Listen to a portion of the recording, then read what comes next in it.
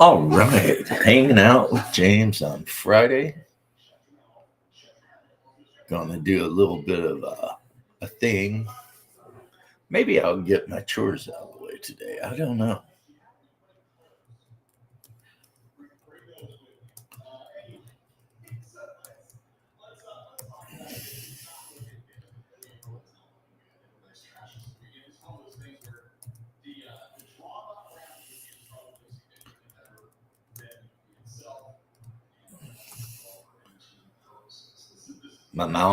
My other computer finally came in, so I've been able to play Ark and stuff like that. That's been really cool.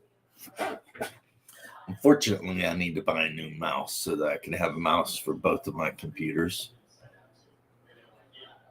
I mean, first world problems for real.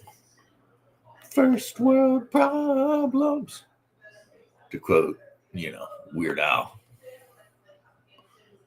Definitely first world problems.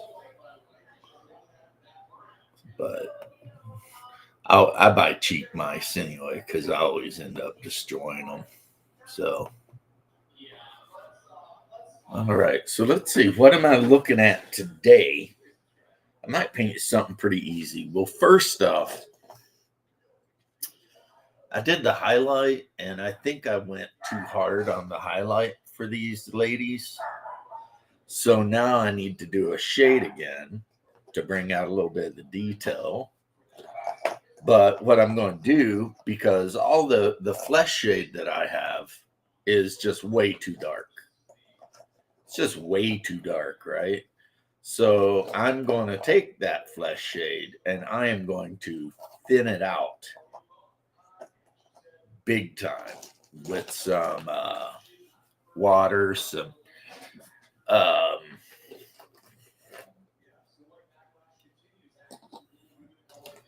let's see, here we go. This Gilliman Flesh. I like the Gilliman Flesh shade quite a bit, actually. But like I said, it's just a little strong for these because I want them to be shaded, but I don't want them to be so shaded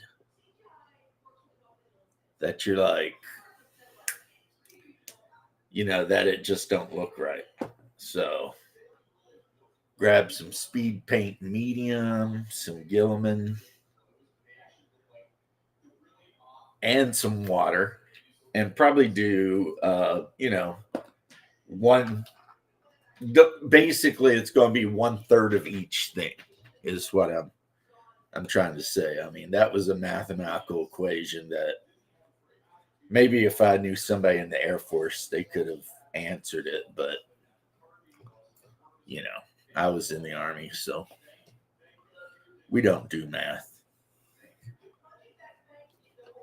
Except, I guess when figuring out ranges and stuff. But yeah, let's see. See, even that's a bit darker than I want it to be. I can add a little bit more water. Could actually throw a little Corpse Pell in there, just a dot of Corpse Pell. Just enough to, bring it up just a little bit, just the tiniest bit, because I'm really going for a much lighter shade on them.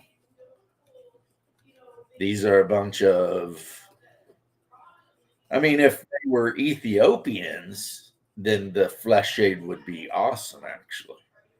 Actually, they'd need to be a lot darker, but. And yes, in this game, you can play Ethiopians.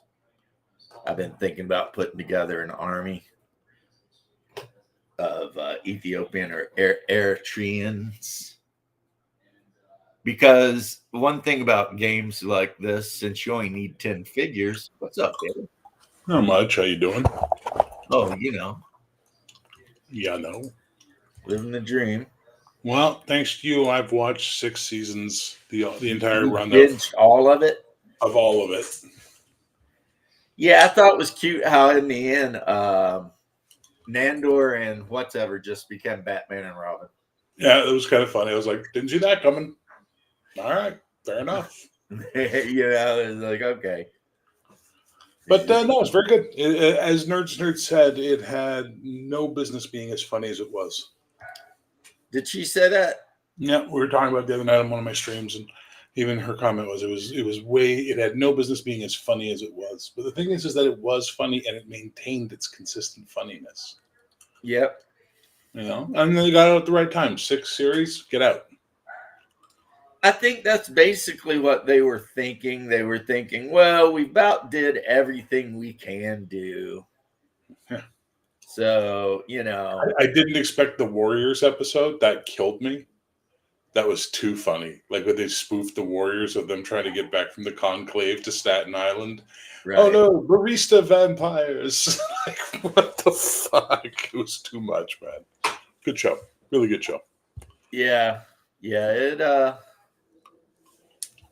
It definitely did the vampire thing without, or with making it just hilarious to watch. But I think that's the What's thing, right? his name? The Hey, comedy James is Lowry. really What's his name? Who was constantly trying to do shit and is like, you mean like Frankenstein, right? Never heard of him. And I it's have like, no idea. come on, man, you know. I like when he was doing that early episode where it was all of his songs had been stolen. Yeah. It was pretty good. Yeah, no, I like the series overall. Thanks for the recommend on that one. Yeah, because the movie I thought it was okay, but the series I thought was just like my wife and I binged that stuff so quick.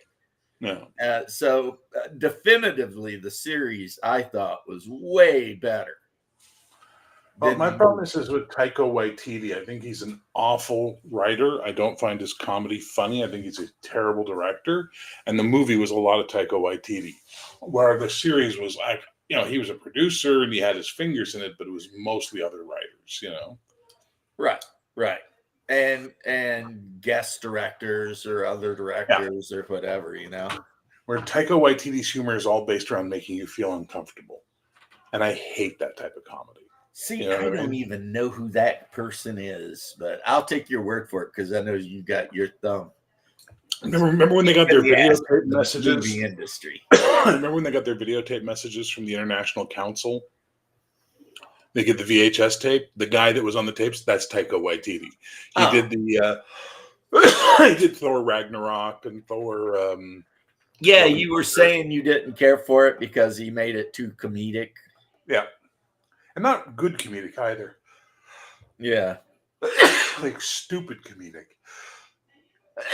Well, the best thing about Thor Ragnarok was that it had Carl Urban in it. Yeah, but so what? But then again, I'm a Carl Urban fanboy. Me too. Carl Urban's like Kurt Russell. The movie might suck, but he'll be good.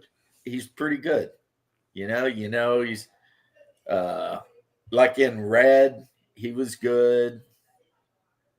His best role to date, in my opinion, and one of the most criminally underrated movies of all time is Dredd. Yeah, and one of the most criminally underrated TV shows was Being Human. Oh, man, that was so good. Him and the android. Such a good show. And they just ended it. It wasn't even like... Nobody was watching because the American public, as a general rule, are as dumb as fucking plywood when it comes to entertainment because they've been taught to be dumb as fucking plywood by years and years of shit from Hollywood, right? Right. So whenever they get something that's actually... Everybody's freaking out about Westworld, and I was watching it going, this is the stupidest fucking thing I've ever seen. Like, why is this popular? Why are people loving this? It's poorly written. It's poorly acted. It's well shot, but it's not good. There's, and it all ties back to something we were talking about, I think you and I, a couple of weeks ago, Twin Peaks. Twin Peaks created the idea of the interlocking show where everything connects to something and there's a mystery to be solved or revelations to be had or what have you. And that's what keeps the audience going. So all these modern writers try and do that with their shows, but most of them just suck at it. They're not good at it. It was like I tried to watch the new Westworld and I was just kind of taken out of it because, and maybe I'm being too much of a moralist here, but I was thinking, like,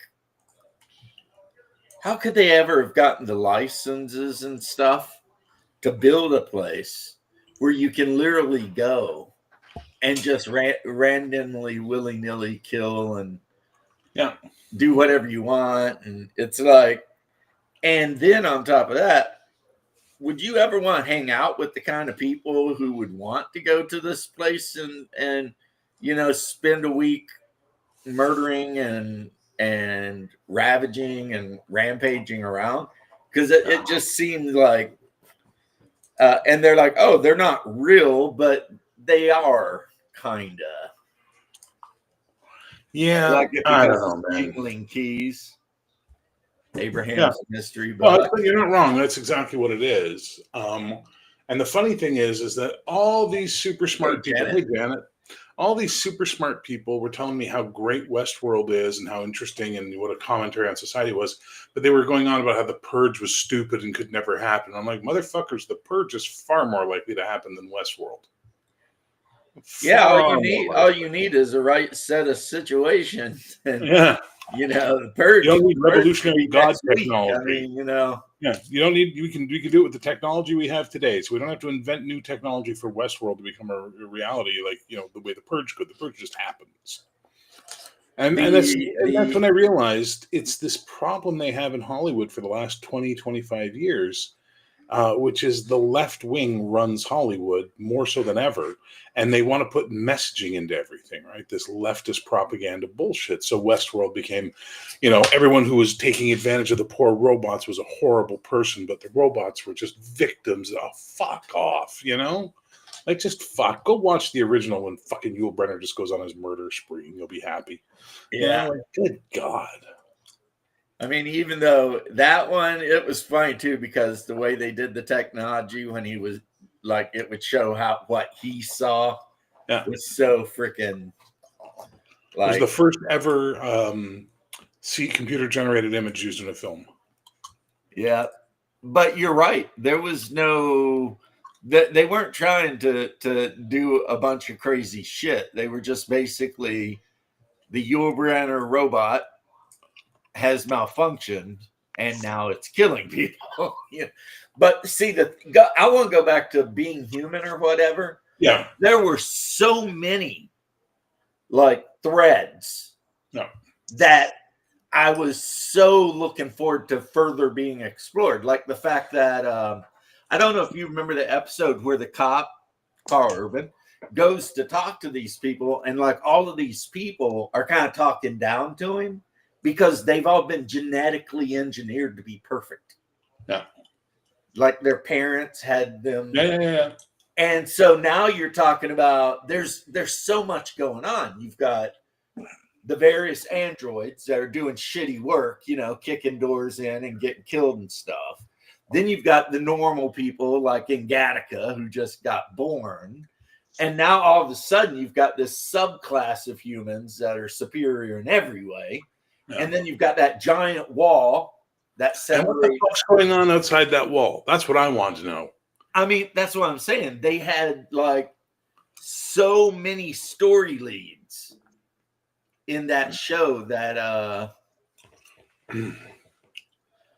and it just they dropped the ball on it. What's up, Hungar? It was bananas. Bananas. It was good. It could have been. Oh, it was a great show, but it was just. Which show are you talking about? Used to watch that show. That was one of the shows of a very few number of shows that we cared enough to pay attention to which time and date it was going to be on. The robot. Westworld was just freaky. No, we're not talking about Westworld. We're talking about Almost Human. Almost Human. The Carl Urban Cyberpunk show. Yeah, that was a great show. That was an amazing show. I should rewatch it. Like they gave Carl Urban a misfunctioning robot because it pretty much he was a misfunctioning human. So You I guess- rewatch that on a double bill with Man and Machine. I guess the chief was like, well, these guys are both effed up, so we might as well just put them together and see what happens. And I agree with Bear about the purge being realistically happening.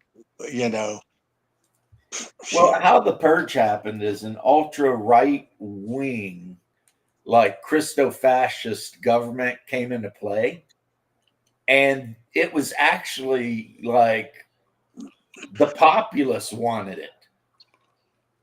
It wasn't like it was a top-down, you have to do the purge. I mean, the people wanted it. They voted for it. you think that if that shit went on the ballots tomorrow, it wouldn't get voted in? I don't know. It might. I mean, I forget which great philosopher it was that said that people often think democracy is the best form of government, while forgetting that throughout history, it has been the nature of democracies to war upon one another, all the time. And it was one of the Greek philosophers that pointed that out. He's like, everyone's always talking about how democracy is such a great form of government, but historically, democracies went to war all the time. Actually, I think it's a guy that wrote Twilight 2000 that quoted that from somebody, and that's where I read it. But, because they thought, hey, everyone's a democracy now, so we'll never have to have a war. Boom, World War III. Everyone involved was a democracy, It's like, because the will of the people a lot of times is war. If you think about it, and I think Asmigel pointed this out, if you had taken a popular vote of the American population the day after 9/11, we would have turned everything in the Middle East into just a glass parking lot and committed genocide on everything. And that would have been the will of the people. That vote would have passed 80%. And so that's why it's important that you don't go with straight democracies. You have republics or something, because every now and then the populace will get crazy. And they're ruled by emotion, like cattle. And you need, a group of less emotional people to kind of keep a track of things, But yeah, True. yeah. If you'd had a popular vote on 9/12, Ungar, I have learned over the years. Yeah, Ungar, I ain't looking I don't at click your on shit. shit you give me links to anymore, man. No, it's a song that I came up with. Yeah, for- no, don't care. That's gonna have some fucking shit in it. It's gonna make me just go, It's my know theme song it's my theme song for my new YouTube show that's going to be on Tuesdays at 7 p.m. Uh-huh. Cool. For We'll real. watch it Tuesday at 7 p.m. Exactly. On Tuesday at 7 p.m., I'll get to see it along with everybody else. But I did it once today on my show. yeah. So whatever. All right. Oh, I agree snap. with you. Here comes Hungar with the funky beat. Got that bass line rolling under your feet. Shimmy to the left. Now slide to the right. We're grooving past the moon and into the night. Hungar's going to put it in ya. Oh, can't you feel sliding through your soul like an electric eel? Zap, zap, clap your hands, stomp your feet, lose control. Ooh, Hungar's funky rhythm taking hold of your soul. And it goes on. It is already too long at this point, but it continues. Boop, boop, sizzle on the snare, popping drums all tight. You'll be spinning the groove till morning light. Oh yeah, Hungar's got the flavor, the spice, the thrill. Shake, shake, turn it up, turn it loud. Going to give you that thrill. Brilliant rhyming thrill with thrill, by the way. That is just Shakespearean. OE, now shout it back. We're feeling really fly. Do a little wiggle. Let your hips touch the sky. Call and response. You know what to do. Let's go. When Hungar shouts funk, you scream back, you. Funk you very much. Hungar's going to put it in you. Oh, don't resist. Mhm. Riding the groove you just can't dismiss. Get it? Hands in the air. Now shake that thing. Let the beat of the funk make the whole world swing. Verse 3.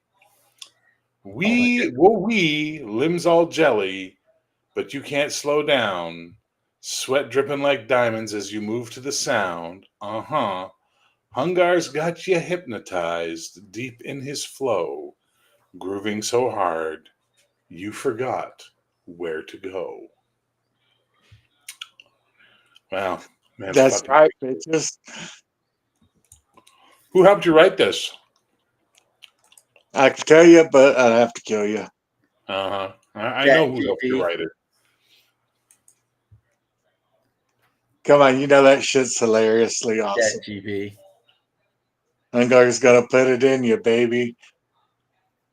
Yeah, that's a very subtle innuendo. Yeah, Especially very like subtle. the part where it's like, I'm gonna put it in you, don't resist. Yes, that felt very modern. Because that's something you want to do when you're like getting ready to put something in somebody. You want to tell them don't resist. Yeah. That's right. That's right. Because why would they be resisting? I mean, anyway. Yeah. I'm gonna give it a pass. Janet likes it, don't you, Janet? Don't drag Janet into your debauchery. Yeah, why you gotta drag Janet into your delusions? Yeah. Hey, that's my internet waifu. Janet Janet's is a internet good waifu? girl. You need to leave her alone. Janet is a very sweet lady who has some principles and morals. I had some of those once. Yeah. Uh-huh. Once. Uh-huh. I don't remember, and I'm your brother. But anyway, I mean, A+ for doing work on some stuff. Yeah. No, definitely I an mean, A I'm for going effort. to give you that. I'm not saying it's something I'm like going to put in my playlist, but A+ on doing something. It's a lot better with the music. Right, Yes, I checked it out. The music's very funky. right. So, Sounded very obvious. well, I mean, people don't know him as Hungar the Subtle. Nandor the Relentless. He's not known for his subtlety. Hungar the Subtle. Yeah, he's like, so cool. I got to bounce. Okay, so you just literally just showed up into the stream to try to drag us all off topic, and Yeah. Bear disappeared. I got to go get x-rays done. well, you go do that. Love you, brother. You too, bro. Let me get bareback. Boom. Yep, I'm back. Yep. You are back. Hey, look, it's Bear's back. No. It's One of the greatest movies ever. yeah, LA Confidential. Oh, look at you, boy. You know. Jack's back. Jack's friend. Hey. Right? Again, what a good movie, and what amazing acting by everyone in the movie. Agreed. 100% agreed. I mean, Dave DeVito was amazing in that movie. It's very on the down low, QT and hush hush. Yeah. It's a very good movie. Yeah. Very, very good movie. Yep. Definitely a classic. But yeah, I watched Dread again last night just because I do every now and then. And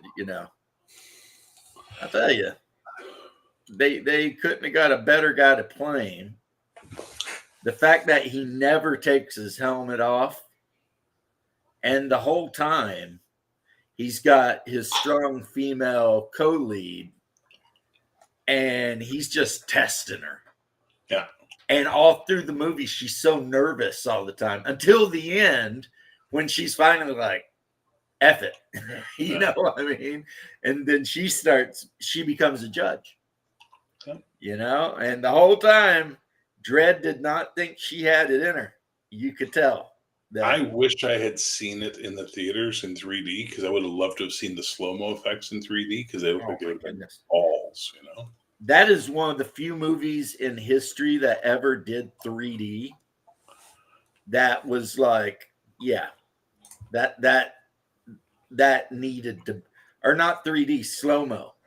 Mm-hmm. The way they did their slow motion scenes, it was like it made sense. It was like, you know, like even in the very beginning where the guys are in the van and they're all on slow-mo and everything. And then all of a sudden the one guy's yelling and they come back to reality and they're like, oh, there's a judge on our tail, you know? And it's like, see, and they could have just pulled over and got a couple years in the ISO cubes, but they had to take that sieve out. And that's, you know, that puts you into recyc, which is something I don't think most people want to think too hard about. No. When they say we've got 4 bodies for recyc. Yep. Like, are we doing some 40K? Well, 40K was stole it from them, but are we doing some Silent Green is made of people? Well, in 40K, how they get around it not being cannibalism is all the human corpses, say in a hive world, right? Since millions of people die every day, they have a whole class of people who do not but carve them up to put them in this mash of whatever, wherein they grow yeast. And then the yeast is harvested. So you're not actually eating human flesh. You're eating the yeast that's grown on the human flesh. And then the yeast is, of course, you know, packaged into little tasteless bars and given to everybody, you know, because it's not like it tastes good. It's just got enough stuff in it that you can eat it and not die. Yeah. So that's how they kind of get around it. It's like, but the problem is every now and then the Corpse Grinder Guild guys, you know, they're cutting all that meat up and sometimes they decide to take a little taste, and then the next thing you know, you have a rebellion in the middle of the hive because the guild that's responsible for preparing the corpses becomes cannibalistic demon worshippers. One of the stupidest fucking movies I ever saw in my life was that people loved, and I can't believe they made a TV series out of it. Snowpiercer. Like the entire concept of the movie is stupid. Yeah, I don't think the train that constantly runs around the world nonstop. Because it's the Arctic, right? Or something. No, because the world, there's been an apocalypse, right? And everybody has to live on one compartment of the train, and it goes down to social classes, and they're fed bugs that are boiled down into cubes of protein. It's just like the stupidest fucking idea. What's up, Les? Hey, Les. Hi. How's it going? Good. Well, I mean, I never seen Snowpiercer, the movie or the TV show, so I can't say anything about it. But the recyc thing, I can only hope that they're growing yeast or something off of the corpses and not just making Soylent green. Well, remember what Fry said in Futurama? I prefer Soylent orange. Yeah. You know, it's like, okay, fucking Fry. But yeah, I mean, what a great movie. Carl Urban. He don't even talk too much in the whole movie either. And he's always like putting her in a position, and then he'll look at her and be like, "Are you ready?" You don't look ready. You know, like the slow-mo scene when they kick open the door in the drug den. Yeah. And it's got that whole weird where it's like flashing from slow-mo to, you know, and you hear that, and you hear he's shooting, blah. You see the slow motion waves through the flashes, the rounds are ripping through. I mean, just such a. I don't know what movies came out at the same time that made people not want to go see that movie. Maybe something else came out and people were just like, nah, I'd rather see this other movie. But yeah, Dread is definitely one of the best. There's supposed to be a trilogy too, but because it didn't do very great in the box office, they never picked up the trilogy, which lame and gay in my opinion. Because I mean, I'm not even a 2000 AD or Judge Dredd fan overall, but that movie was badass. There's just no other way about it. It was just a badass movie. It's a very good cyberpunk film. Yeah, Mega City 1, mega highways, mega structures. I'll be right back. I need coffee. Oh, okay. All right, Left. I know you got something to say. What you got? Well, I got a game this Sunday. Good. Me too. It's gonna be that one where I'm playing the cleric. Okay. Awesome. It's gonna be good to finally get back into that game. Yep, we will be playing, I believe, Tauslanta. But I am very happy that you are going to be able to get some gaming in with your friends. I mean, that is the main thing that we talk about and want to see happen. Yeah. So, I mean, anytime anybody gets some gaming in, that's some good stuff, man. And I'm happy. So, sounded very obvious. Yeah, Hungar. He's not the king of subtlety, that's for sure. But so I did get my new computer. I've been playing Ark. Like I played Ark for like 6 hours last night. So I'm pretty happy. I'm downloading Stalker 2. It's Stalker 2 Return to Chernobyl or something like that. Well, that's cool. I bought a new game. What game? It's called Rise of the Ronin. Oh, nice. Yeah, it sounds like it's going to be cool. I feel like I'm hoping that it's going to be a lot like Way of the Samurai was. Well, I mean, Found you a game might like be that. interested to know that for whatever reason, I had decided to, and I think I showed you these guys, bust out a bunch of my L5R characters. That's a Crab Clan Samurai with a Dao. Because in L5R, it's kind of mostly Japanese, but it has like other East Asian. Like I need to paint her skin and her power bolts up. That's a Shugenja, which is like a mix between a mage and a priest. And then, of course, I've got a ninja over here with a Garmi or whatever it's called. That makes me think of a funny story I heard recently about a samurai. Okay.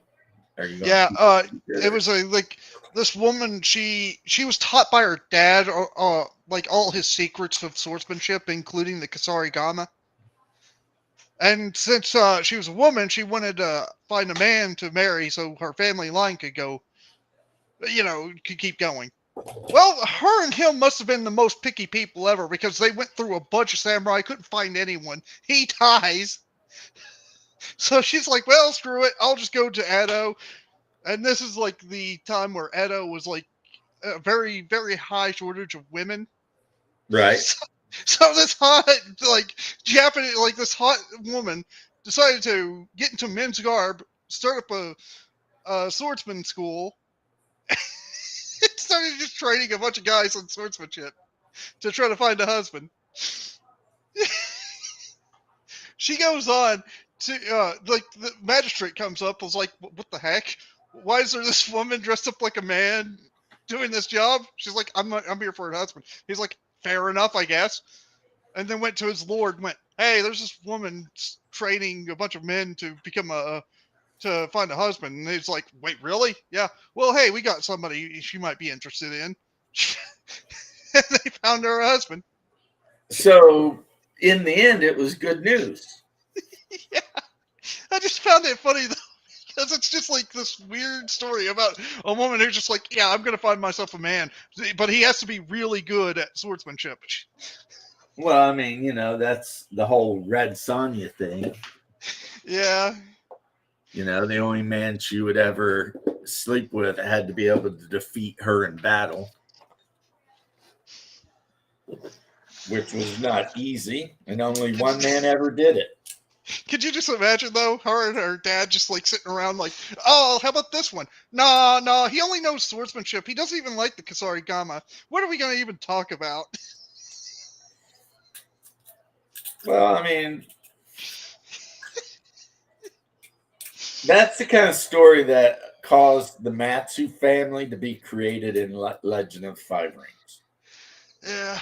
Because in Legend of the Five Rings, the Matsu family is very matriarchal. And they have something with their genes where the women are actually very mannish. So like a Bushi, samurai of the Matsu family, even if it's a female, might be as big and burly as your average male from another clan. Oh, And they're also not known to be very pretty because, they're big, manly looking women. But they end up marrying because, family marriages are arranged. And like one of my favorite characters was actually a Matsu guy, a man. So in the Matsu family, the men are kind of second class. Not like overtly, but kind of they are anyway, And this guy's name was Matsuhuri. And his mother, her daimyo, had worked out a deal with the Scorpion clan that, she would marry a Scorpion clan guy, right? yeah. Well, the Scorpion clan guy she ended up marrying was a ninja. So Matsuyuri, instead of being trained to be a Matsubushi, samurai warrior, he was trained to be a ninja. And it was all on the down low. You know what I mean? Yeah. Like no one knew. And it was hidden from his mom, his clan, everybody. The only people who knew was like his specific teacher and his dad. And then he would go around doing ninja shit in the name of the Lion Clan, which was freaking people out because being a ninja is like the least honorable thing you can be. You know what I mean? Because you're sneaking around doing ninja shit. And the Lion Clan is known to be the most honorable family of all. So he kind of went against type big time. You know what I mean? Yep. But now we made some L5R characters for my group, and mostly they're all pretty decent characters. Like one of them's playing a Unicorn Clan battle maiden, and various. I've got somebody playing a Phoenix Shugenja. Because in L5R, every samurai major family is a clan based on something. So Crab Clan, Lion Clan, whatever, Yep. And that's what would be on their mon. So if I paint up a Lion Clan samurai, I paint up the stylized lion head on the mon of their on their back banner thing. I forget the name of it. Sorry. So yeah, I'm trying to Frank, get you're talking about the whip battle it thing. flags. Yeah, And, I don't exactly know what they called them anymore either. there is a name for it, Yeah. and it's you know, a lot of times it was just so everybody would know who everybody else was fighting for. Yeah. And then your generals would have flags, or not flags, fans that they could signal the troops with. War fans. Big war fans, yeah, you know. But so mostly what I know about Japanese culture from that era comes from playing Total War Shogun or whatever. That was a good game. Oh like yeah, that. way back in the day, that was the best, man. I tried to play the original Shogun. Can't. It just crashes instantly if I load it up on my computer. Well, yeah, when I played it was when it was new. Yeah. And then Shogun 2 of works course, fine. L5R, which is a weird mix of all the East Asian cultures, but like I said, it's 85% Japanese. Yeah. But the Crab Clan tend to act and use weapons that are a bit more Chinese. And the Fair. Mantis Clan, which lives on the island of spices, they tend to act a lot more like hell, I don't even know. They're not very Japanese though. Mm. And then if you go past the Dark Land south of the Caillou Wall, you actually end up in like a fantastical India. So that's the thing with Rokugan. The guy who wrote it, John Wick, not the patron saint of pistols and puppies, but another guy. He just took all these legends from all these different East Asian cultures and mostly used Japanese stuff, but he threw other stuff in there just to make it a thing. Like Hungar, he either plays a Crab Clan Bushi, which are the big guys that like to beat people to death with Tetsubos, or an Izogami, which is a tattooed man of the Dragon Clan. And the Izugamis, their whole deal is the tattoos they get on their body are magic. And there's like 100 different tattoos, and each tattoo does a thing. Plus, they're masters of unarmed combat. So they're Chinese kung fu monks, is what they are, that live in monasteries high up in the mountains. And Shaolin monks, huh? yeah, Chinese they're boxers. Shaolin monks, but they're in L5R because they're cool as shit. And the guy who wrote L5R didn't give a shit about history. He just thought, hey, wouldn't it be cool to play a samurai with a flaming katana leaping through the air, killing demons? Yes. Let's do Yes. that. And that's the game, you know? You Because had- if you go south of the Caillou Wall, the Darklands, in the center of the Darklands, there's a hole that punches not only through the material world, but through reality straight down to Jigoku, which Yeah, this you're a is. I don't. weird. You know what Jigoku is? No. It is the Japanese hell. Ah.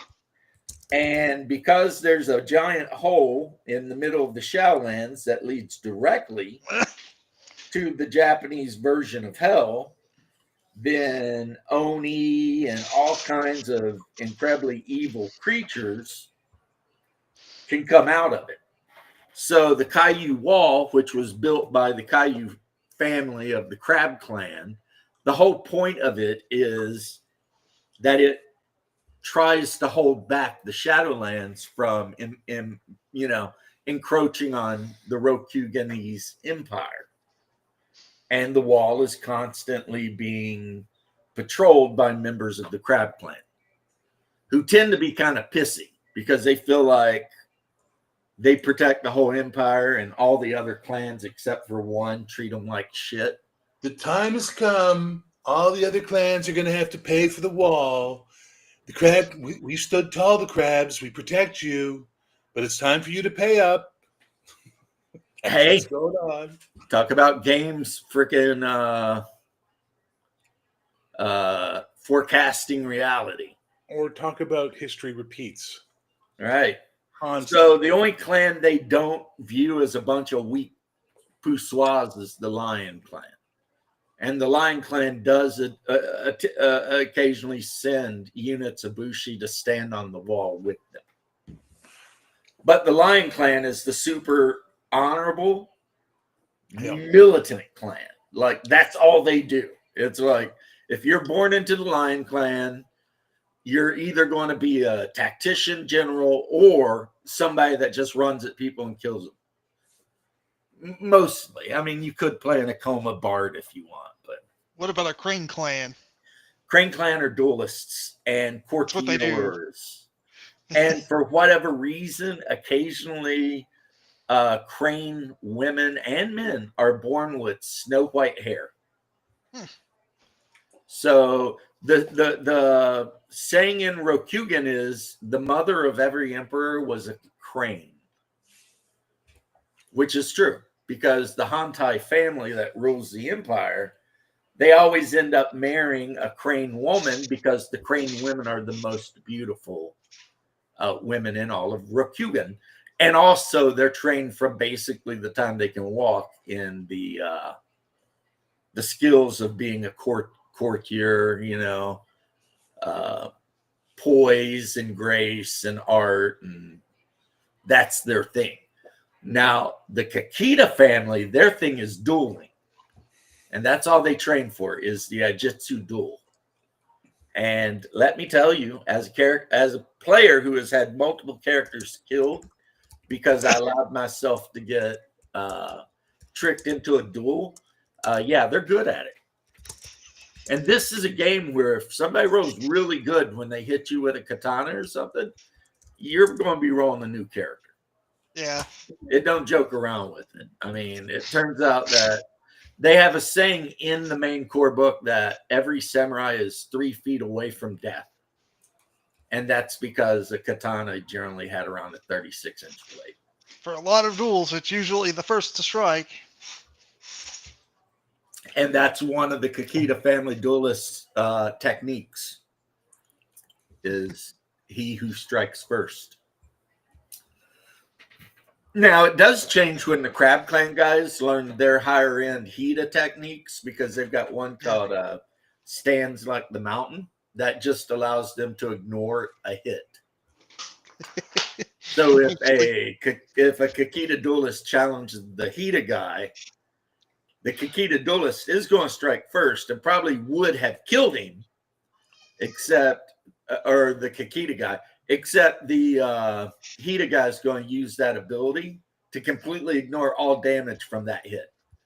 And then he's going to crush that Crane Clan samurai's head in with a big-ass Tetsubo. And that'll be the end of that. And also the Crab Clan. If you know how people like Max had a whole video about playing against type. If you want to play against type as a Crab Clan samurai, you make a character that's really honorable, really immaculately clean, and has high levels of skills in poetry and tea ceremony, blah, blah, blah. That will make you the weird Crab Clan guy. You know, that the other Crab Clan guys look at and they're like, what are you even doing? like, why are you even bothering with that? We've got Oni on the other side of the frickin' wall. Yeah. You know, it's like the same thing as you could play a Scorpion Clan guy and then make him a Bushi that's super honorable. And even your own clan's going to be like, what are you doing? You know? Or you could play a Lion Clan guy that's somehow a ninja. Because your dad was a Scorpion Clan guy and taught you to be a ninja. So, I mean, exploding dice for skill attacks and stuff. And exactly. You roll die 10s, but they can explode. And you only get like 6 wound levels anyway. And your stamina ring is the amount of damage each wound level is. So your starting stamina will be 2 or 3. So if somebody rolls a 10, that's already putting you at almost dead. but the 10 explodes. So they roll again. And the next thing you know, you're just dead. Because L5R, especially the first edition, which is what I play, is incredibly deadly. But a lot of it's political stuff too. And you can get screwed politically. If somebody makes you look like a total asshole in the middle of winter court, you can lose glory, you can lose honor. You know, all of a sudden you go from this really respected samurai to a guy that's out in the garden in a white robe getting ready to cut his guts out because, you know, somebody just freaking made you look like such an idiot you can't bear to live anymore. So there's the political side of it, the military side of it, the magic side of it. It's a very complex game, but the system is very simple. Roll a few 10-side dice and compare it to a number. You know, like the average to hit a guy is like 15, and armor can make that higher. But when you roll to attack, you roll like your reflex plus your skill number of dice, and then you can only keep a number of dice equal to your ring, your reflex. So let's say you roll 5 die, but your reflex is 2. You roll 5 die, but you can only keep 2 of them. But if the total of that 2 beats your opponent's target number, you succeed. And then like a katana's damage is 3K2. So you roll 3 dice, you can only keep 2.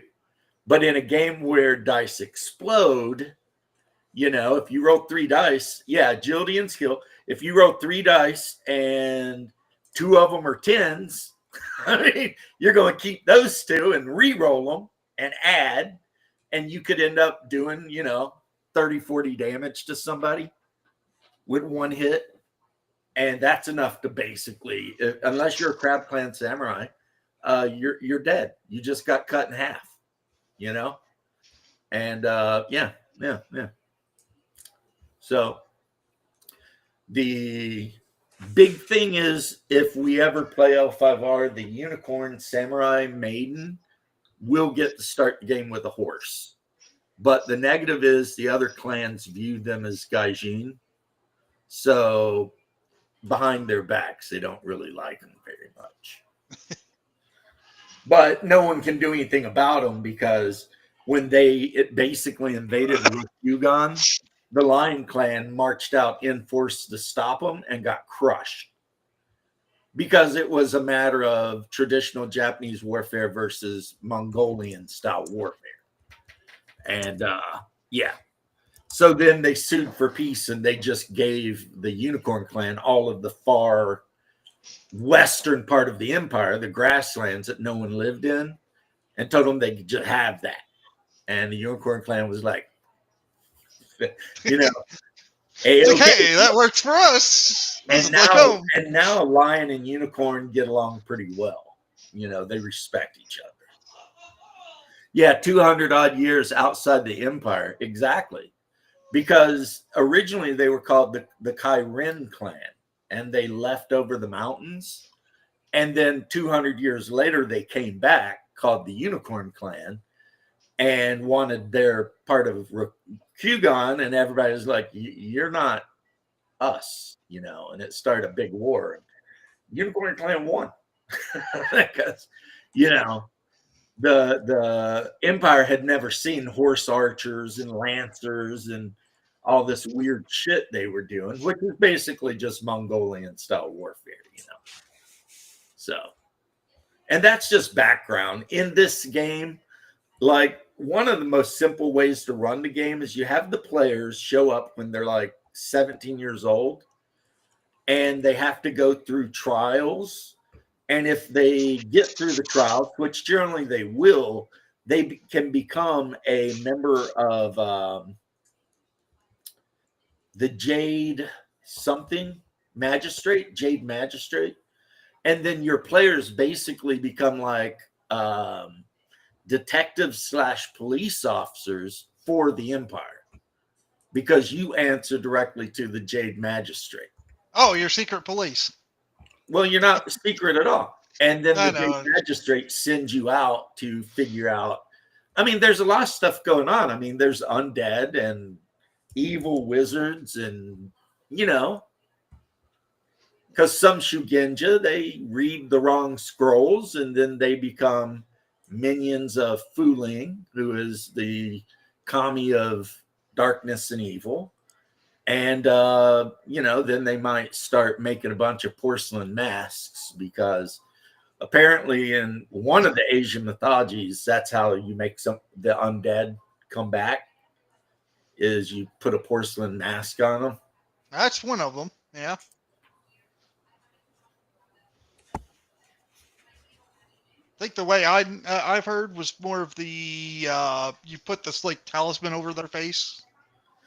Yeah, like I said, they use mythology from like all East Asia, from Korea, China, Japan, Taiwan, all of it. Like the Mantis clan are barely Japanese at all. I don't even know what the hell they are. And then there's a lot of other minor clans like the Sparrow and the Monkey and whatever. And the big problem with being a minor clan guy is you're never going to get the glory and honor as somebody from a major clan. But then again, if you did something really, really good to save the Hantai Empire, they might make your clan a major clan. So, but the Dragon Clan is straight up Chinese. Even though they have samurai, culturally they're Chinese. I mean, they live in the tops of mountains in big temples where they sit and they concentrate on the void and whatever, and they have kung fu warriors with tattoos all over them. I mean, they're basically Shaolin. You want to play Shaolin, you play a Tagashi Isazami or whatever, but yeah, it's a great game. And honestly, I can't even complain that it's not a popular game because in its day, a lot of people played L5R, both the card game and the role-playing game. It was a popular game. I played the card game. I liked it a lot. Yeah, the card game, especially after having played Magic for like years, getting into L5R was so nice. It was like, it was so simple. There was no timing concerns, Well, James, talking about Magic, I've recently seen like the very like earliest test cards for that game. The alphas? I think it was close to that, something like that. It looked like people drawing on paper. Oh no, that's the when Garfield created the game. That's what he did. It was a totally different game too, because in the original game, if you and another monsters fought and you did 2 damage, but the monster had 3 health, you would put 2 damage markers on the monster. And then the monster, if it took 1 more point of damage, would die. But then you could heal the monster too, your monster, say, right? These cards were ones and they that just got rid of that whole idea because they said it was too. But the guys on there said that they were sent out to people to test out the game. It was like very crude, like drawn cards. Most of them got thrown out, so you don't see them all that often. Yeah, that's Richard Garfield when he was going to UCLA, Berkeley, or wherever he went. And he sat down and he made the Magic card game because he wanted something for him and his friends to goof off with. And then it got bought by Wizards of the Coast and is now the main reason Wizards of the Coast even survives. Yeah, because 90% of their income, I don't know if it's actually 90, but the vast majority of their income comes from Magic sales. But I stopped playing Magic, except Commander occasionally just for fun. And I use a $15 pre-made deck that I haven't modified at all. The one deck I had that was worth maybe $1,000+ I traded off. And most of the cards that I had that were worth money, I got rid of because I just got to where I was like, Whatever. I don't care anymore. You ever get like that, guys, where you play a game and then one day you're just like, Yeah. I don't care. Yeah, it's this crazy little game you probably never heard of. It was called D&D. Hey, it happens with people. See, I'm lucky, even though I'm always talking about how much I loved AD&D. I had a buddy who ran L5R, and I got to play in the game. And I had a buddy that ran Dark Conspiracy, and I got to play in the game. Me and Hungar. So it was like I ran AD&D for the group, but we had other members in the group that ran other games. So I never got tired of AD&D because I was playing all these other games. So yes, very lucky. But Violent Subs, everything. I got something to show you, buddy. Since you're talking smack. Not really, but yeah, you recognize that guy, don't you?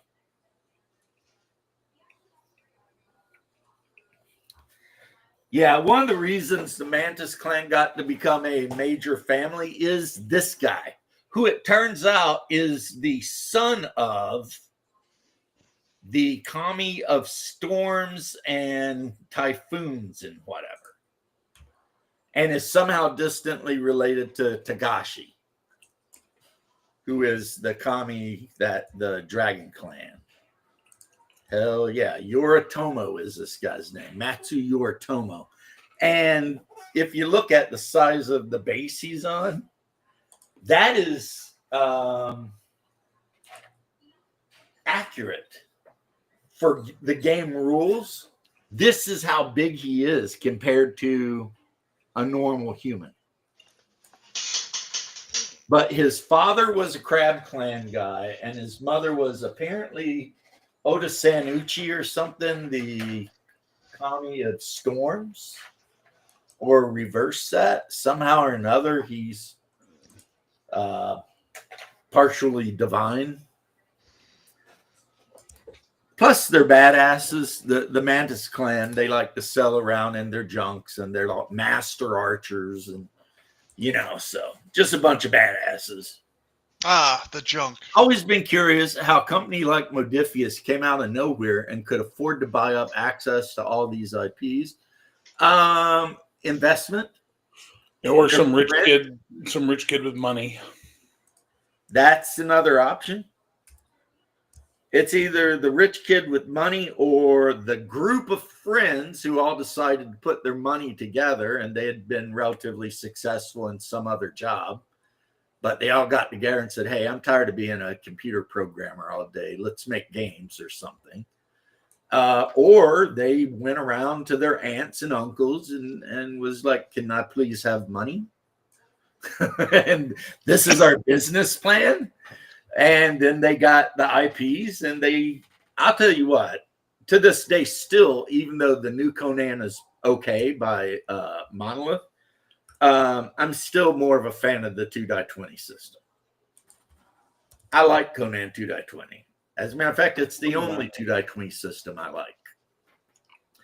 Because the rest of them they keep simplifying too much.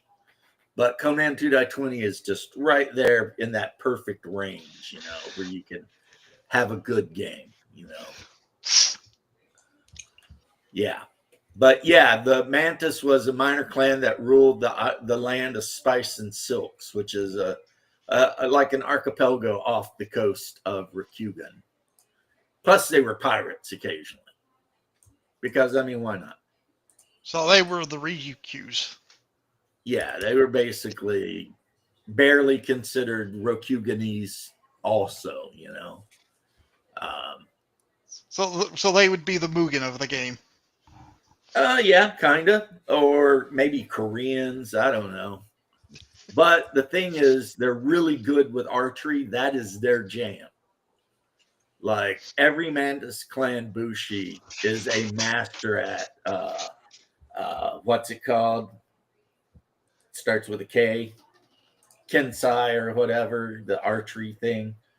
So it's like, if you go to war with these guys, they roll in on big-ass turtle ships, and they just archer you to death. You know what I mean? That's just kind of their deal. They just clouds of arrows everywhere all day. And you'll notice that their master, Yoritomo, I mean, that dude's fighting with two peasant weapons. It's considered in Rokugan it's dishonorable to use weapons like this. Yeah, That mostly is not the ninja will weapon of use a that. samurai. Mostly that is the ninja weapon would. of a peasant. Yeah, most ninjas would use peasant weapons because they were, easy to conceal or, fake people out with. But when the guy's 10 feet tall, what are you going to do? So the reason they used peasant weapons was because all weapons were outlawed for peasantry. So they had to look at their farming tools and figure out how to convert those into weapons. That's part of That's it. all But across Southeast Asia, man. That's like Korea, that's China, that's Japan. They all did it to their peasantry. So when they their were harvesting sickles become weapons for them, yeah. Nunchaku are just rice beaters. They're threshing exactly. become a thing, and exactly. No need to mystify it beyond that. It's that straightforward. They got fucked, so they said, fuck you back. Yeah. And they even used cheap ass swords that typically had straight blades, and they were made to be cheap. But also, they were made to be abandoned. It's also useful to hide your weapons in plain sight. Right. Yeah, if a samurai came up to a peasant with who was cutting rice, would he really see that person as a threat? Well, I mean, that's why they say that the whole idea of martial arts started was because samurais would get drunk and go want to take it out on peasants and shit. Yeah. So they start teaching martial arts so that they could handle the drunk samurai. But I mean, here's the thing, though. You have to remember, at least in Rokugan, if you're a samurai and you get drunk and you go out and you kill a rice farmer, let's say, right? The rice farmer is only barely a step beneath you in status. That makes me wonder, how would you build a Goemon type in L5R? I don't even know what that is you just said, but Goemon, sorry. The farmers are one level down from a samurai because they're the ones that produce the food, right? So if you kill a farmer, that farmer was in service to a daimyo. And the next thing you know, that daimyo can be like, oh, you want to be that guy? Okay. I got you. Go ahead and commit seppuku for the dishonorable act that you did. And in L5R, guess what you would do? You got two choices. Tell him to F off and become Ronin, and he'll hunt you as long as you're in his province. Or two, commit seppuku and roll a new character. That's it. That's your choice. Because you're not going to kill him because he's going to have all of his bodyguards standing around. And, the second you even make any kind of move, you're going to have 12 guys putting their weapons through you. So, yeah. Yeah, James. Violence is 100% right in everything he's saying. Obviously, a man of culture and taste, like myself, the major clans were all founded by the kami. The kami fell from heaven. They are the children of the sun and the moon, and each kami represented a thing. So the Scorpion clan represents deceit, stealth, ninja shit. The Lion clan represents strong, forthright, being a warrior. The Crane clan represented courtly behavior and beauty, etc. And then you even got another clan that's secret called the Spider Clan. And their kami is Fu Ling. That just sounds like some kami bullshit to me. Well, their god is the one that fell through the earth into hell. You didn't get the joke. Never mind. Kami stuff. What? Kami bullshit. Comie. Kami bullshit. Kami and kami. So Fu Ling, he even has a clan, the Spider Clan, which, they serve Jigoku. It's the only time you're going to hear James talk positively about commies. Yeah, that's it. Even though it's spelled Kami. But yes, apparently kami is a powerful spirit in Japanese mythology, a kami.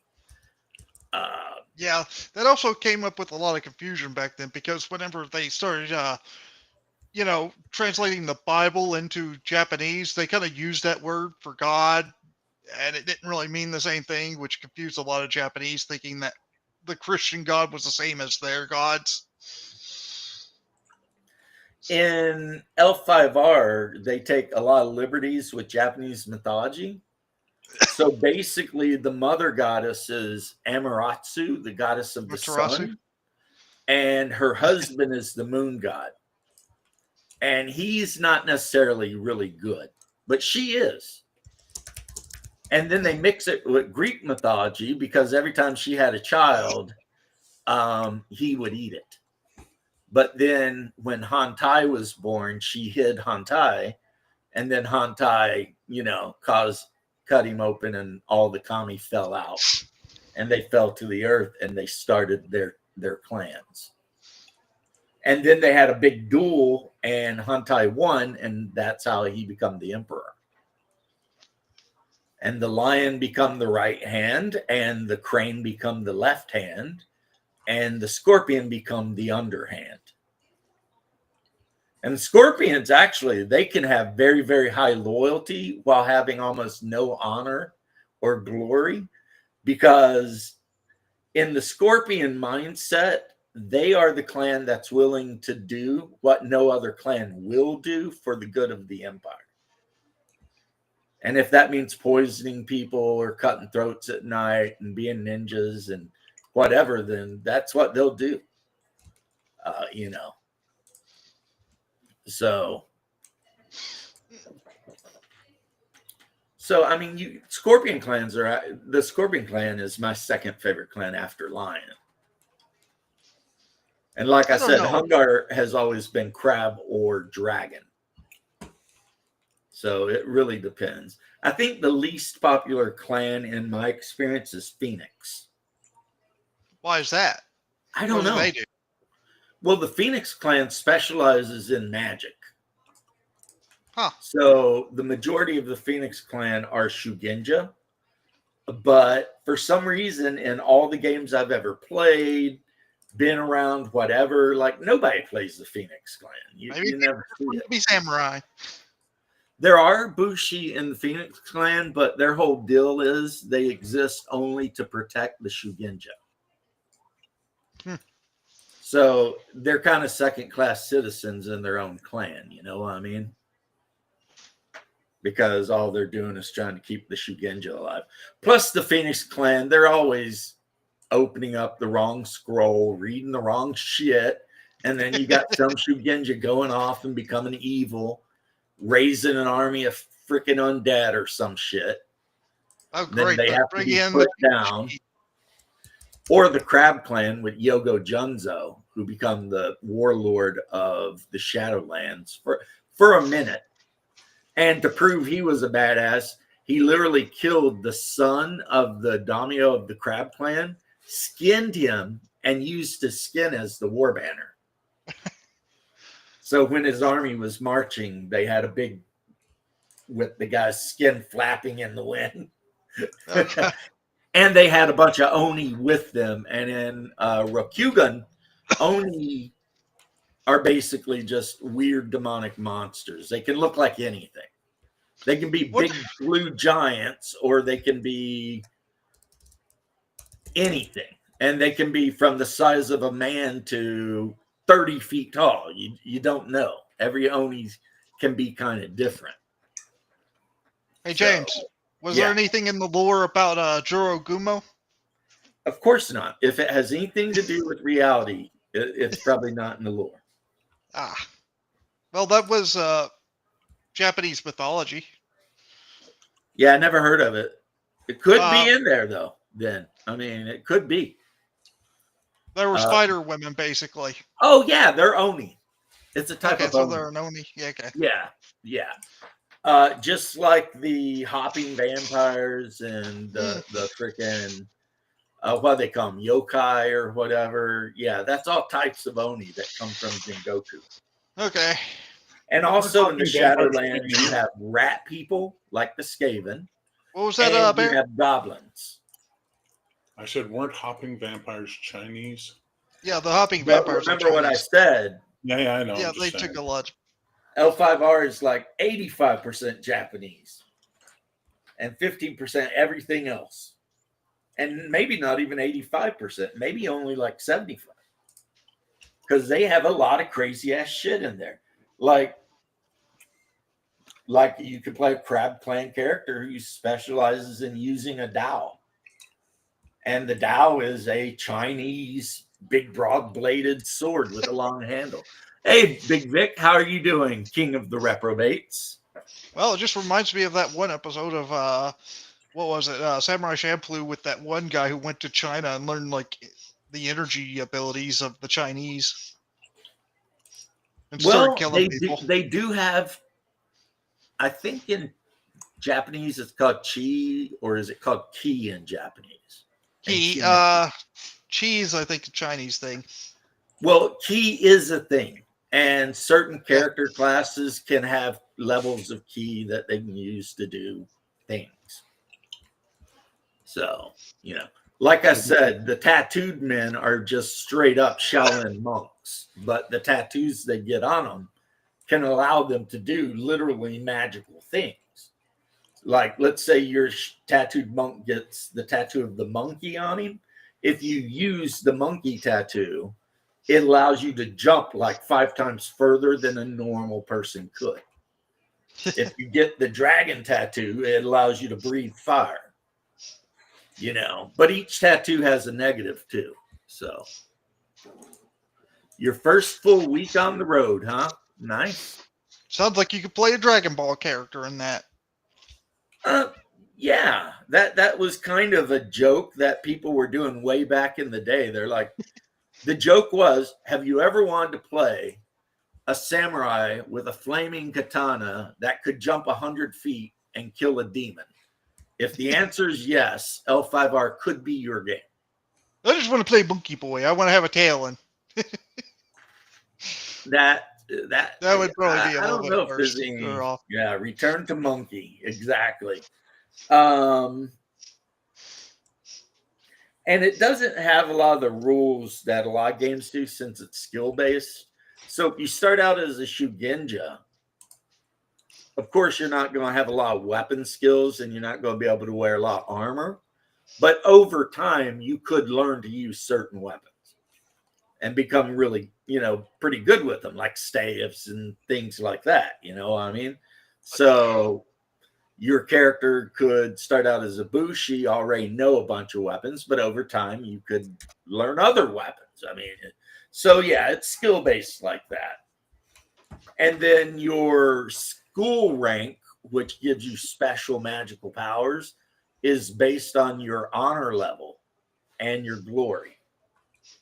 So, and when two samurai meet, that's the thing. They will determine the hierarchy based on honor and glory, unless one of them Scorpion, in which case they don't give a shit, because all the Scorpion clan cares about is loyalty, primarily to the clan, but the empire too. So yeah, Return to Monkey. I think monkey people may be in the game. I know for a fact that Naga are in the game. Like half serpent, half human creatures. Apparently, have I read Shogun? No, but I watched the original with my mother when I was very young. And it was pretty hardcore. I remember watching Zatoichi the Blind Swordsman. Yeah, that has nothing to do with Shogun. I know. Are Just I don't know Shogun. we just going to randomly say things? Well, I remember watching Wolf and Cub Yeah. on YouTube because it's still on there and you can still watch it. Lone Wolf and Cub thing. Lone Baby Wolf Card and Cub. Assassin. There's Baby guys Card just wandering around Japan killing people because they want to kill that goofy little kid. Isn't that goofy little kid the Emperor of Japan? Son of, I think. Yeah. Future to be. and he was the emperor's executioner. Yeah.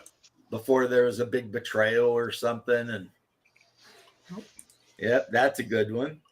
And then, of course, if you want to watch, I'll tell you what show to watch if you want to get really like hyped to play L5R. You watch what's it called? Ninja Scroll. Yeah, that one was pretty really crazy. I did remember not like seeing that. that cartoon, but I'll tell you why. Because it came out in the 90s, and we got all excited. Ninja Scroll, it's going to be so interesting. We watched it, and all we thought to ourselves was, man, that's a lot of ninjas. I haven't seen a single scroll, but that was a lot of ninjas. And then as a result, we just made fun of it after that, and we didn't care, you know? Right. I just remember it being very bloody, brutal, and just Well, the reason crazy. I say watch Ninja Scroll is 100% because of the bad guys are all like Oni, basically. Yeah, I could see that. And the good guy is just a Ronin Bushi samurai. And then you've got, you know, but I agree with Bear. Like when the one Dami or whatever sends out his ninja squad, there's like 100 of them. But then the Oni that could throw that bladed thing, he just kills them all. Because that guy was 100% an Oni of some sort. So, you know. But they all were. They all, like the one guy that had all the hornets that lived inside of his back. God, that is an Oni. Yeah. You know, a Japanese demon. There's nothing normal about that. And yeah. So yeah, that's all I got to say about that. Yeah, you watch like Crane and Snake Kung Fu by Jackie Chan. You know, you watch like Ninja Scroll and some of the more outlandish samurai anime, and then you're about ready to play L5R. Unless in later editions, like 4th edition, they give you the option to play L5R straight, where you drop all the magic shit and you're just playing, you know, kind of like the role-playing game. What was it called? Bushi? There was a role-playing game way back in the day where it was historically accurate Japan. Now that would be kind of fun. I am never at a loss for words when I talk to you guys, because we're talking about something that I like. What's up, what's up? I know who you are, COD, trying to be tricky. How you doing, bro? We were just talking about L5R for a minute, but if Bear wants to talk about some other thing, or no, you guys weeb out. Have a good time weaving. I'm here. you know. Okay. Here's your chance, Leth. Tell me about something completely non-related to anything anyone is talking about. I don't know. Bushido had Monsters and Magic. Okay, I didn't know that, Jeff. Oh, I would really like to have like a non-magical version of that, so I could play something kind of like Way of the Samurai, but in D&D form. I guess there's ways to do that, but hey. I mean, it would be hard, I wouldn't think. I mean, I want Yakuza and be able to either join them or fight them. Yeah, here's the thing. I don't think the Yakuza existed back during the Shingoku Jikai period. I think that's something that came about much later. I wonder. But, I mean, it might be because of the weirdness of Way of the Samurai. I mean, it was more of a goofy game than a historically accurate one. And I could be wrong about the Yakuza thing, but I'm pretty sure that it started out as peasants, doing something or other.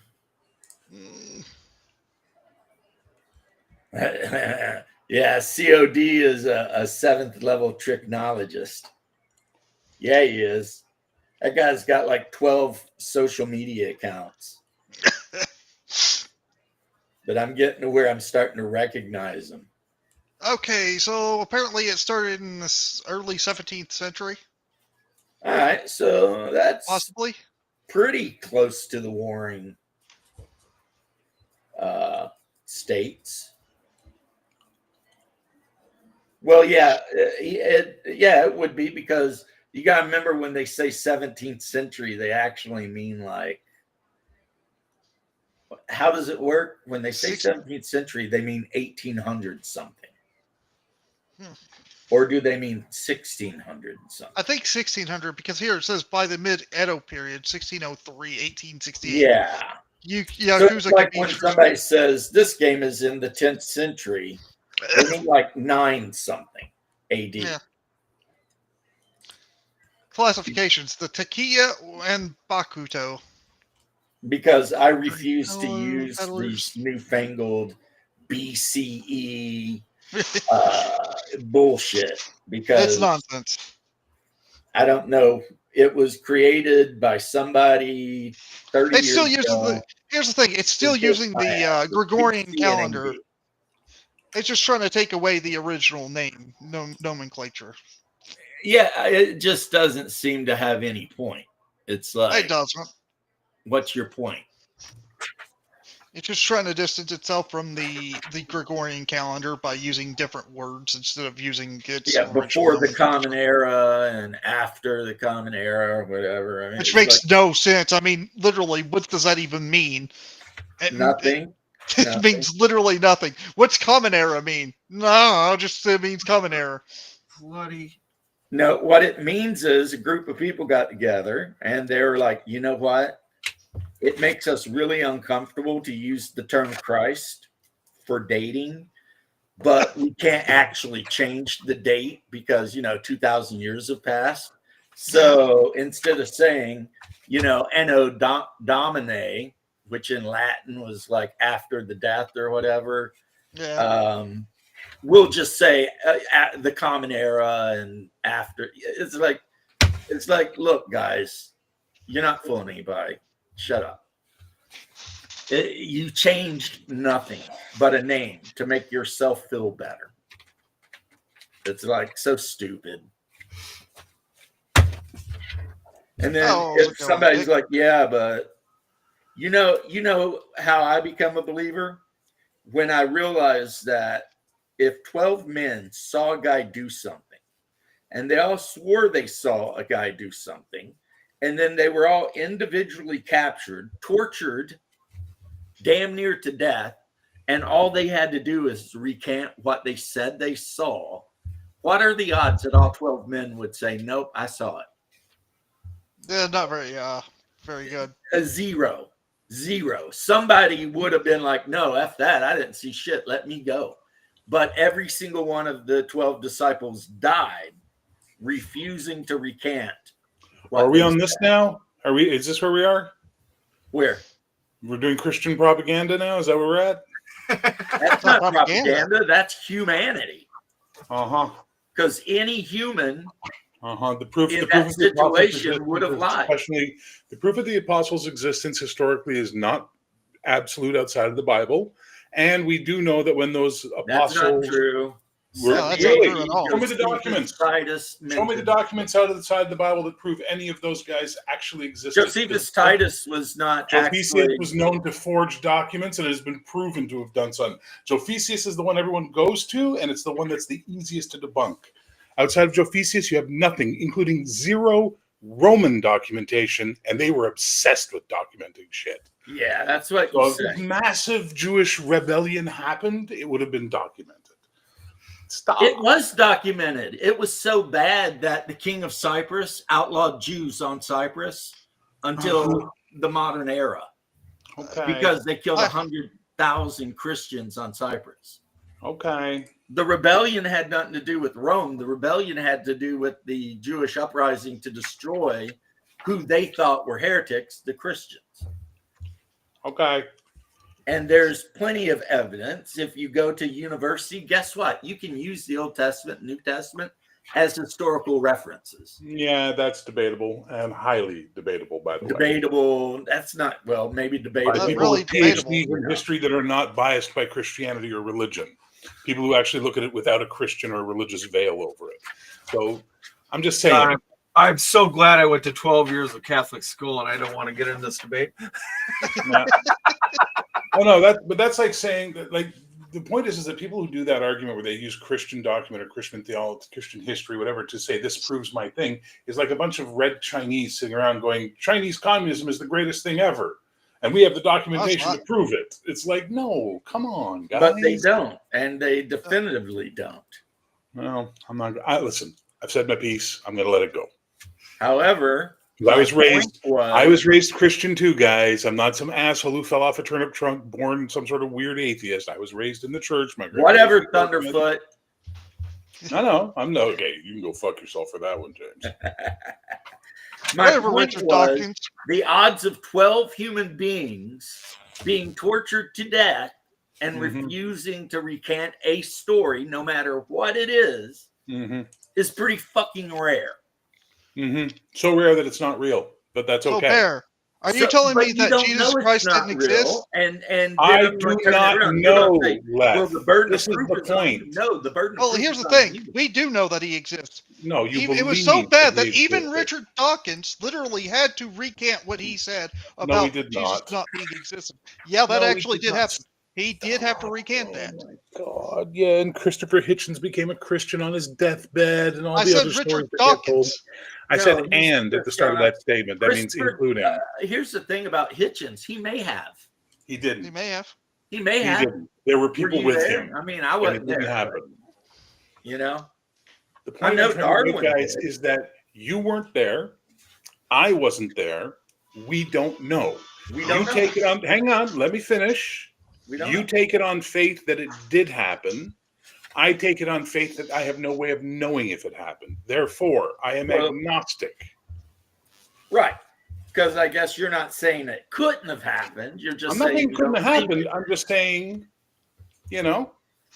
I gotta go. I Also, like Hitchens. Hitchens is probably the only mainstream atheist I think I that offended I Paul. liked. Well, he'll get over it. Well, he's Christian. Forgive me.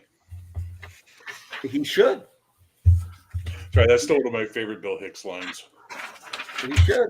I'm a Christian. I don't like them jokes you I'll, made. I'll one up you. I don't have to forgive you because nothing you're saying makes me mad. Well, it shouldn't. Because I'm like, you say your piece, If we're going to get mad over something that happened 2,000 years ago, which we do not have definitive eyewitness proof. We have 12 people. Well, Who's we do know that their scriptures were written long after their death and were not written by them. Some were, yes, compiled after. So we Well, don't have compiled proof. and We have written are two belief. different things, though. Well, according to my gospel, in the year 2300, James Gospel T. of Bear. our delivering and savior, brought the chariot of the Enterprise to the stars and heavens and peace of the United Federation of Mankind. There we go. The gospel of Bear. I was talking to my wife, and I was like, how would you feel if I went to a store somewhere and bought bear meat and then Yeah. brought the bear meat home and ground it up or had it ground up Yeah. and made bear burgers, and then we all sit around eating bear burgers, even though you call me bear, I'm the big bear, and our puppy's the little bear. So it would be the big bear, the little bear, and the bear wife eating bear burgers. Bear is fine, gamey as whatever. fuck. Don't laugh. Just freaking. Well, bear is gamey as fuck. That's the problem with Well, that's bear. why you grind it up and you season But even it. then, it's got make this chili fucking out of flavor. Yeah, I In don't Alaska, know. chili was the thing because you can spice it so much that It's like moose. A lot of people like moose. I don't like moose. I have trouble taking Oh, anyone hey, from the speaking same of nation as wildlife. Condor seriously. That's not fair violence. I have trouble Condor taking anyone from the nowhere same nation near as bear. Condor seriously. Well, I have trouble taking you seriously for you. violence solves everything. I don't need to besmirch your nation to do it. I know he's just joking, but Is he though? Like, Is he? that's not fair, though. He's kind of famous for shit disturbing and picking fights. So is he just joking? yeah, I've never seen him pick a fight. But then again, Oh. I'm really good natured online journalist. This is true. Unless somebody really starts pushing my buttons and saying, generally, you know what pisses me off? When somebody says something that is like observably stupid, but they believe it, and you're just like Like the Earth is flat. and you just look at them like, but we've got satellites up there orbiting around all day long.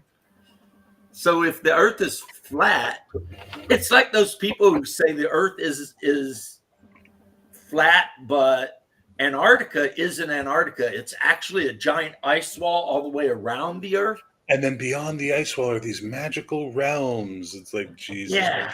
El Through passed the ice away. wall, Not you your can go echo. to Agartha and Thule. Well, Agartha's under the world. Agartha's subterranean. And it's like people say that, and I'm not saying I get mad, but I'm just like, now, if you want to be skeptical about the Bible, you should be. And one day you may either get there or not. Of course, I will say prayers that you do, but if you don't, that will be your choice. And I balance. I and vacillate. I can't force you. Listen, do half the time I believe there may be an afterlife, and therefore I would like to know more about what that is. And then half the time I'm under the opinion that Vic makes a lot of noise. Half the time I'm under the opinion that it's like that moment right before you fall asleep and you start dreaming where it's just blackness. That's kind of what I also sometimes think death is. So I don't know, and that's the thing. I don't know. And none of us know until we find out. I don't know either. I won't know We can believe what we want to believe. I will not fault people for their beliefs, as I hope they may be. I will admit, I hope. Flat earthers. Believe this shit. Good for you. Believe what you want to believe. As long as you don't start influencing policy and start forcing other people to believe your bullshit, we're good. Yeah. Yeah, I hope that I'm right, but I may be wrong. Hey, Jesus, stop beating up your keyboard or mute your mic. God damn, son. It sounds like he's printing something. Yeah, like it's loud, man. Like this is what we're hearing. That's what we're hearing, man. You deserve everything you get, Bear. Where is L? Yeah, L passed away. So anyways, I saw an interesting article the other day, and it's sort of like the rewilding of America. Their wild cougar cubs have been born in Upper Michigan. Interesting. Were they somehow extinct or? Yeah, they were extinct in the UP forever, and now they've repopulated. So, well, that's neat because them motherfuckers are all over down here. Excuse my language. Yeah, they're all over the West Coast too. I mean, Florida, you can hear them screaming at night, and they sound like a woman screaming. So don't run out there thinking you're going to rescue somebody. Oh my God, the amount of times I've seen some stupid, video where it's like, "What is this noise this man is hearing outside his house?" And I'm like, "That's a cougar." It's a cougar. Or sometimes we call them panthers, and sometimes we call them mountain lions. But I hear a dog screaming. I hear a woman screaming outside. I had that one a couple times here, and I'm like, "Yeah, coyote got a rabbit." What do you mean, a rabbit? Oh God, rabbits sound like fucking babies. Poor rabbits, they scream. Oh, that noise. I've had that a couple times, and my neighbor, he's a city guy. He calls me up. What is that? I'm like, oh, it's probably just a coyote got a rabbit. Whoa. There's videos online of people walking, like in Kentucky, down a trail and getting confronted by a mountain lion. And then it tells you what to do, which is basically look as big as you can and never turn your back on it. Do not walk turn away. Your back. And don't run. Walk. Nope. Look big and walk, and they'll follow you a little bit. And it's usually because they have cubs somewhere in the region. And the mama's just out there being like, what the F? And if you back away from it, usually they'll they'll go on then, and you'll be fine. So when I was in Vancouver for all those years, we have Stanley Park, which is this massive, massive park where the bridge from North Vancouver, which is the mountains, comes right over the park. So we have cougars wander across the bridge sometimes and then down into the park. And then on the islands, they have a lot of problems with cougars too. They attack kids, like they hunt children. Right? Oh yeah. I wish I could say a lot of times it's a mama, a lot of times it's not. A lot of times it's just a hungry fucking cougar looking for a meal. You know what I mean? Well, if And they you're will a attack hungry cougar and you see somebody's 10-year-old or 8-year-old running around, that is right in your neighborhood for game size. There was a video of a guy who was on Vancouver Island, so he was out near Victoria in the wilderness, and he was hiking, and this fucking cougar just comes wandering right into the middle of the goddamn trail and just stares at him. And he's talking the whole time. He's like, "Listen, Mr. Cougar, you don't want to do this." And the cougar's like making this low noise and its shoulders are getting down. And he squatted down, picked up a rock. This guy was the best shot I ever saw. He fucking flinged it, caught the cougar right between the fucking eyes. Like the fucking rock just went off its head. That cougar beat feet like a motherfucker. That cougar became a ghost in seconds. It's like, "I'll fight you." "Oh, wait, you can do ranged attacks?" "I'm out." Bye. That cougar's like, "Those freaking hairless apes are OP as shit." Fucking Christ. Who made this game? I want to quit.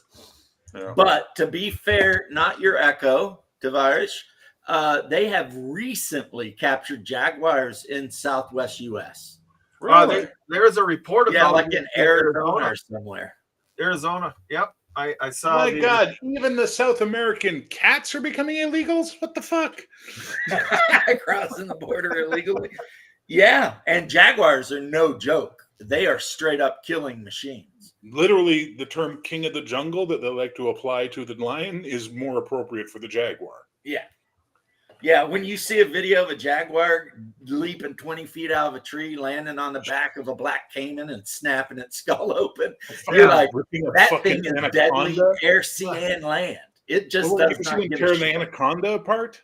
Yeah, ripping an anaconda apart. Holy motherfuck. Like, you don't fuck with anacondas. You just don't, you know?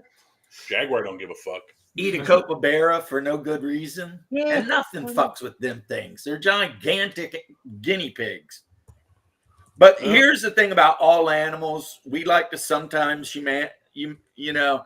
anthropomorphize them and give them like morality. Yeah. But animals don't have morality. And it's the thing people had with wolves, where they're like, "Oh no, wolves don't eat people." Oh yeah, they do. If you get a pack of wolves and they're starving and they've had a very difficult time getting any kills for a while in the middle of the winter, and they catch a hiker out alone, they will eat you. That is not a joke. It's happened multiple times. Now, it's not something they want to do, but if they're starving and it's them or you, guess what? Wolf's going to pick them. I mean, just like I would, if it's me versus you, I mean, I'm picking me every day because I love meat, some meat. What was the quote by that crazy fucker for the Hey, Mad Cat. What's his name? Detroit Rocker. He's a hunter. What's his name again? You're talking about the Nuge. The Nuge and his philosophy on animals. It's sex, food, sleep, sex, food, sleep, sex, food, sleep. That's all they think about, basically. Yeah. That's all they need to think about. Yeah. Yeah, great white sharks. It's like now we're all like, well, they're not as bad as you think they are. And yet, something like 10 years ago, some people were out in the middle of the ocean doing some oceanographic whatever. I know I said that word wrong. And they decided to go for a swim, and a white shark took some chick's leg off at the thigh. Yep. Because guess what? It's a shark. It don't give a shit about whatever you're thinking. Yeah, your food. Shark's gonna shark, man. Shark's gonna shark. And the only reason the great white gets the bad rep it gets is it's big enough to actively just take your ass out. Them and bull sharks. Yeah, them and bull sharks. Like, you never hear people whining about hammerheads. Yeah. And hammerheads can get 20 feet long, but they just don't mess with nothing. It's not in their program. But a Yeah. bull shark, a tiger shark, or a great white, they get a certain length, they will Yeah. take you out. Yeah, tiger shark is the one I would least want to fuck with because while a bull shark will fuck you up and a great white, tiger sharks are mean when they do it. Yeah, Like they're not nice about it. You know what I mean? Yeah. Like they're kind they of tear vicious. you apart. Yeah. So fuck that. No thanks. Yeah, the good news is if you see a 16 to 20 foot white shark coming at you, just aim head first at it. Yeah, that's what. Get it over quick, right? Yeah, exactly. But Jump in its Right. mouth. Just make it do I easier. think white sharks are evil? Absolutely not. No, they're surviving. I don't think any creature is evil. And that's what I'm saying. Who was it? And I'm probably going to quote an atheist here that said nature's red of tooth and claw. Yes, absolutely agree with that. Or was that the Jack London that wrote all the stories about wolves and dogs in Alaska? That could be. But it's a fact. I mean, nature doesn't give a shit about your morality. Nature doesn't care about what a good person you are or if you're a nice human being. Nature doesn't give a shit about any of that. Nature cares about not dying. And if eating you equals not dying, they will eat you. So Well, nature cares about not dying and reproducing. continuing its genetics. Yeah. So that's why some people are like, oh man, I was out and the alligator came right up next to the thing and it didn't do anything, blah, blah. Well, it must have ate something recently. Yeah. It wasn't hungry. It wasn't threatened. hungry. Yeah. But let a 14-foot gator come up to you when it ain't ate in, a month and a half. All of a sudden shit gets different, And tigers, I mean, if you leave a tiger alone, most of the time, it's not going to mess with you. But So every when now you, and then, a tiger will get a taste for man flesh. when And you Oh, talk yeah. to marine biologists, The Ghost in the Orange Darkness wasn't that the show Ghost in the Darkness, the movie? those were lions. Yes, It was a pair there's of still lions. lions in Africa. But like you talk to any marine biologist that isn't a fucking hippie, and they will tell you, do not get in the water with dolphins. Dolphins are aggressive, murderous, and territorial. And I saw this one where they were talking to this girl about it. It was a Penn and Teller's bullshit. And they were showing the footage of this birthing thing in Florida where they're like, we will give birth in the water with the dolphins. She's like, you will be really lucky if that dolphin doesn't decide, fuck that thing, it's competing for my fucking food, for my progeny, and decide to kill your fucking baby. Are you stupid? Do not go in the water with dolphins. Like, it's insane. But humans are so fucking dumb, Well, because they look like they're smiling. Yeah. Smiles, there is no creature in the wild other than humans where a smile is a good thing. Right. That's true. Hey, There's Cody. no Arabic saying that says that if just because the lion shows you his teeth does not mean he's smiling at you. I learned that from a friend of mine that was Moroccan. What's up, Jim Cody? How you doing, homie?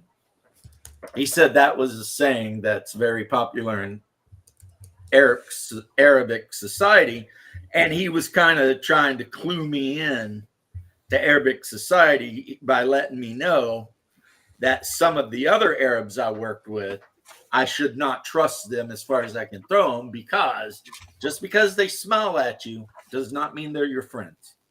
What's that line? When negotiating with desert people, hold on to your cock. You may lose it in the deal. Yeah, I mean, it's I think that's my favorite Middle Eastern sort of proverb. You know what I mean? yeah. They have some cool proverbs too. Like Bosch taught me that one of their proverbs is it's always better to be the upper hand. And I'm like, what do you mean the upper hand? And he says, you want to be the hand up here that's giving. You never want to be the bottom hand that has to receive. You see what I mean? So you always want to be the upper hand. And what am I painting? I am painting a whippet, like the miniature greyhound, a crazy crackhead dog tank from World War I. These were used by America and England, and they were kind of considered a fast scout tank. I got something I could show you, James. But they kind of, let's be honest, all of the the English designs were trash. James. Look at that old toy. That is an old one. This is from David Wesley's collection. He gave it to me, used it as a kid, and I have scanned it in. I just haven't returned it yet because I got to do another scan on it. But it is a very old tank that Is it a cast metal tank? no, it's rubber. It's sort of like a rubber. Very old. Wesley was in the military, wasn't he? Yeah, he was. Okay, when I was in the military during part of to get our EIB, our expert infantry badge, Yeah. we would have to do certain things and we used rubber tanks. So they'd set up a sand table with rubber tanks and grids, and you would have to like call in artillery and try to hit the tank with it and stuff like. And they were like rubber tanks. So maybe he must have got that in the military or something. No, this is one from his childhood. He wants to get it 3D printed and stuff like that. Now I'll show you, even though I haven't finished painting it, the best tank from World War I. Right there. That is the Renault FT1 or FT8. Depends on the gun that was in it. This one's the one that had the machine gun. They had another one that had like a 37 millimeter cannon. This, and the reason this is the best tank is one, they built so many of them, they were using them in World War II. And two, it's the first tank that actually had a modern tank layout where you had a turret that could turn 360 and a driver. The only negative is it only had a crew of 2 because of how small it is. Which meant the tank commander also had to be the gunner, and that's not good. You don't want to do that. You don't want to do that. And then, of course, we've got the American interwar tank. No, they actually classified this. This is a M1A1. The Americans classified this as an armored car, but it's pretty much a 3-ton tank with a couple of machine guns, like a 50 cal and 230 cals, and again a 3-ton tank that they pretty much based on the Renault, because, like I said, the Americans during World War I they did use British designs, but they bought a ton of the FT series Renaults because, you know, it is a modern tank. This is your first modern tank right here. And apparently they gave the Germans hell in some battles. You know, the Renaults would come through in waves. Yeah, I love the story about World War II where the factory owner of, was it Renault? They purposely mismade the dipsticks on the engine oil, so that the Germans would bust down, the trucks would break down because they didn't have enough oil in them. Yeah, what the Germans ended up doing is they captured a lot of the French armor and stuff, and they rebuilt the casements and repurposed them to be like mechanized artillery pieces. So if you look at there's a couple of different Martyr series vehicles where the body of it is some kind of light French tank, and then on the top they put like a PaK 7.5 and, you know, basically rigged up some armor on it. So you want to talk about the true glass cannon, you know what I mean? Because it wasn't even fully enclosed. It was literally the tank body and then a PaK 75 strapped to the top of it. So, like, if an enemy tank saw you, they would just gun you down, you know?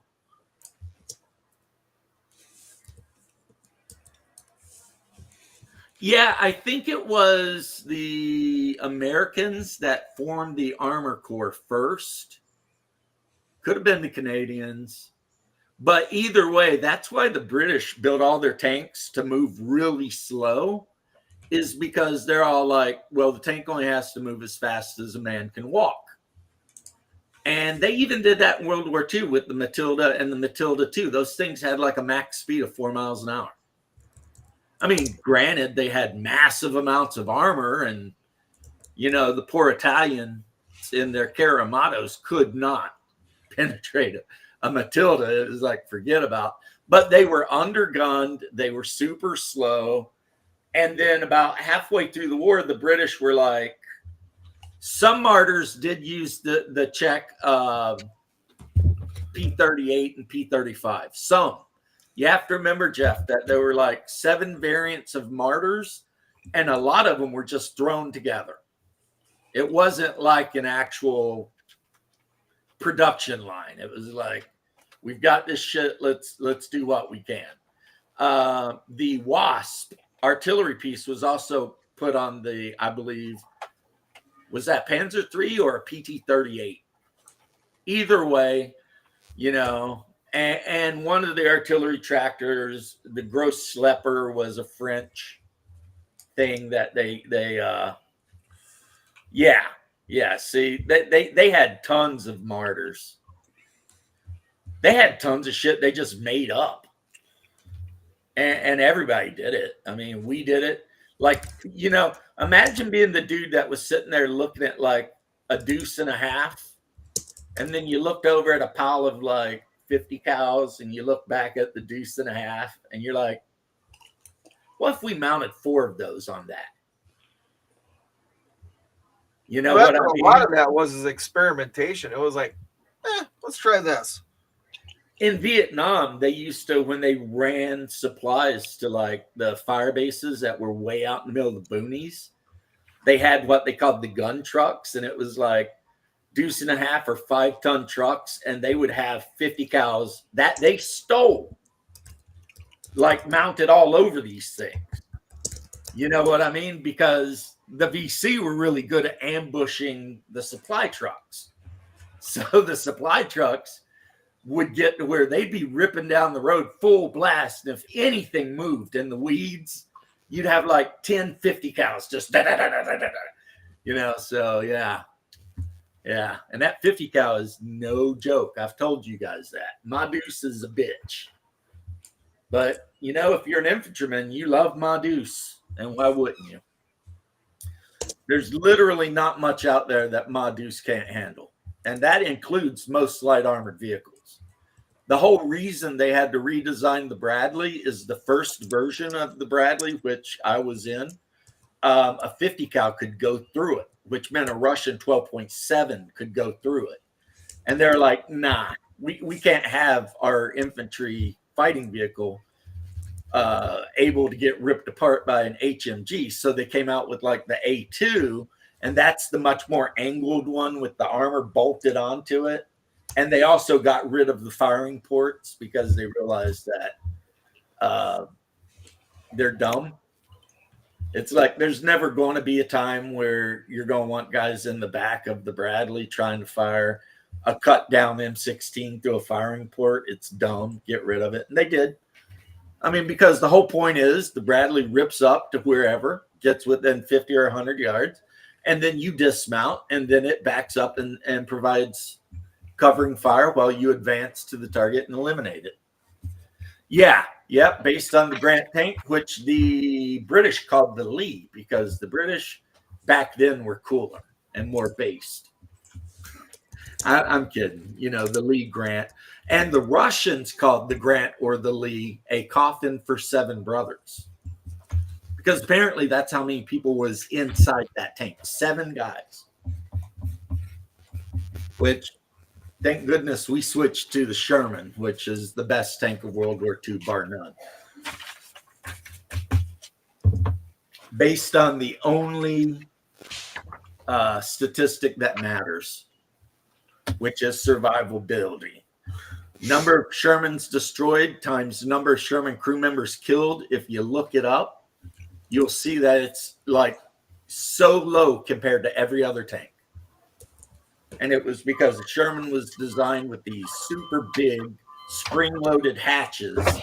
So if a round whipped through your Sherman and you needed to get out, you hit the button, jump out of that bitch, let it burn. Don't worry about it, because we made 60,000. So we got another one waiting for you. You know what I mean?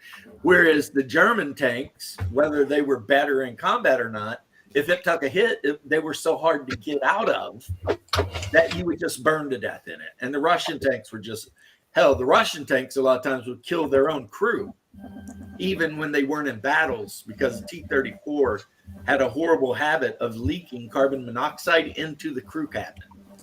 So if you locked up, buttoned down in the middle of the winter, a lot of times those guys died of carbon monoxide poisoning, which is truly, it's sad way, I guess. You go to sleep and you wake up pink as a hot dog.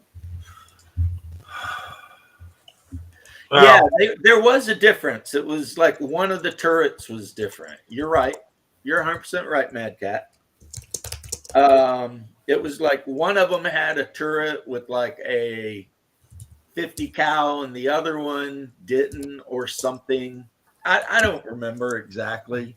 But I do know the Grant was the tank that was in the movie Sahara with Humphrey Bogart. And who was the other really famous guy in that movie? Was it Rock Hudson? Anyway, it's a good movie. If you like old classic, Humphrey Bogart, Which movie? Sahara. Never seen it. Yeah, it's Humphrey Bogart and a bunch of other guys who were famous, and they're the crew of a Grant somewhere in Africa, and it breaks down. And they're trying to get it fixed. And then also they're dying of thirst from not having water. And, then the movie goes on and things happen. And, it's a good movie. I mean, it's like, have you ever seen African Queen? No, I've always wanted to watch, but I've never seen it. Yeah, Humphrey Bogart and was it Betty Davis? Is it African Queen? I think so. I could be wrong. But then again, guys, I like Humphrey Bogart movies. Always have. Something about his short little ass. I mean, when he kissed what's her name in Casablanca, he's not standing on a box, right? Like anytime they showed them together, they were either sitting down and she would be really scrunched down, like, you know what I mean? Or he was on a box because she was like much taller. Oh. Bacall, Lauren Bacall. What was she in with him? Because he did one with Lauren Bacall. What the hell were they in together? Jade Falcon. There's a lot of movies because he did a lot of detective movies too. Yeah. And he always played kind of the anti-hero, the Katharine Hepburn. Yeah. He was always that guy that was like, you crossed me, kid. And there's no coming back from that and all that kind of shit, Yeah.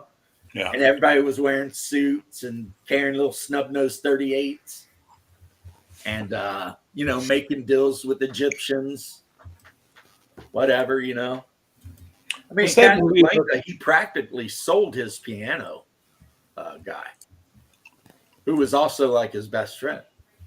But he went down to the guy who owned the other club, the Egyptian, and he's like, I'm leaving, so let this guy play at your club, but you got to pay him this much, blah, blah, blah. And the Egyptian was like, I know for a fact you don't pay him that much, but he's worth it. So I'll do it. They shook hands, and that was it. You know what I mean? So he pretty much was like, I'm leaving, but I'll sell you my piano guy. Or no, let's look at it a good way. He hooked this guy up with a job before he left. I think that was the subtext. Yeah. Was that he wasn't selling him. He was trying to take care of him. Yeah, he hooked him up with a job before he left. And then in the scene where they're at the airport, the airplane in the background is like 1/3 the size, and all the men walking around it are little people. And it was filmed indoors. That's why there's all the fog and everything, so that you can't see the back wall. But they did that forced perception, by having a bunch of 4-foot tall people walking around a 1/3 size plane. Yeah. Cane Mutiny. Yep. I watched one of the Mutiny on the Bounty shows, and I could not help but be on the side of the British guy. They were all British guys, but the captain, Bligh, and I think he was being played by the same guy that played Hannibal. Okay. You know who I'm talking about, right? I forget his name, Nope. but you've never seen Silence of the Lambs? Oh, Hannibal Lecter. I was thinking Hannibal, like with the elephants. And, You're thinking Hannibal Barca. No, Hannibal Lecter. Oh, Anthony Hopkins. I think that's who was playing him in this movie. And it's like this particular movie kind of filmed it in a way where you realize that the mutineers were the bad guys. Because they were all like, we're going mutiny against our entire nation and everything because we want to go get some more of that Polynesian trim. And it's like, you guys are simps, simp-ass bitches, right? And then Bligh and his little crew of loyalists on a long ship navigated from the middle of nowhere back to a British port like 2,000 miles away or some shit. Yeah. It was a act of pure awesomeness. And Well, yet, you know. It's rum sodomy and the lash, right? I mean, never forget. So, yeah. It's like, so these guys just wanted to simp for some Tahiti women. And I think they all ended up getting freaking hanged too, actually. Yeah, I'll see you hanged from a yardarm for this day's work, Mr. Whatever. And he did. And he did. That's a fact. They went back and captured him, and the leader of the mutiny was hanged from a yardarm. Because, you know, it's the way it is. Great version of Mutiny on the Bounty, yep. But I watched it, and most American versions of that movie, they always cast the mutineers as kind of good guys.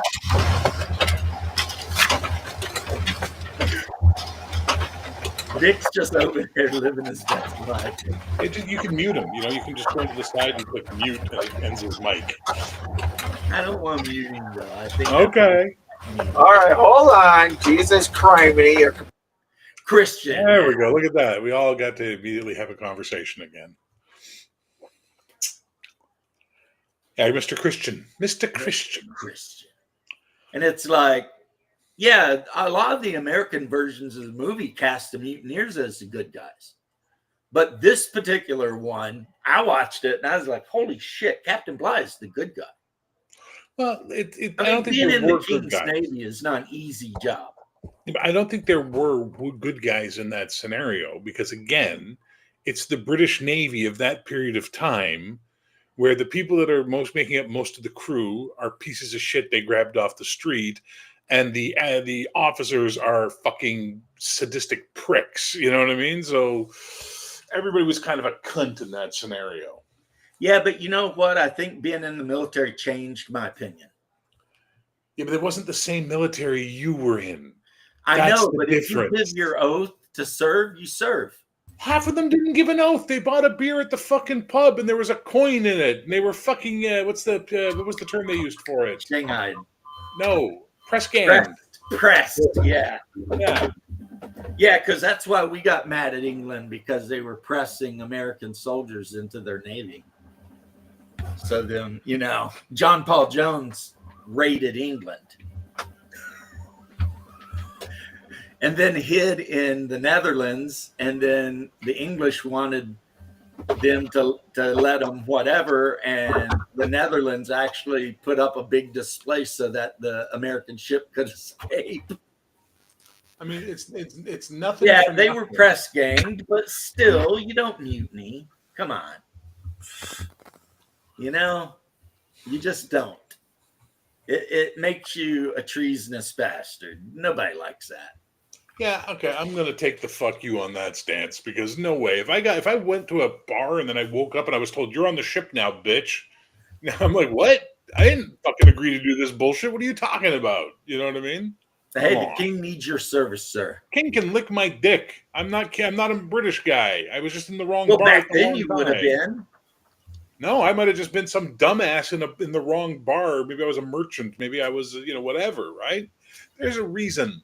a lot of guys became pirates. You know what I mean? And it wasn't because they were like, murdering people and taking their things is what I want to do with my life. It's like, no, I don't want to be on this fucking ship anymore. So if I'm going to have to be on a ship, let's be on a ship where I can have at least some fucking say in things. That's why the pirate code was all about the equality of the crew, right? It was because it was a reaction to the British Navy. Bear always with his freaking trying to use logic. I know. What a fucking bad person I am using my damn logic. Fuck. I'm over here trying to appeal to, duty and emotion, and Bear's over here with his logic. Yes, sir. I would have been put in jail happily. I know. They would have jailed me for sure. I mean, I don't know what's up with that. You could always swim to shore. Jesus Christ. Are you a British officer? Fuck, that's a British officer response. Sir, we're very unhappy with the situation. Yeah, you can always swim to shore. We're in the middle of the fucking Pacific, sir. Swim. Yeah. And on top of that, nobody's going to swim 50 miles to shore. Yeah. I mean, if you're in the middle of the Atlantic, islands you are awfully fond of with the small brown girls is about 1,000 miles that way. Take a deep breath. Yeah. They get to China. There's an account of it. There's a written account of it. The guy got to China, jumped off the ship, and he's like, "Oh shit, how am I gonna get back? I got no money because the captain wouldn't pay him. You know what I mean? The captain wouldn't pay him until they got all the way back to wherever they were going. You know what I mean? And then sometimes they'd get him drunk and not pay him, and so they worked for 2 months, 3 months without even getting paid. Yeah, but on the other hand, you could sing Rule Britannia every night before you fell asleep. Well, there you go. Mr. Christian. Motorin, what's your price? What's your price for flight, you mutiny fuckers? But anyway, without getting into too much more, whatever, in the end, I thought Captain Blythe was a badass. And the fact that he made it back to where he did was a miracle of him just being a badass. And yeah, he is a badass. What's up, O'Neill Flynn? Hey, O'Neill. So that's where I'm just going to be with that. And no one has to agree with me, and my feelings will not be hurt either way. But that's my opinion. Britannia rules the waves. Not anymore, though. No. I mean, they have a decent Navy, but it's about a fifth the size of ours. And they only got one aircraft carrier, and their aircraft carriers half the size of one of our normal run-of-the-mill aircraft carriers. So it's like, what happened to you, Britain? It's like you got tired of winning. You won so much that you just said, you know what? We have won too much. We're tired of winning. Yeah. We're just going to start losing now. Clearly, that's what would happen. Well, it wasn't Right? that they got bankrupted by World War II. No. It was that they just had enough winning. And they were like, you know what? I think it'd be just nice to sit down for a while and not worry about these things. You got to admit, though, they had won a lot. Pretty much everywhere they went was a win for them. The problem is they couldn't adapt the empire to survive post-World War II reality. Right. But, I mean, these guys conquered whole damn countries with like 50 dudes and a 3-pounder. So, there's an idea. There's an idea kicking around, which is to create a Commonwealth trading bloc. Okay, which is basically all the members of the British Commonwealth become a free trade group amongst themselves. And you know what that does immediately? It immediately makes us the largest trading bloc on the planet. It gives us ports in every hemisphere, on every continent. Like, it's insane how big this would be. So basically, it would be bringing the empire back, but trade only, not Mercantile, yeah. It would be like a... Well, I'm sure you guys would sign some treaties, too. Not with Trump, though. That's the problem. Trump's pissing off everybody in the Commonwealth right now, and that's annoying, but it's the way it is, right? So I watch all these fucking idiots sit around beating their chest in Canada. We're not going to take Trump's bullshit. And I'm like, what are you, fucking stupid? You're like these fucking library nerds who are standing at the biker bar going, you're not going to tell us what to do, you big mean bikers. Like, what the fuck is wrong with you? Stop. Christ almighty. And the worst part is they fired up Who this is in the Commonwealth anymore? Oh my God! You really want the list of British Commonwealth nations? No, just give me a couple of names. I know you guys. Jamaica, Australia, New Zealand, Canada, England, Scotland. There's a bunch in Africa. I think South America and South Africa. I think there's one in South America. South Africa is independent, and Trump cut off all aid to South Africa and agreed to take all of their Boer farmers to America on a expedited citizenship. Really? Plan. Yeah, that happened like a week ago.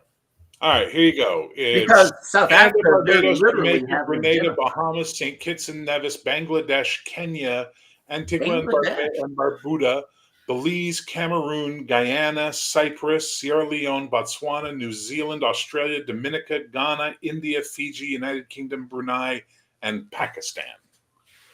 Oh, Pakistan is a Commonwealth nation? Holy shit. I never would have guessed. Yeah. Guys, excuse me for 1 second. I'm going to go get iceware. That explains why all the Pakistanis are in London taking over. It's more Hindus than Pakistanis, but there are a lot of Pakistanis there too, yes. Canada, we have a lot of Pakistanis in Quebec, but the rest of Canada, it's mostly Sikh, Punjabi Sikh.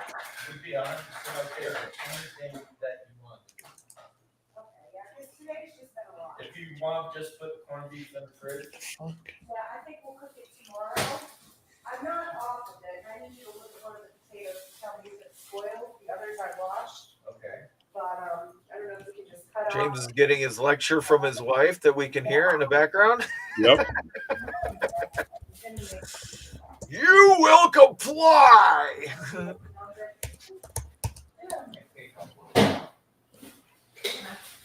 Okay. Thank you for running the game, I guess. If you're thanking me for playing, I guess I wander back in here. Ice water. Yeah, that's cool. So you even got some nuclear powers in your little group of pirate friends. Isn't that interesting? Yeah. Yeah, World War I was, people always talk about World War II. World War I was way worse. The thing with World War II was the Shoah.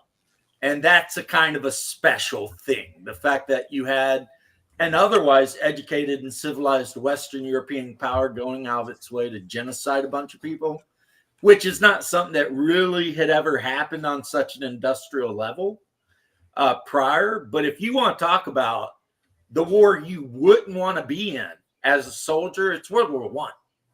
It was absolute hell. I mean, if your feet didn't rot off or you didn't get chlorine or mustard gassed, then you would calmly, when the whistle blowed, jump up and walk slowly across no man's land while the enemy machine gunned you. I mean, it was just the height of stupidity, you know, like I forget the exact numbers, but it's like hundreds of thousands of guys died at the Somme. Like literally hundreds of thousands.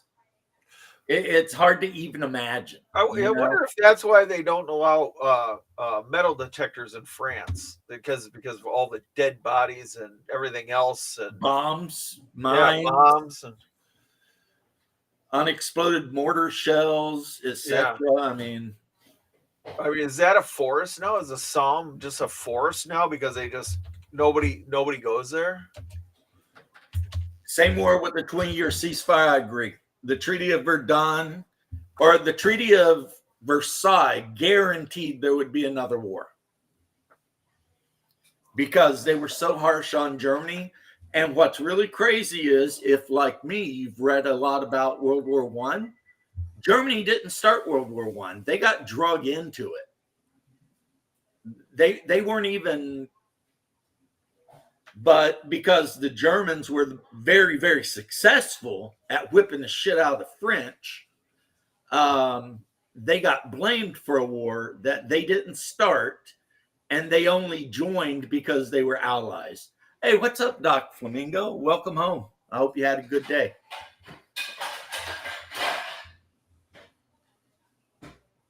Oh, yeah, baseball bats with nails driven into them. freaking maces. Like, first day of the Somme, 20,000 British soldiers died.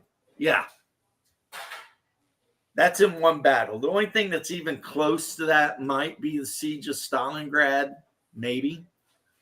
Or maybe, you know, what the Japanese did in Nanking.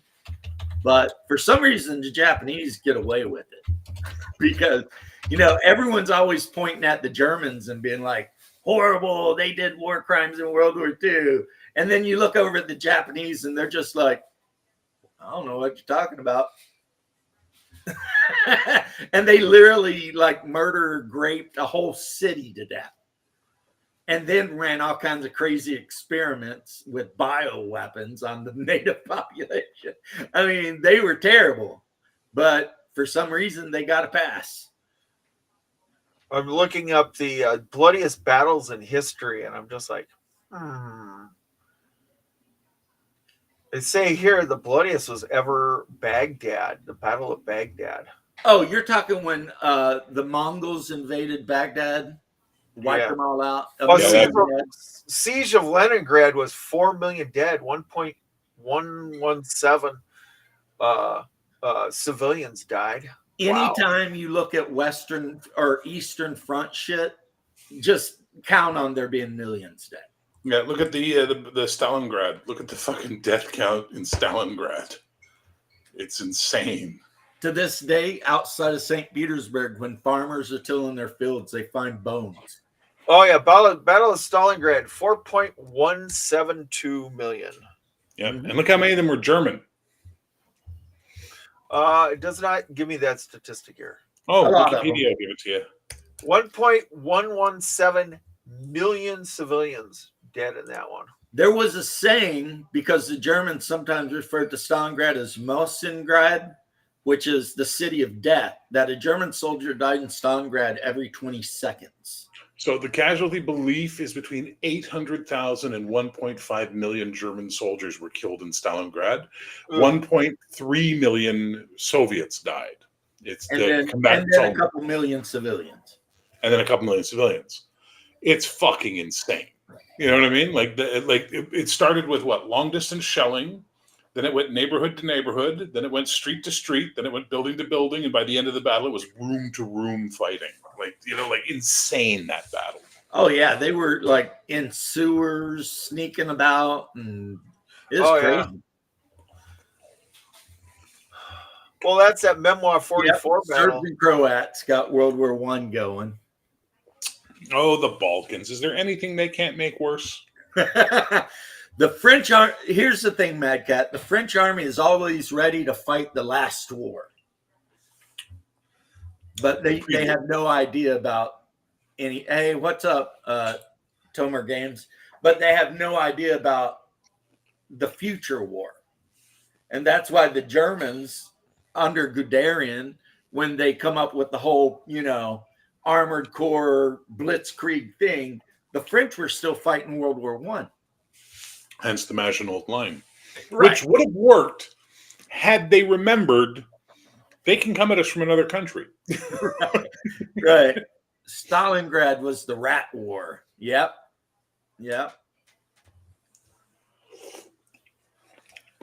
I agree with you, Doc. If it's easy to armchair general shit or play like Iron Cross and do things. It had the Germans just ignored Stalingrad and kept pushing into the Caucasus and taking southern Russia, they probably would have still lost, but they would have had a better chance because they could have took all the oil fields down there. Well, they should have just encircled Stalingrad and starved them out. I mean, really. The problem was, though, is that their leader tended to he was a micromanaging bastard who relied on like emotion and weird. Yes, you relied on yes men. And any general like Manstein, who was very successful in Russia before he got fired for disagreeing with, the leader, so they put Paulus in, and Paulus ends up losing 250,000 German soldiers because the leader told him not to withdraw, even though Manstein's whole argument about Stalingrad was to do an ordered withdrawal and try to lead the Soviets into ambushes and stuff as they pulled out. But, you know, Adolf was like, "You're fired." And yeah, like Bear said, he put a bunch of yes men in, and Well, didn't they kill Rommel for, you know? that was toward the end. Well, I know, Rommel wasn't killed. He was given the option to commit self-exit or stand trial and have his entire family removed from the world. And he was a difficult one because the people loved him. He was never part of the party. So he was always in this weird position where it was like, he's a hero of the people. He's really good at what he does, but he's not ideologically on the same point you are. Yeah, he's not a Nazi. That was Rommel, and there was another field marshal were monarchists. I think Yeah. his name was Holt. They were monarchists. And the Kriegsmarine were for the longest time too, which is why they started putting SS officers on the ships, right? Right. And also, if you were Jewish, you could serve in the Kriegsmarine. And there I were wonder if quite there's a a few statistic. German Jews that served in the Kriegsmarine. I wonder if there's a statistic on how many Jewish Kriegsmariners jumped ship once they were anywhere near a friendly port. Well, I know a bunch of Jewish guys jumped off a German ship off the coast of Cuba There you go. and swam the distance of Cuba because they called it the ship of fools. The Germans sent a ship full of Jewish people around trying to get countries to take them, and no one would. But some of them did manage to jump off the ship at Cuba, Interesting. and the Cubans kept them. But then the ship ended up having to go back to Germany, and bad things happened after that. Yeah, well. But it was the Germans just proving a point. Everyone has pity for these people, but no one's willing to take them. Mm-hmm. So what's the deal here, right? Including America, sadly. Including the America. We even turned the ship down. And it's like, but you know, history's that way, guys. But yeah, there were a lot of field marshals that were not down with their leader. They thought he was an idiot. I mean, they did try to kill him multiple times. Multiple times they tried to kill that guy. And it's just by, you know, the devil protects his own, I guess, that he survived it. Sadly. Because, you know, during the mid-war, had they managed to kill him and then the guys that were behind the plot wanted to immediately start suing for peace and everything, you know, things might have not been quite so, you know, Dresden-y. But instead, they got their country completely pulverized. Yeah. So, whose country flag should I put in my profile? Well, obviously, Ukraine. Actually, something I noticed on our X, Twitter, whatever, Sandy Peterson, who I follow because I'm a Call of Cthulhu fan, has removed the Ukrainian flag from his profile. Really? It used to be Sandy Peterson with the Ukraine flag. The Ukraine flag is gone. Now, I didn't ask him about it because it's not my business. I just noticed it. But I did call him out on it. In one post, he said something. I said, look, you have a Ukrainian flag in your thing, and they're basically a dictatorship that's sending their young men to die for no reason. So, Speaking about press ganging. Yeah, press gang 50-year-old men off the street.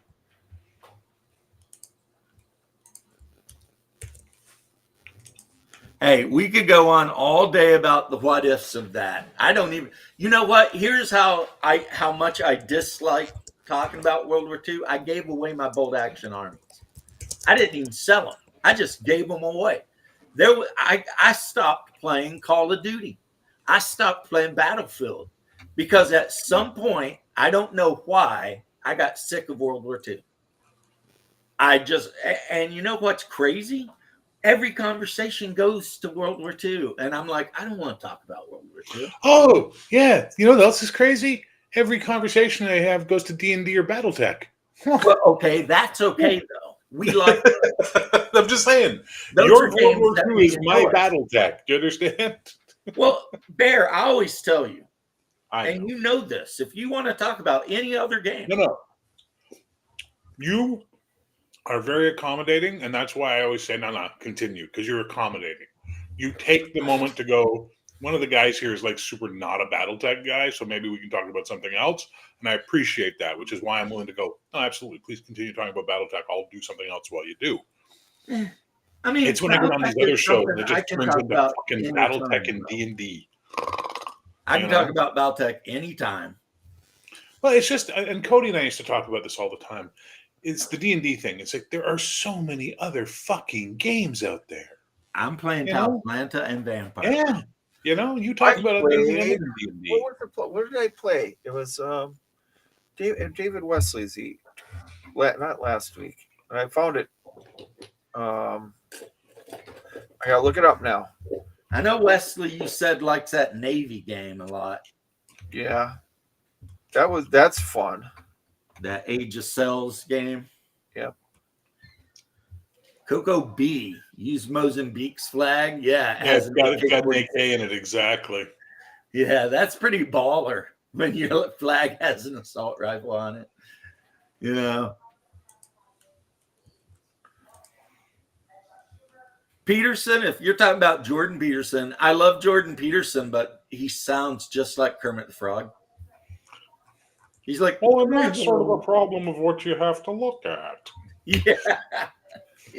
He is, but is he smart? Yes. Has he given a lot of hope to young men who, for a period of time, were hopeless? Yes, he did. There He are did. so many people I know who hate him, and I'm just like, why do you hate him?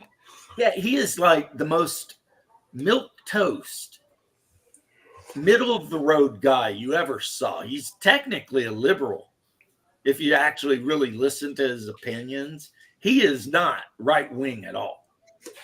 And the only thing he did is tell young men to get your shit together, repair your relationship with your dad. Sandy Peterson, he's a nice enough guy. You know, and his videos about Call of Cthulhu are pretty good. I mean, you know, I don't got any beef with him at all. It's just, you know, he's a game designer. Shit, he's been around for 30 years at least. Longer than that. Yeah, Sandy Pearson was like part of the very first Call of Cthulhu game. Yeah. And he's been constantly a part of that thing all the way up until 7th edition. Plus, he has his own store online where you can buy Call of Cthulhu miniatures if that's something you're interested in. Like me, today I just got some really mini, they're 3D printed, but they're really small spawn of Shub-Niggurath. Because Shub-Niggurath is always spawning things that crawl around and then get ate. So these are a couple of little ones, you know. And then, of course, I've got the big one that looks like a tree, but it's tentacles instead of, you know, branches. And then one day, hopefully, I'll get the model I ordered, which is, you know, Shub-Niggurath, which is like going to be 25 feet tall scale thing. But, you know, you all know I am an H.P. Lovecraft fan. Even, you know, even though some of the stuff he believed is pretty out there, it's okay. Oh, I can't find it. I like it. I think my new favorite H.P. Lovecraft story is actually Rats in the Walls. Great story. That is a great story. So, but yeah, Mad Cat, we're not worried about World War II anymore. I got bored of it. I think it was. And I had family that fought on at least 3, maybe even 4 sides of that war. Because I might have had family that fought for the Commonwealth. I know I had family that fought for America. I know I had family that fought for the Soviet Union. and I know I had family that fought for the Germans. So someone related to me was on every side of every battle. You know, like the Civil War. Someone related to me was on both sides of every battle. You can count on it. You know, because there's all the McKees up in Pennsylvania, and then all the McKees in Kentucky and Tennessee. So, you know, that's how it goes. But yeah, I've been playing Ark a little bit since I got the new computer with the memory that can actually play it. I told you guys, you know, months back how I was saving all my money to try and get a new computer, and I got one cheaper than the one I'm on now, and it's like way better. That's just technology, though, I guess, right? I think so, yeah. Mass That's right. production. It's like it's an i7 10 core. It's got like a Radeon 30 something freaking graphics card. I mean, it's got a bigger screen. It's just better in every way. And, you know, this thing's got like 300 gigs of SSD hard drive memory on the whole computer. The new one's got like a terabyte. Plus, it come with this little detachable one with like 1.5 terabyte SSD. Nice. So it's like I can play Conan now if I want. I can play Ark. You know, like all the games that I couldn't have on my computer at the same time because I didn't have the memory for it. I can do that now, and that's. Have you ever played History of the World, James? I have never heard of it. The board game? Never heard of it. Never heard of it. No. Huh. Interesting game. It goes through all the epochs of the world, and you sort of, it's sort of like Risk before Risk. You know what I mean? It's a little bit. You got to think about your gameplay, a move ahead to get to play the game. So. My favorite board game to play with my wife is Splendor. And in that game, you're just trying to buy diamonds and gemstones and trying to sell them to European nobility. Oh. And whoever sells the most jewelry to the most European nobility wins. Well, that sounds like fun. It actually really is a fun game.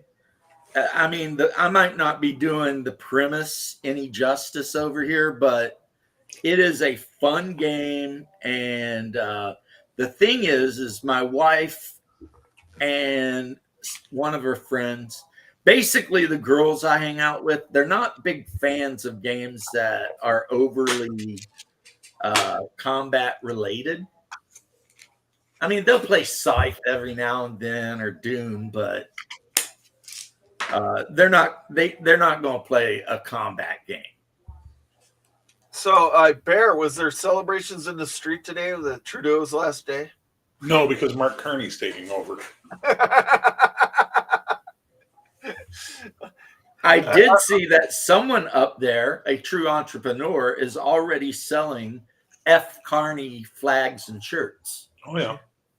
So apparently that guy is not well liked if the polite and normally good-natured Canadians are like, F this guy. You know? But I'll tell you right now, and I don't want to get into the long and depths of it, I don't think Canada has anything to worry about. I think Trump is just doing what Trump does. He's talking shit. He's getting people spun up. Because then he'll make another offer and it'll seem incredibly reasonable compared to the first thing he said. You know what I mean? Because that's what he does. Did you guys hear Greenland voted almost unanimously to leave Denmark? No. And their two leading parties both want to be part of America. The only difference is one wants to take it over the course of years, and the other one wants to be America right now. So it's no way. Like, that's true? Yeah. Holy fuck. Yeah. is a complete blowout for the Stay with Denmark party. They just got blown out. Granted, there's only like 40,000 people up there, but still. Interesting. I guess they figured that there would be more money, more everything with us because Trump's talking about all these investments and blah, blah, blah. And Denmark only gives them like $2 billion a year. And nobody does anything there. They're literally still riding around on sled dogs, hunting freaking seals and shit. But if they go with America, then we're going to build bases. And wouldn't we just treat it like Puerto Rico? Wouldn't we it'll probably end up being a territory for a while. The only reason Puerto Rico is still a territory is they keep voting to be a territory. Yeah, well. The year could come any year from now till whenever, when the Puerto Ricans wake up and say, we want to be a state. Then they all vote they want to be a state. And guess what? They become the first state. Or they could vote to be independent. That's their three choices. And they vote on this shit like every 2 years. And because of the nature of the deal, they always vote to remain a protectorate, a territory, whatever. Which is weird. Because it's not a good deal for them. I don't understand it, but It's a great deal for the oligarchs of Puerto Rico. But it's a horrible deal for the Puerto Rican people. yeah, I don't get it. I can't explain it, Bear. If they I became don't a know state, why within 5 years, their level of fucking wealth would increase so dramatically that half their population would be lifted out of poverty. You know what I mean? If they were a state, they would be a threat to Florida because with some law enforcement to straighten their crime out, they could build like a Disney resort on Puerto Rico. And all these rich foreigners from Dubai and shit, they would be like, Orlando, nope. We're going to San Juan, baby. Yeah. Because, I mean, Puerto Rico is an island paradise when It it's is. not in the middle of a hurricane. But damn, Florida gets hurricanes too. So I don't get when people do shit like that. It's like you're voting against your own self-interest. I don't know. No, I Mad don't Cat, know, the but oligarchs that's how get it's more been money. since, like, World War Mad I. Cat's right. The people that rule Puerto Rico get more money as a territory. But the average Joe, I have friends who live in Puerto Rico, man, they'll be like, literally, so I was offline for 2 months, but we had a hurricane and all the wires went down. You know what I mean? Right. And they're living in abject poverty, you know, and all this kind of shit. And it's like, man.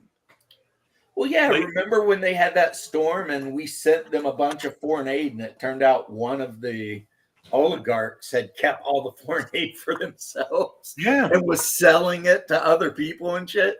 And it's like, I'm not sure. So we got really mad at that person. I think they lost their job. But I mean, the problem with Puerto Rico is that the upper level of their politics is super corrupt. Absolutely. And then you're, like Bear said, I agree with Bear yet again, your average guy that's just trying to make a living, dirt poor, living. Some of these guys are living in tin shacks. Yeah. But And if Puerto not just some Rico of these guys, wanted to be a state, like 3 generations of their family living in a shin shack. right, which is why they want to come over here because they're like, you know, but Puerto Rico is such a beautiful country that if like Disney or any one of the major theme parks decided to build the Puerto Rican version, you would have people in Florida going to the Puerto Rican park. It's only 50 miles away. That's So nothing. I have never dealt with like New York City Puerto Ricans or anything like that. I've Oh, never they're dealt the with- worst. But Puerto Ricans hate them. But I have dealt with a lot of Puerto Ricans online as people I've just met through various interests of that. And I always find them to be the nicest fucking people I've ever met. All of my Puerto Rican friends are from Puerto Rico, and they all have this weird animus versus New Yorkers, as they call them, because they say the New Yorkers are arrogant and, you know, they talk all this shit. And they act entitled, like everyone owes them. But the So ones from Montreal the Jamaican. islands- The ones from the islands, they're really humble, nice, hardworking people. It's Montreal Jamaicans. We have the same thing with Montreal Jamaicans. Every Jamaican I've met from Jamaica never tells you they're Jamaican. They never once say, by the way, I'm from Jamaica. Like, never once. Not in a million years. Every fucking Montreal guy or girl with Jamaican descent will start the conversation with, I'm Jamaican. No, you're not. You're in Montreal. You're Canadian. Your ancestry might come from Jamaica, but you're not Jamaican. Shut the fuck up. Yeah, I'd be tempted if they said that. I seriously would be tempted if they're like, I'm Jamaican, I would say, and I don't care. Oh, no. And you know what? For the most part, a lot of people are going to take that and go, all right, fair. That's the one thing about Caribbean people I've noticed. Yeah, I'm not trying to start a fight. Very I just chill. don't care. Yeah. It doesn't change anything in my mind. But they all hate Haiti for some reason. Because Haiti is a shithole. It is the worst country. Somalia might be worse, but Haiti is the Western Hemisphere's Somalia. It's like no matter how many billions of dollars the more civilized countries pile into that place, it never gets better. They're always eating each other. There was this one white guy who went down there with some movement to help the Haitians. Yeah, he got gang raped by a bunch of Haitians. I mean, they are just look at the freaking island of Hispaniola. On one side, you've got Dominican Republic. On the other side, you've got Haiti. Yeah. And it's like night and day. The Dominican, of course, the Dominican Republic did go through that little period where they had a dictator that killed anyone who said anything about him. But now they're doing Doc great. or Baby Doc? Which one are you talking about? The father or the son? Right.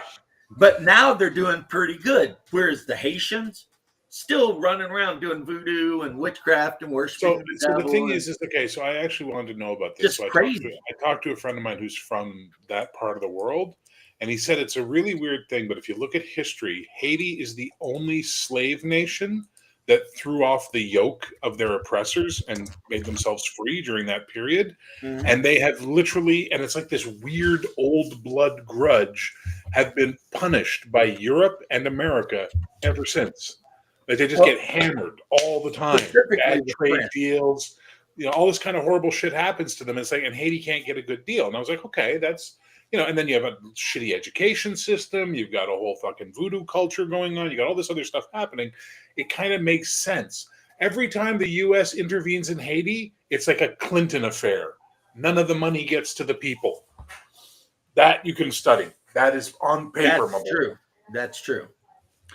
Every fucking time you guys send help, Well, there's the Clintons some cunt in charge of it that screwed takes all the Haiti. money. Again, what was that hurricane down there? They raised like $4 billion or something, and the Clintons sent over 10% of it to them or something like that. But on the other hand, the people who really hated them back in the day anyway are the French. Yes. Because when the Haitians actually liberated themselves, they did not stop at killing the slave owners. They killed the kids. They killed the women. They basically genocided all the French on the island. And France never got over that shit. And they charged them and by the way, a ridiculous amount of money too. Listen, let's be honest. As much as I like France, and I think French are fine people, and even though I live in Quebec, and everybody thinks I hate French, I don't. It's just that people need to understand when you're being forced to speak a language, you're not that excited about it. When you're being legally forced to deal with a language, you don't get real fucking warm to it.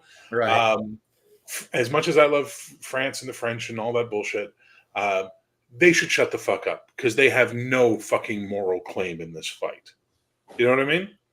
Well, they killed all our men and children and our babies. Yeah, let's go talk to Vietnam, see how they feel about you fuckers. You ain't even got to talk about Vietnam. Let's just go back to the Reign of Terror. Yeah, let's go back to your own fucking people.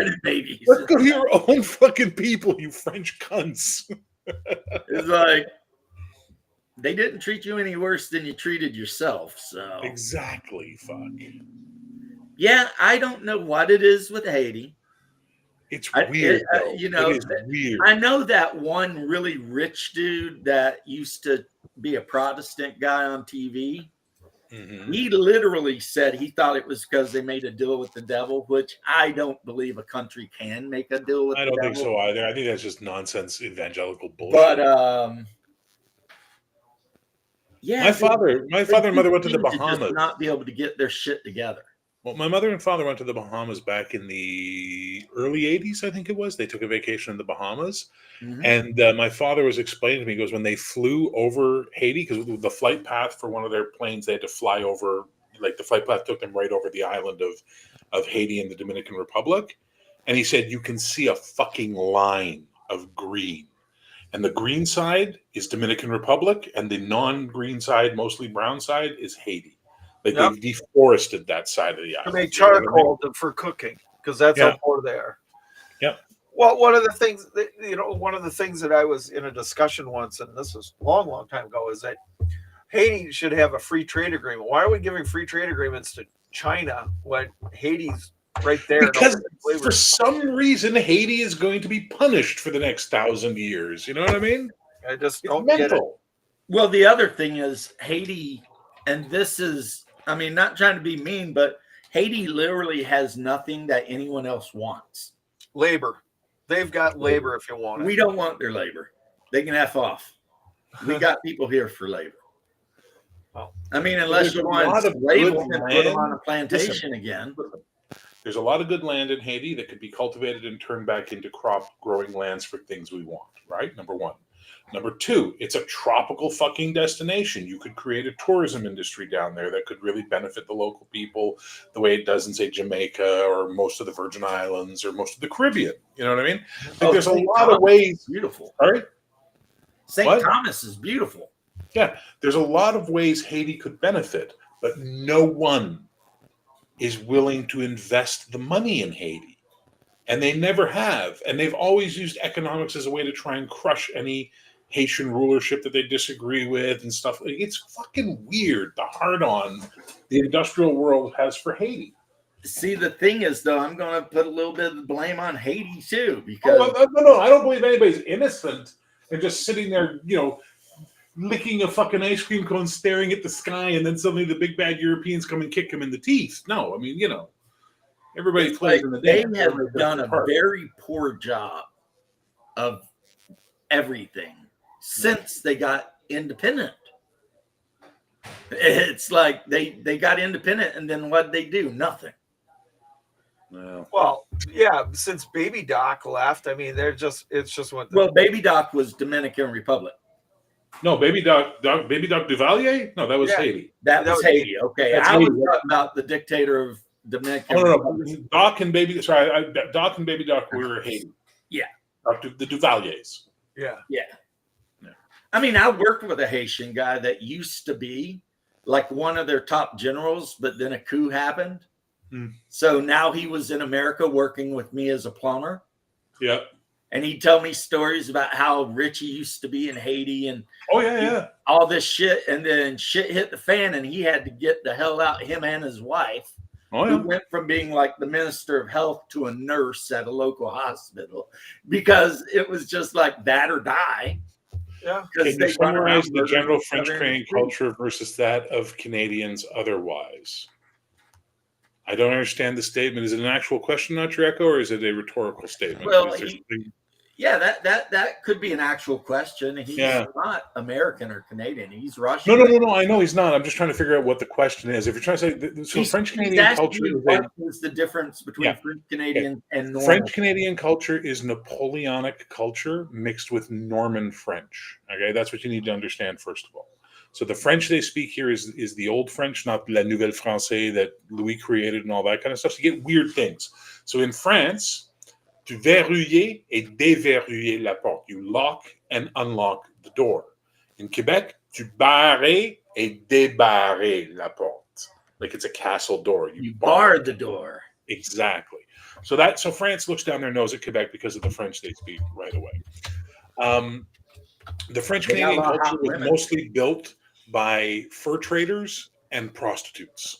And they don't like knowing that. And they'll fucking get angry about it. But there was these things called les filles de roi, which was basically the colony wasn't doing well. There was no families over here. So the king of France at the time basically rounded up all the women from the jails and the streets and said, okay, you have a choice. Spend the rest of your life in prison or go to the New World and marry someone. And a lot of them were like, let's go to the New World. You know what I mean?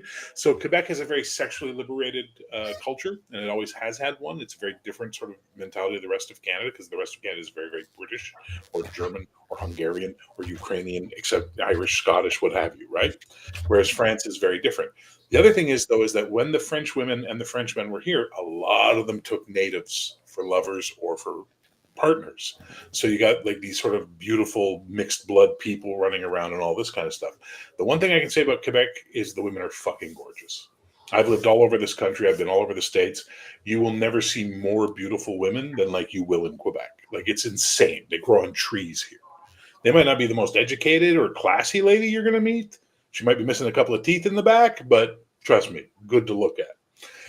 The problem is that, like everywhere else in the fucking Western world and most of the world, the oligarchs stirred up all the shit here and stirred up the French-Canadian worker against English in Canada. So, guys, well, the names are irrelevant because you won't know who they are, but a lot of the leaders of these things since the 60s, all their kids went to Oxford, go to private schools in Los Angeles. They speak English better than me, for fuck's sake, you know. But they're out there convincing French people to be unilingual, and Quebec is an island surrounded by the English, and blah, blah, blah, blah, blah. We have so many fucking Haitians here. And in fact, one of the things they do for immigration, because Quebec, unlike Canada, has its own immigration policy. They can set their own. They can accept. You can be refused entry to Canada and apply to Quebec and get accepted into Quebec, and then a year later move anywhere you want in fucking Canada. Right, once you get your status. So what they do is they put former French colonies as their number one source. So at one point in time after World War II, Quebec was being settled by Italians, Greeks, European Germans, things like that, right? And that was making a big difference. And we grew really a lot. The Irish were huge. Greeks and Italians, ran businesses and constructed and built and everything. Now it's all Haitians, Ghana, Algeria, Congo. It's like anywhere they speak French is where they're taking people from. Vietnam. And as a result of that, it's not quite the Eurocentric place it used to be. It's changing slowly, and that's becoming a bit of an identity crisis for Quebec because they are still French Europeans at descent. And now they're having to deal with, my goodness, there's a lot of Cambodians here. They're sort of confused by it. But the good news is the younger generation, so millennials and lower, wound up going to school with a lot of these immigrants' children and then falling in love and getting married. So once again, a whole new generation of Quebecois are being created that are mixed blood like the first generations were with the natives. So Quebec is a complicated place that's hard to explain, but it is very different. When they say Canadian culture, I always make the joke, and it pisses off all my Canadian friends. I say, Canada has no culture. And they go, yes, it does. What, really? Define Canadian culture without the following things. Hockey, politeness, Tim Hortons, or how we're not Americans. Go. And they can't. All they can do is say, well, we have German culture. Yeah, that's German culture. We have Hungarian. Yeah, that's Hungarian culture. There's no such thing as Canadian culture. There is Quebec culture. Quebec does have an identifiable, visible culture that is not just like France. What? Not hurling, curling. Curling is Scottish, so no. I thought that was like... Nope. No, it's Scottish. Right? That's the Scottish. Sliding that little thing across the ice and trying to brush it. Mm-hmm. Okay, never mind. That always seemed like the weirdest sport to me. Like someone was sitting around and said, here's what we're going to do. I'm going to throw this rock across this icy lake, and you run in front of it and try and sweep. Yep. And we'll see how far it can go. And then you take your turn and you try and hit my rock out of the circle. Yeah, it's all English Canadians know the expression "hurry, hurry hard," which is what they yell when they're sweeping for the curling for the stone. Well, like I said, it's like darts with rocks. That's what I call it. I worked with we're not a older Haitian gentleman. O'Neill, we are not a melting guy, but like I said, he had to flee Haiti to not get murdered. Yeah. Because O'Neill, we're not a melting pot. We're a mosaic. We do not tell people to become Canadian when they come here. We tell them to bring all of their stuff and add it to the Canadian style, right? So as a result, you wind up with a lot of ghettos in Canada, whether or not you want. Like you'll wind up with a Filipino town. You'll wind up with in Vancouver, there's a part of the city that's so many Punjabi people lived in it. They call it Punjabi town unofficially, and all the street signs are in English and Punjabi. Tabor I'm a toss fan is of pretty interesting. Filipinos. One of my closest friends and a fellow firefighter was Filipino or is Filipino. And Yeah. even though he's got a Spanish name and he's Chinese ethnically, and his mom makes us sometimes amazing pancetta. Okay. So, I mean, I've never met like a rude Filipino. I'm sure they're out there though.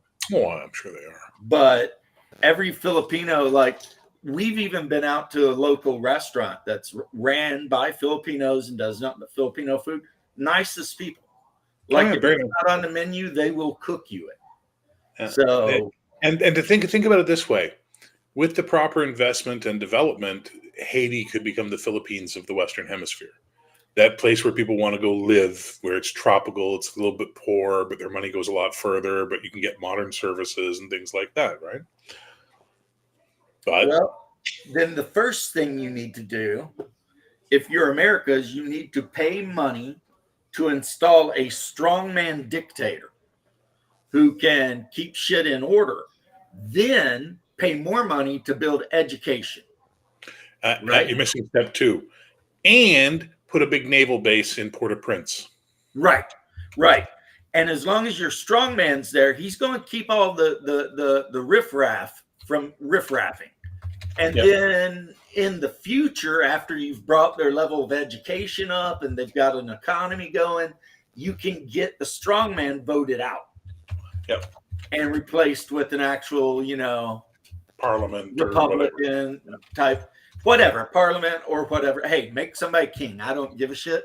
But as long as we leave them, just rolling in the mud, and everybody just doing whatever, and street gangs running around whacking each other with hatchets and shit, they'll never get better. And unfortunately, guys, a democracy will not work because, as I can tell you from my friend, they just get overthrown. You have to have a strong man who can put the boot down and force them to come into the rest of the civilized world. But you got to protect that strong man because the Haitians will just fucking murder him. Yeah, you got to protect him. And then, like I said, once they're in the civilized world, you can talk about elections and, like Pinochet. Pinochet rolled into Chile. No one thought he could take over, but the FBI and CIA helped him. And he turned Chile into a powerhouse in South America.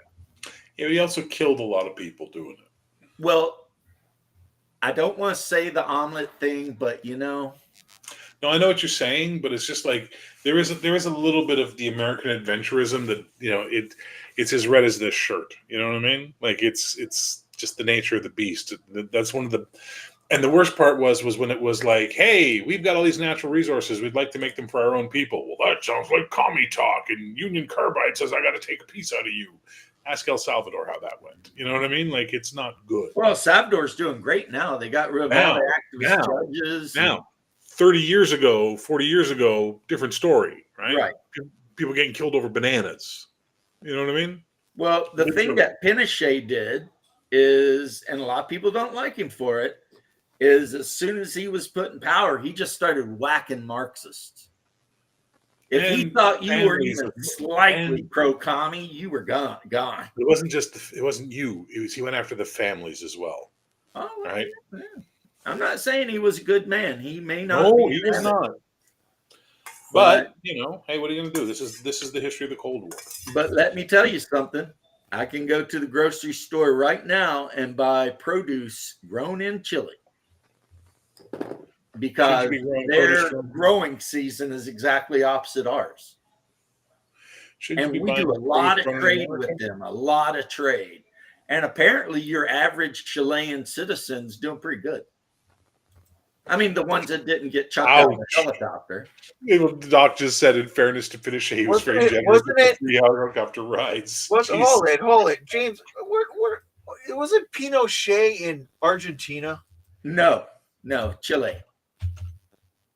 He was a Chilean general that the CIA, I think, helped basically. Okay, yeah, you're right. Augusto Pinochet Aguirre.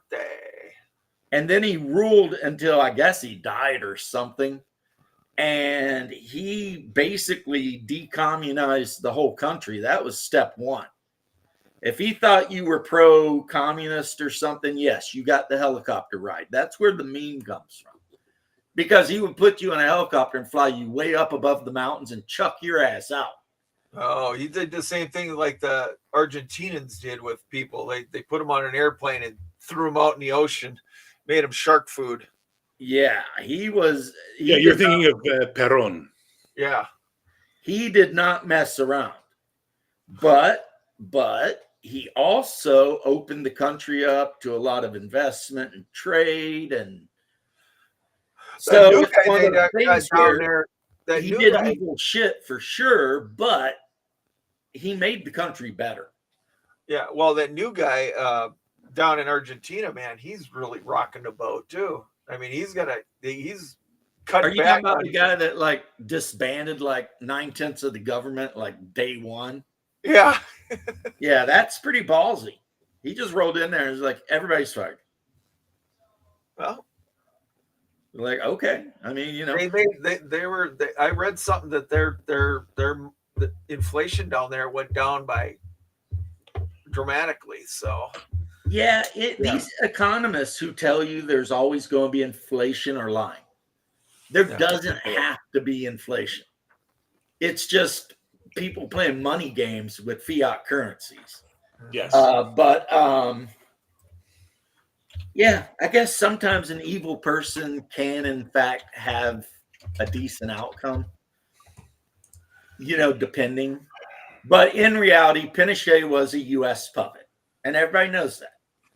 The CIA put him in power, and then we stood there and watched him do things, and then we did a lot of very beneficial to his country trade agreements and stuff like that.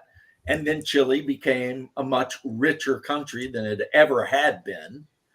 And yeah, but El Salvador, now that is, my wife and I watched a documentary, like how they redid the prison system and everything. oh yeah. It is amazing. El Salvador has completely turned itself around. Of course, one thing that the new leader did is like the first week he was in charge, he gathered up all the MS-13 guys and just chucked them in prison. It was like if you had an MS-13 tattoo, prison, you know? Oh yeah, I was seeing that. We're 10 months it took them to build that prison, and now they sleep on.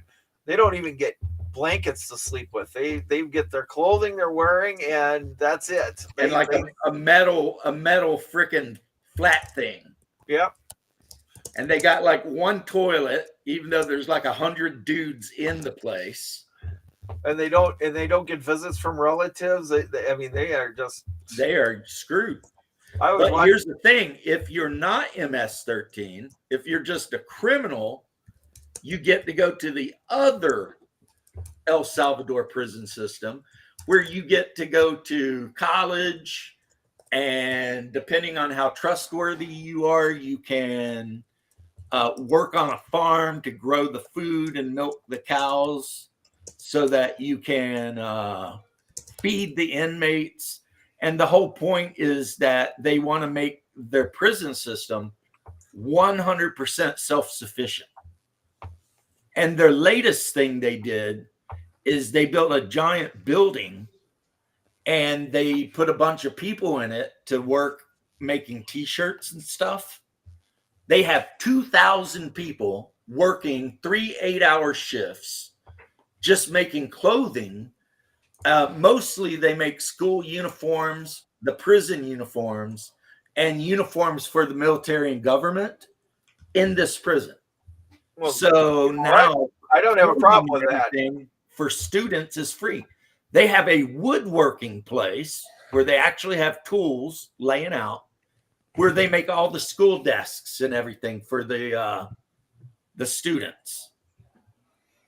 So that if you go to an El Salvador school, the desk is free, your uniforms are free, everything, because these inmates work. And if they do the work and they don't cause any trouble, every day they work counts as 2 days off their sentence. So if you got 5 years, you go in there and work, you're out in 2.5. And like I said, they also have college professors that go there and teach programming, coding, like all kinds of computer courses. They have guys that go there to teach construction stuff so that you can leave prison a journeyman electrician. And they propagandize these guys like you wouldn't believe. I So wonder what when happens. I they're wonder what all happens talking when the DHS sends a plane load of MS-13 guys down there. Here, kick out some El Salvadorans that illegally came up here and they got MS-13 tattoos on them. I wonder what happens to those. They go to the big mean prison. You think so? But Right in away? the prison I'm talking about, it's like they get good food because there's inmates on farms and on dairy farms actually making all the produce fresh. There's inmates that do nothing but wake up at 3 a.m. to make all the meals. Then you have the inmates working in the wood shop and the inmates working in the sewing shop. And then also you can go to classes or you can go to a trade school. And if you play the game, you get half your sentence. But if you act up and you're a dick, you get to go to the bad prison. You don't want to go there because, then you're in a cell with 150 dudes, one bathroom, one place to get water. You get fed basically garbage. All the ass fucking you can handle. Yeah. All the ass fucking that no matter what you can handle or not, you're still going to get. Yeah, it's not a good place. I was trying to make it sound more appealing, Bruce. I know. Sorry. But the one guy who was there doing the documentary, an American guy, but he spoke Spanish. He was amazed because when he was out on the farm, right, they were walking around and he found a machete just laying on the ground. And one of the inmates is like, oh yeah, they used the machetes to cut down the whatever plant they were growing. And he just carried it and put it back over on the table with the rest of the tools. And it's like, you're in a prison. And these guys got access to sights and freaking machetes and everything. And not one of them would dream of breaking the rules because they all know where they are is way better than where they could be. Yeah. I'd march them straight through the MS-13 prison and be like, this is what's going to happen to you if you F up. You're going I here. have a feeling they know. Yeah. I have a feeling they all know. And they're all like, nah, we don't want any part of that shit. We've US, been dealing with over here. El Salvador literally said that if we were willing to pay, they would take our criminals, illegal criminals, and put them through their system. And the goal of the system, according to the guy that they were interviewing who has run the prison, is to turn out members of society that will actually be worth a shit. And every time they were interviewing the inmates were all like, I'm learning how to be a carpenter. And when I get out here, I'll be able to get a job building houses and stuff, and I won't be a burden on my country. So they've got them all. They're sold. They've bought into the idea of what's happening. And yeah, they're still in prison, but they're not being mistreated, and they have hope. They have hope that once they get done with their time, they might be able to get a decent job, take care of themselves, and be a good and honorable part of their country. That's awesome. We should still that. So far it seems like it's working. If it works long term, we need to still the hell out of that idea and get rid of our privately run prisons because that's not working. That's not good. That don't work. But yeah. And the leader of El Salvador, he was laughing about the Trump thing. He's like, every time the president of the United States tries to do something, some judge comes out of nowhere to do a thing. He said, we had that problem. We impeach every single judge and then just put new judges. So now I can do whatever I want. That's what their president was saying. And he said, so now I fix the country because I don't have a bunch of judges trying to stop me all the time. Is that Milei? Huh? Is that Milei? Are you talking about Argentina? No, I'm talking about El Salvador. Okay. But yeah, apparently there was just a lot of corruption down there, and this dude got in charge, and he immediately just started kicking people in the ass, and somehow he survived. And now El Salvador went from one of the poorest countries in the region to one of the wealthiest in the region. And like we're talking in the course of like a year, like night and day, just like overnight, boom. You know what I mean? Well, Their education standards are going way up. one of our neighbors back in 92, 91, 92 took an El Salvadorian merchant son as a hostel, basically. We had a exchange student neighbor, and this guy's name was Francisco, and his parents were kind of wealthy. You kind of got that feeling. They paid for him not to be part of the nation's military, which all the kids were forced to go into military school. And Francisco's like, I've got to find a way to not do this and just go overseas and get drunk all the time. So we have this guy living in Latham that's 17 years old, and he turns into when you're an exchange student in the middle of the cornfield, you are the pussy magnet. So Latham turned into a destination spot for wayward young pussy. And having him as a neighbor was kind of nice, but they were there for one thing, not being, it wasn't like you were a roadie and you would get crumbs and leftovers. No, they were there for this. So it was kind of okay. I learned how to talk better to ladies when I was a young kid, but still wasn't as good as in my 30s. We have a similar thing, Bruce. Yeah. When I used to be a little bit more serious about following the rodeo circuit about 15 years ago, you would always have your Smiths and your Porters and your Clarks, and then you'd have somebody with a crazy name from Argentina. Yeah.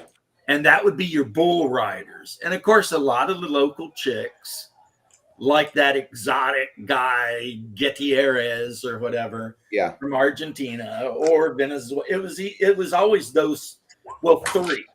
It was either Mexico, Argentina, or Venezuela. And those would be the guys that would be there riding bull, doing all the rodeo shit. But apparently in their home countries, they cowboy as much as we do. So I guess Argentina's got a lot of cowboys. They raise a lot of beef. I like the guy, the current leader of Argentina. Just when he had that wall, the board set up with all the departments that he was going to cut, and he just kept walking up, reading the name of the department, then ripping off the paper and going, "Afuera, afuera." It's just, he's like, "Fuck this." I was like, wait, I thought abuela meant grandmother. No, abuela Okay. is grandmother. Afuera is get out. Why are they so close? That is my question. Read and read. Well, are they Lead Spanish? and lead. I mean, you speak English. Don't get fucking picky. Yeah, horse, and horse. Yeah, exactly. But through. are they Spanish or Portuguese, Bear? Spanish. Okay. Spanish. Argentinians speak Spanish. I work with a bunch of them, actually. Because Portuguese is not Spanish.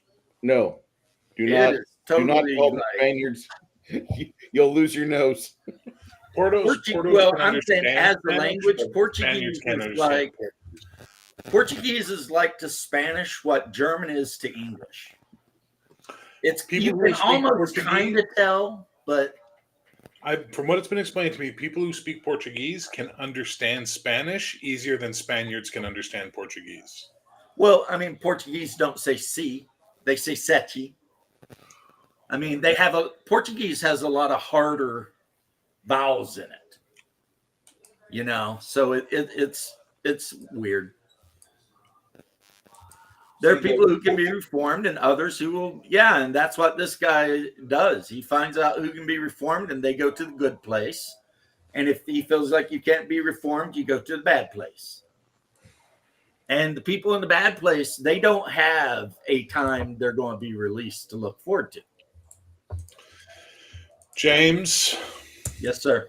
I'm sharing an image with you that I think everyone here can appreciate.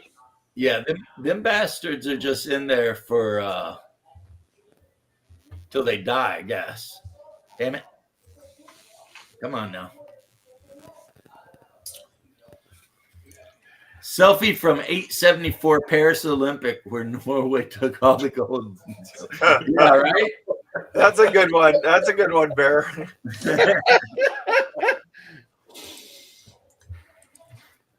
My brother posted a picture today and it was a meme. It was like, not a phone in sight, just children living their best life. And it showed this girl waterboarding her teddy bear. Saw that. And it's just like, if that were my daughter, I think I'd have to sit her down and have a talk to her about how torture is not good. I got locked out of my Twitter account, but I tried tagging the CIA with that meme. The CIA don't torture people. They paid the Egyptians to do it through USAID. When you see that $2 billion in Egyptian tourism, that's not tourism, not the kind you think. that's you're going to Egypt and they're going to torture you until you wish you were dead. In fucking Egypt, there's like 25 square miles that anybody with a semblance of world knowledge would actually want to be at. And the other hundreds of square miles of Egypt, nobody gives a fuck about. I believe you. But I'm just saying, I know for a fact we run a lot of black sites in Egypt. And we let the Egyptians do a lot of naughty things in those black sites because, hey, it's cheap and easy. And we have the most important thing in the world it is to have, which is probable deniability or whatever. If somebody says, did you torture some guy? We can always be like, no, we didn't do it. We didn't do it. We deny those claims. We did not do it. Our friend Bear did it. Bear's responsible for it. Oh. Last week was crazy with all the Jack Vance memes. Oh my God. There were literally thousands of Jack Vance memes. They were putting Jack Vance's face on everything you could put a face on. They put Jack Vance's face on Bernie Sanders, asking for more Jack Vance memes. No. And then Jack Vance posted, and the meme he posted was the Leonardo DiCaprio one where he's sitting in the chair and then he points, but it had his face on it. Yeah. It was Jack Vance's face. So he took the whole meme thing and made it his own. Because instead of bitching, he posted the whole, hey, that's me. They had like fat Jack Vance, little Debbie Jack Vance, the little blonde girl in the car giving somebody the side eye. Yeah, they put Jack Vance's face on her. Bruce shared a screen. It's pretty much any Vance you can imagine. Bruce is scared share the screen. Let's wait and see if this is traumatizing or amusing. I'm going to look at it. Oh, no, this will be okay. Okay. You won't be traumatized or amused. I still This is can't hard get the because Colombian I'm not horse girls out of my used head. to the touchpad. Oh yeah. Yep. So that's what Jack Vance posted. So everybody was just like, all right. That's Form Jack off, Vance, the guy who wrote the Dying Earth. Yeah, it's JD Vance. Okay, that's what JD Vance posted, which immediately flipped the whole meme game because it was like, he's in on it. Dude, but we've known for the better part of 10, 15 years, the left can't meme for shit. Oh, I Vance was good though. It was the little Debbie package with Jack Vance's face. So why were they memeing JD Vance so much? Who knows? Oh, the thing was that the left came out and they made a half-ass Photoshop of JD Vance, and the right's like, you can't do this right. We'll show you. And like the next 36 hours, JD Vance mania was on, and like my favorite one was the Vance Halen. I want to Vance all night tonight.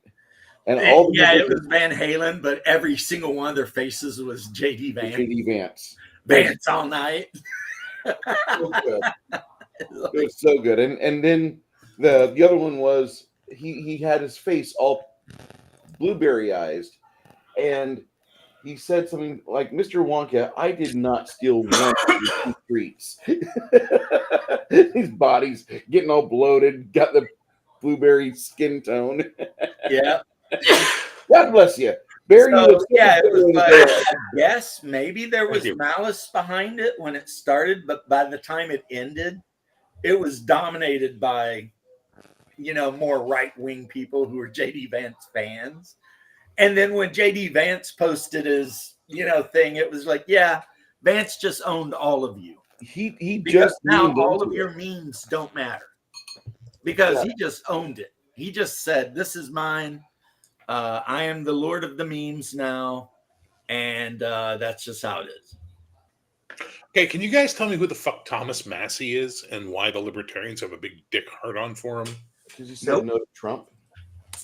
But who is he? What did he do? He's a Kentucky congressman. That's all he is. Okay. He's just a little Kentucky congressman. He's trying to Ron Paul his way into the hearts and minds of middle America. There can only be one Ron Paul. Everybody knows that. And this guy's not it. Tom Massey's up for election and he thinks that he can stand up to Trump, but he's not that guy. He doesn't have the cards. No, because I'm telling you, man, the libertarians have a hard on for him. They love him. That's Yeah, because I'll I tell know you. who this guy is. He wants to cut. He wants to cut, but he doesn't want to cut like Doge. I know what this is all about. He's pushing for more of the Mitch McConnell-esque of Congress than what Doge is pushing. Bear, do you know what the problem with the Libertarian Party is in the United States? They're idiots who Marijuana? think Ayn Rand is a really good idea. That's a good answer, but not the correct one.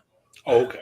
If you put 6 libertarians in a room, you will get 9 definitions of what it means to be a libertarian. Yeah. That's the truth. None of them even know what in the hell they believe in.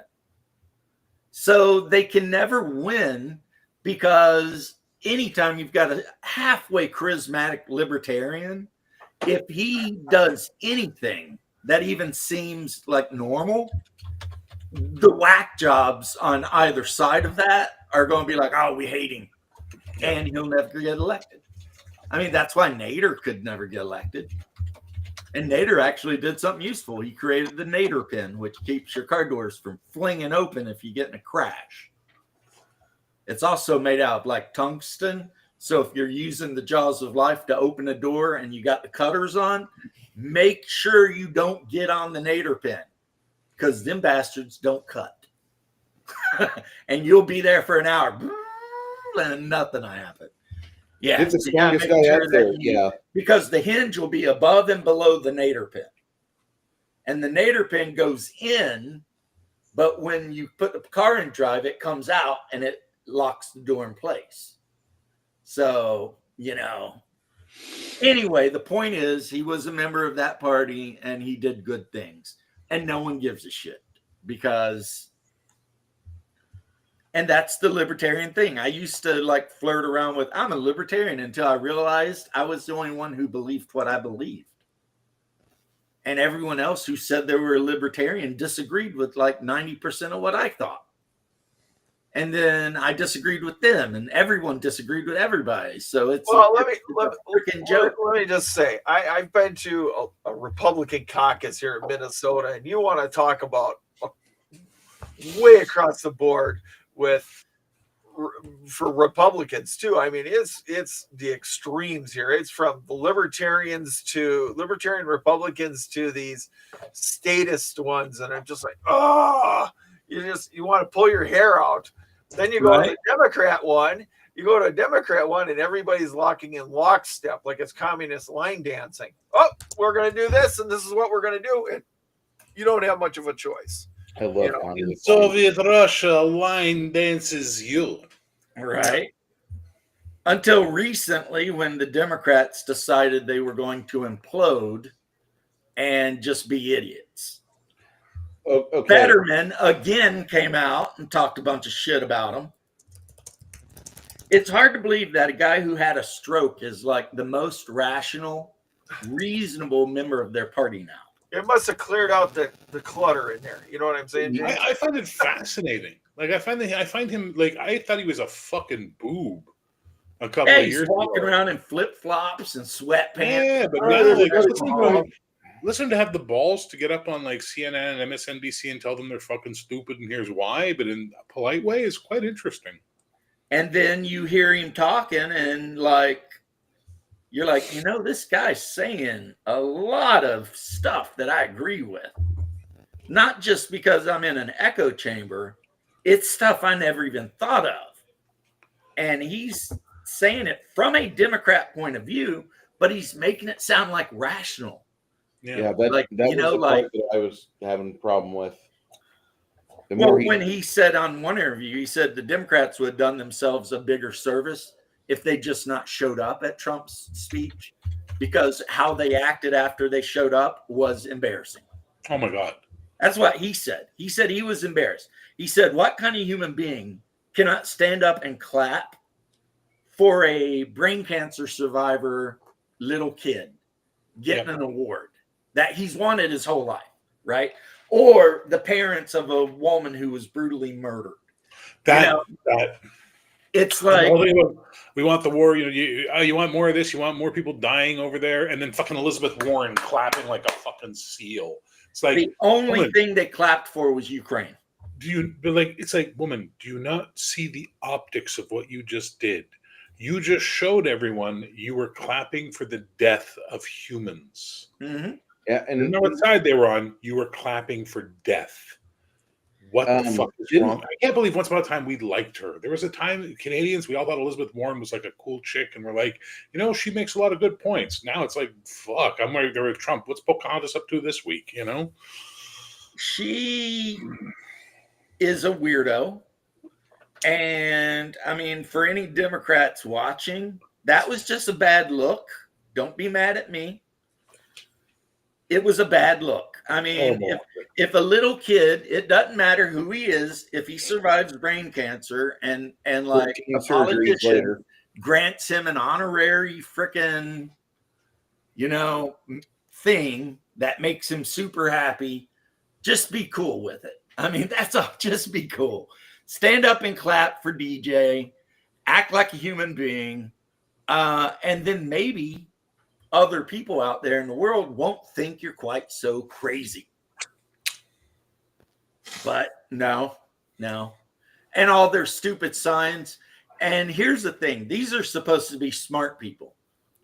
They had to know as soon as they sat down and held that sign up that there would be people taking screen captures and writing all the craziest shit on the planet on those signs. Yep. And of course, X is full of that shit with pictures of them with their little signs and like the craziest shit wrote on it. And it's just like, who are they hiring to do their publicity? Because they need to fire Did you that see that fucking video game intro video with the my God. Choose Your Fighter? Choose Your Fighter. Dude, have you seen how much the fucking like the amount of fucking burns that they've gotten for that? Like it's insane, it's like, you know. It's like, are you trying to?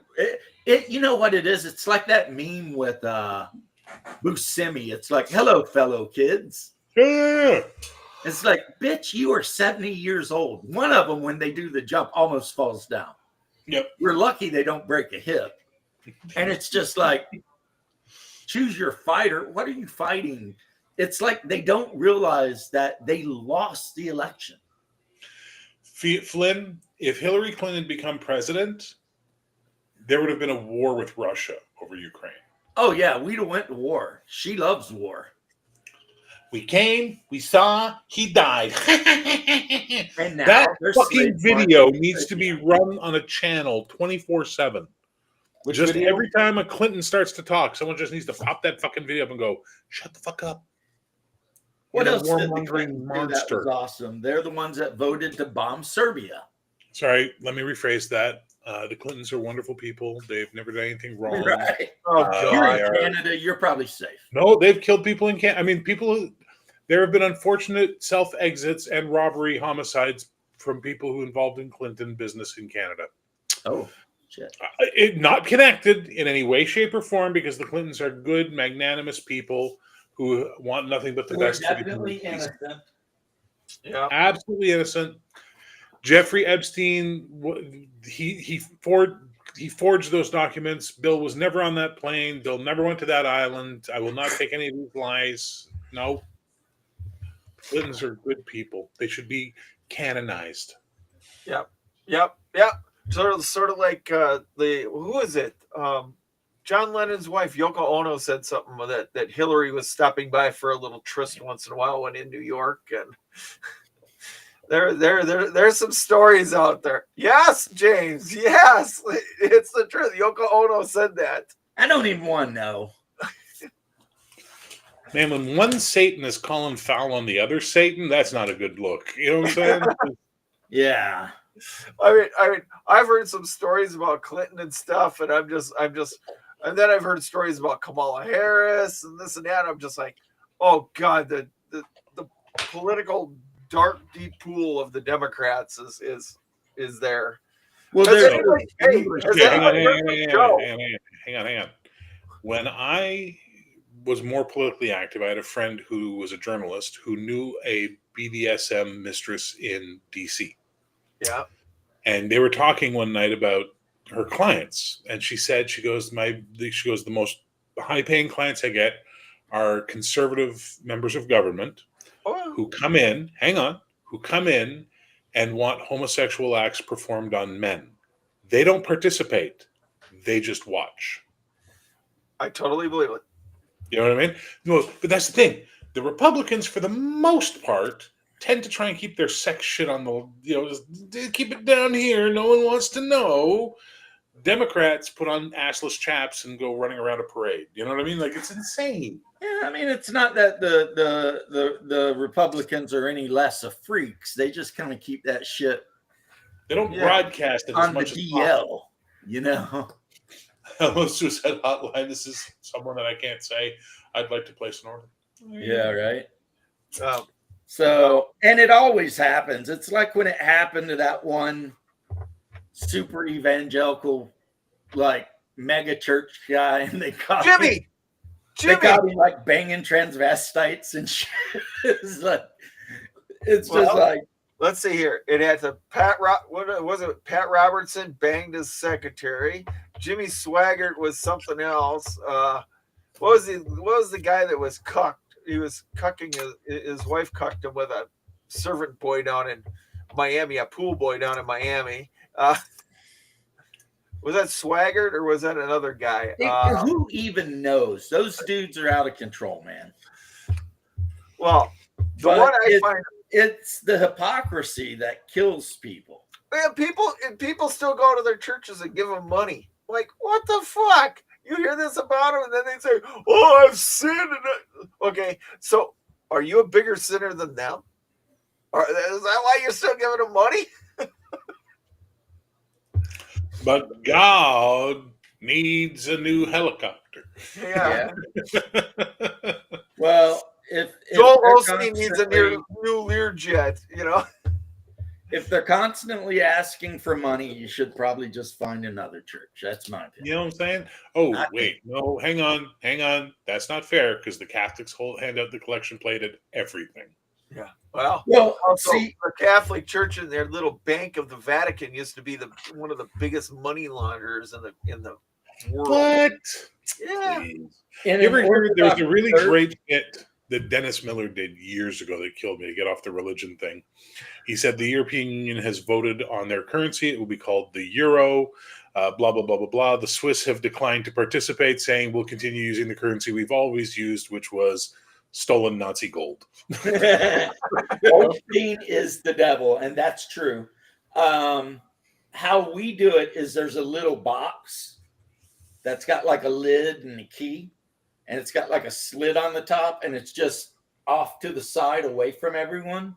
And if you want to put something in it, you can. And if you don't, you don't. No. And our priests literally brag that they spend every dime that they get given by the end of that month. Because at the end of the month, there should be no money left over. all that money should be spent helping the poor and blah, blah, blah, because they're not in the business of making money. No. So, that's just how we do it. I'm not saying And then every that- person is, I'm not saying every church is, I'm not saying they're all perfect, but that's the idea. So do you remember when Holstein is the the guy. Vatican had to settle a bunch of those child struggle cuddle cases about 10, 15 years ago? Yep. Well, they remain, even afterwards, the largest landowner in Quebec, right? Really? Oh, yeah. But they sold off a bunch of prime real estate right around that time that are now shopping malls and entertainment plazas and condo developments. But boy, there was a fire sale going on in Montreal right around that time. It was crazy. Well, it's a crazy idea. And again, sorry that we made it a little religious, but if somebody breaks a rule like that, you don't hide it. You kick them out of the church and defrock them. God. And turn them over to the authorities. My, Why do my, I say that? Because that's what the Orthodox Church does. my grandmother went to a church in Ocala, and this is 80s and 90s. They had an Irish priest there that got in a little bit of trouble over in Ireland, and he was sent over to Florida, and they found a perfect place for him. And the old folks, the Irish priest went to the old folks Catholic Church in Ocala. Where he can keep out of trouble, and there wasn't too many young ones around. And it's because they talk about you have to forgive, but an argument against this is in order for God to be good, there has to be justice. And that means if somebody did something bad, they have to be punished. Otherwise, there's no justice. And if there's no justice, then God is not good. I didn't see the reasoning why they sent that Irish priest there, because you know what? He was drunk more than he was sober. Dude, You know for what I the mean? longest time, they were shuffling. They were freaking shuffling those people around. It's embarrassing, really. Unfortunately, it becomes a condemnation on the whole church, and it shouldn't be.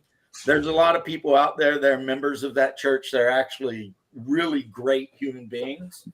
But if you as a church get a thing saying, hey, Father Francisco's touching little kids, you don't send him to another church.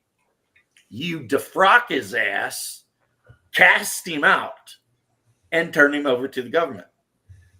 Because they have to be punished. Otherwise, it's just not just. What does castigate mean? Castigate, in the original sense, would be you would whip somebody's ass with like a knotted whip or something to castigate. Interesting. Yeah, isn't a castigation isn't it require a specific type of cleansing? You have to have a certain type of tool for that. Yeah. Okay. But it was a punishment, but also you would be banished too. So not only did you get your ass whipped, but you got kicked out of your community. Which way back in the day was as good as a death sentence, you know what I mean? Can you imagine living in like 1600s Canada and being cast out of your village? Yeah. And everyone around you knowing you're a scumbag, so no one's going to help you? Chances are you're going to die. That's just the way it is, because I believe that's why people went westward. let priests have wives. Yeah, that has to do with the church owning so much land in the medieval period. So once upon a time, Catholic priests did marry and had kids, and they were very good Christians. They went forth, they were fruitful, and they multiplied. And Rome went, oh, shit, this is costing us a lot of money. All right, no more kids, no more marrying. See, that's the If problem. you wanted to live your life celibate, if that's a choice you make, more power to you, I guess. But to be forced into it seems kind of. Well, that's why. Never mind. I'm going to shut. We'll move on from this topic because I have thoughts that I'm not going to share. Come on. I want to Doesn't hear. bother me. Guess whose priests get married and have big, huge families? Yeah, I'm Anglican, or I was Anglican. Same Mine. day. Of course, Father Nectarius, aka Avon, and his wife and his like half dozen plus kids. And also he don't get paid by the church. He drives truck over the road. I'm not saying preachers' daughters are hot and fun, but I can tell you where my first encounter came from. I'm gonna play the fifth on this one with Bear on this. I don't think Bear pled the fifth. He just kind of threw some juicy tidbits. I get to. I'm American. He's not. I get to plead the fifth about priests' daughters or ministers' daughters. I'm pleading the fifth daughters. all the way. Hey, it's like that song back in the day. The only boy who could ever reach me was the son of a preacher man. Right? Wow. You remember that woman. What was her name? Dusty Springfield or something like that? That was her name. Man, she had like so many hits. Didn't she die recently, like in the last couple of years? I think so. I don't know, but if you look up the hits Dusty Springfield had, it is insane. That woman was like dropping freaking bangers, just boom, boom, boom, or she had great songwriters, but Dusty Springfield died in '99. Oh, really? Really? okay. But she did all those old, and she had that kind of sultry voice. She was cool. Some other reason I I was don't thinking- remember if she did the Billy Joel saw something at the Chattahoochee Bridge or some shit like that. Billy Joel McAllister jumped off the Tallahatchie Bridge. Right. And the way the song is going, it's like a slice of life. Is like the mom's talking, the dad's like, well, he never had a lick of sense. Pass the biscuits, please. Bobby Gentry did it originally, and other versions were done by, you want to see if it was her? Bob Dylan did a parody. Sinead O'Connor did it, Wow. but no, she did not. I didn't Dusty see any Springfield. kids. Dusty didn't have any kids. She was lesbian. Well, I Good for her. mean, okay. More power to her. Whatever. Let her turn your crank. I honestly wish she had chosen another way, but that's not up to me to decide. Yeah. Yeah. Agreed. Well, So, To each their own. right. I don't give a fuck. Within limits, to each their own, within limits. Yeah. Because you might run into somebody whose own is being a map, and I have no tolerance. Get the hell factor ready. Get There's Chippy ready. limits here. This, Yeah, we got the idea of 18-year-old. just everyone can do whatever they want at any time to be happy. No, because some people are bad, and they need to be reined in. Good Lord. The Dusty in Memphis, that album she did in 68, 69. Uh-oh. She had Jerry Wexler, Tom Dowd, and R.F. Martin, the backup vocal band of Sweet Inspirations, and the instrumental band Memphis Boys. You got Reggie Young and Tommy Cogbill as the stringmen, and her voice should be at the forefront rather than needs the ethereal bullshit. So they never let her have a rhythm track. They just let it fly. Just go. And that's if you guys have got that album or if you've listened to it before, I'm sure many of you have. That's probably one of the defining works that you'd ever know about Dusty Springfield. Fuck. I know I dated this really super feminist chick, and she loved Dusty Springfield, which meant I listened to a lot of Dusty Springfield for a while.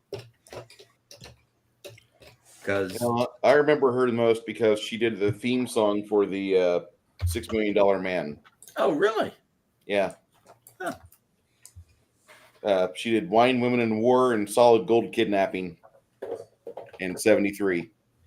Hey, I think it was Waylon Jennings that did the theme song for Dukes of Hazzard. Yes, it was. Yes, it was. Yeah, just some good old boys. Which that Hazard County is in Georgia. That's not Hazard County, Kentucky. Because they would die if they drove around Hazard, Kentucky like that. We're gonna take this brand new Dodge with half-ass suspension and try to ramp it. Yeah, we're gonna run down these roads that are barely bigger than single lane roads with like drop offs on one side, 200 Last feet time into the somebody went holler. down these roads. Yeah, no, that's not a good idea. Is all I'm saying. You know, so that how it's kind of flat where they filmed Dukes of Hazzard, but with the red mud, that's Georgia. That's not Appalachia at all, because they'd be a bunch of dead old boys. Oh, okay. First off, you're saying that's Georgia, not Appalachia. I'm looking at the map right now. Where's those mountains run through? Appalachia runs from North Georgia all the way up to the Maritimes in Canada. Actually, it goes higher than the Maritimes. It goes up to the Gaspé, where I'm from, and then goes underwater and then reemerges in Newfoundland. And the only state that is 100% in Appalachia is West Virginia. Mountain Mama. Yes. West Virginia is 100% within the bounds of the Appalachians. However, where Dukes of Hazzard was in Georgia is definitely not northeast Georgia where the Appalachians start. Because even there, it's hilly and mountainous. And yeah, you wouldn't be speeding your Dodge all over the place down those narrow mountain roads. That'd not be a good thing for you, really. But still a great show. I used to watch that show. It used to be in syndication, so I watched it like every day. Apparently, they went in and photoshopped the flag off the top of the car, but you can still watch the show. The fact They that left the you 01 want on. to break people's faces. They left the 01 on, but they got rid of the flag. What's kind of awesome, and I seen this at a car show in Old Town where they do cars. There's a guy that had the General Grant, and it was the exact same year and model of car, but it was like a darker blue, and it had the 0 whatever on it and the American flag, but from 1864. So it was, different. And I thought, damn, that's kind of badass, That makes me want to get a car like that and make like the General Bragg, number 3, and paint it a different color, maybe like a gray with, a different Confederate flag, because we, the South had like 100. So, you could do anything. I mean, shit. See, that's the kind of shit I like. You know what I mean? Like when I seen the General Grant, nothing in my heart hurt or was mad or I thought, damn, that is a beautiful car named after a general that was very important in our history. No hate here. But like I said in Double D Stream when they were talking about Chelsea and her 5e game, there's no hate in my heart for anybody who puts out a game. I don't care what it is. If she made $1 billion, congratulations, I many hope she does Too many people want to drink that haterade. Kelsey Dion. Yeah, too many people Got it. drink the haterade, man. Mind your own business. Don't worry what other people are doing. Don't be envious. Just do the best you can.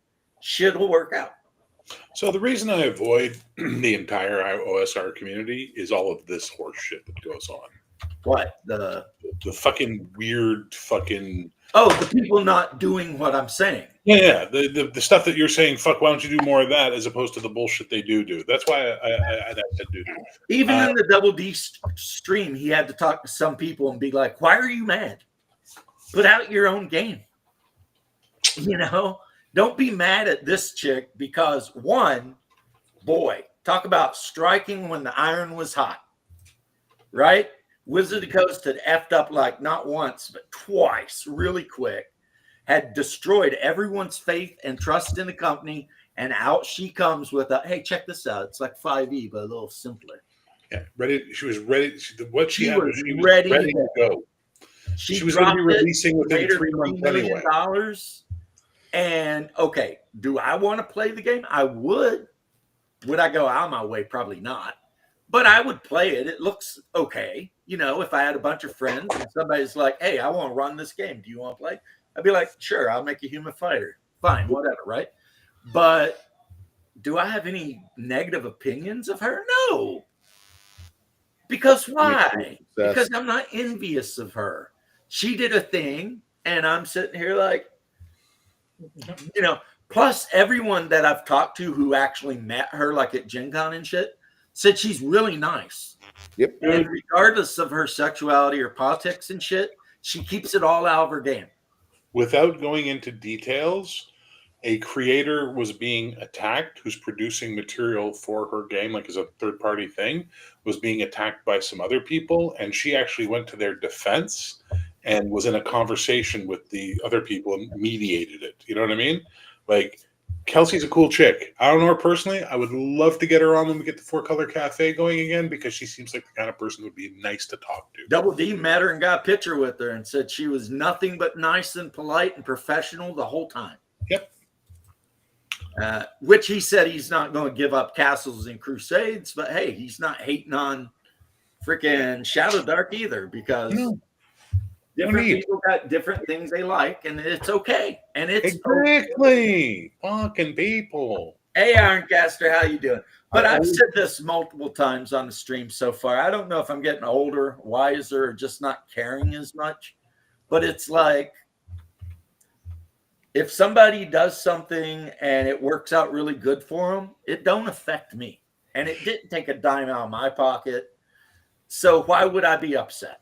You know, it's at this point in time I just reach out to my Hebrew friends and say the words that they use at that time, which is Mazel Tov. Mazel Tov. You know, good luck for Mazel you, Tov. right? Good for you. You know, well done. Well Congratulations. Done. Why well, people got to be fucking up their own asses? A mensch, but a mensch. Yeah, she's a she mensch. did all right. There's only one group of one people. Of the proudest days of my life is when my pops called me a mensch. There you go. I came back from the army and stuff, and he took me aside and he said, I want you to know this, son. You're a mensch. And I was just like, and my heart grew 3 sizes bigger. 3 sizes, and you immediately had to be taken to the ER. Like, you know, like the freaking Grinch. You never see that thing where they go, it was years ago, way back in the early days of YouTube. Someone had that up, which was, you know, and his heart grew 3 sizes that day. And then the next was a shot of an ambulance. And he was immediately rushed to the hospital because he was that's the problem with steroids is some guys, it makes their heart grow too big. Yeah. And then they die because, you know, because it just turns out all this stuff in your body is designed to be the way it is. You start jacking around with it, it's a domino effect. I've seen that in real time. You know, as soon as one bad thing happens, if you don't handle it, it'll just domino until you die. Bruce was going to say something. What were you going to say, Bruce? There's only like one group of people out there that, if they're in the quote unquote the role playing community, then I'm going to say shit about them. And that's typically because they've already thrown down some inane statement on Twitter or Blue Sky saying that we don't want any conservative Christian males, straight, cis, white dude, whatever, people in our patriarchy garbage. If you play our game, do it in secret, like the Coyote and Crow guys. Like, those are the only ones that I want to take up on the helicopter when I get it. See, I do a different thing. Okay, Trench Crusade, it turns out a lot of the people involved with the game, not all of them, but a lot of them are very, very not at the same point as I am politically, right? So I tell them, I'm going to play the game, and I'm going to play it my way with my friends. And if I don't like the lore you write for the game, I'll write my own freaking lore. And you guys can all fuck off because it's my game now. Yeah. And some people didn't like that, but it is the way it is. You know what I mean? And I even asked one of the creators, I was like, you made a game where you literally play the forces of heaven fighting the literal forces of hell, and you thought Christians and conservatives wouldn't love that game? I was like, who are you making the game for? Satanists?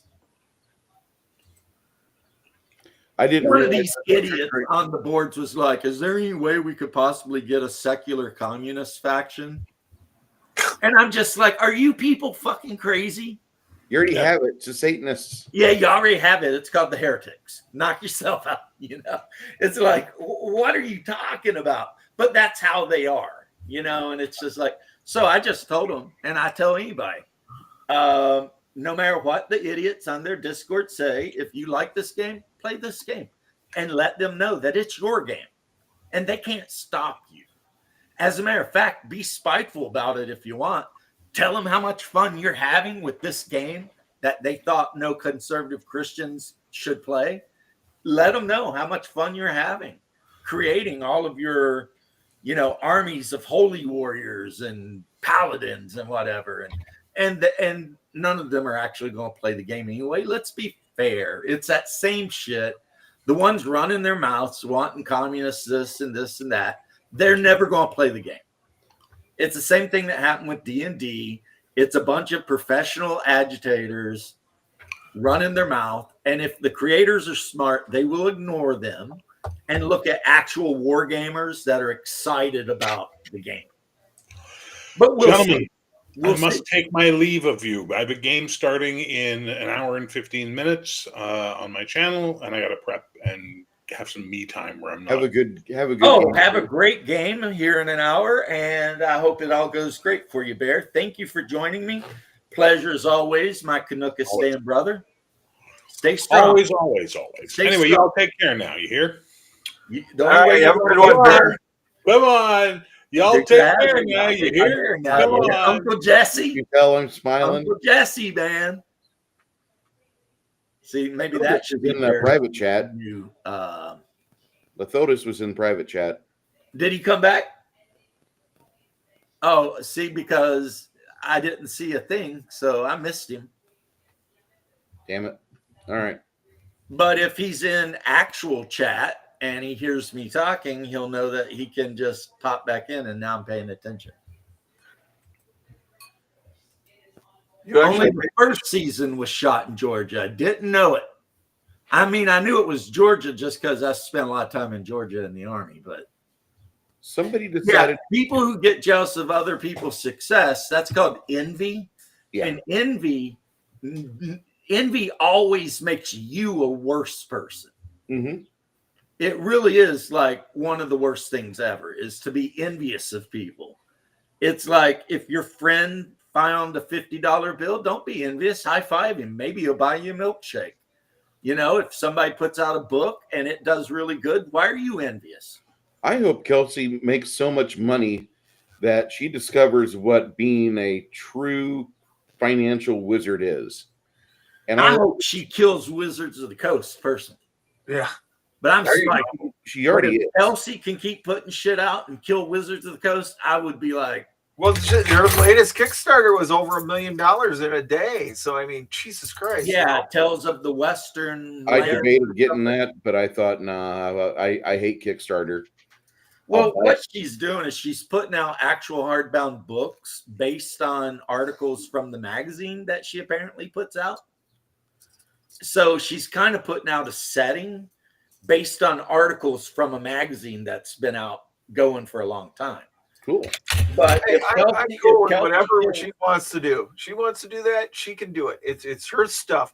I mean, Luke Gygax is doing it with his, Castle Gygax and his dad's stuff. So I mean, I don't blame him, If Kelsey puts Wizards of the Coast out of business, I would laugh.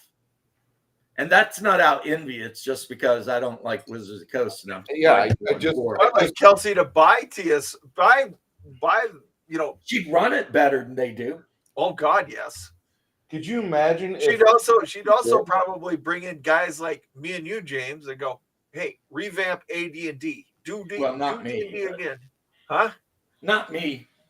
Well, she would before she would even do that, she would have a synopsis and she would discuss things with fans of the old lore, and she'd be like, can we bring back Spelljammer? Can we bring back Dark Sun? Can we talk about Ravenloft?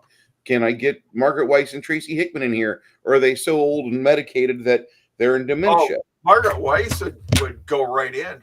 Margaret Yeah, they're Weiss- doing great, but Wizard of the Coast screwed them over on Yeah. some Dragonlance Yeah, stuff. she's not Wizard of the Coast though. Yeah, I think they had to go to court over that, if I remember correctly. Yeah, and there was an out of court settlement.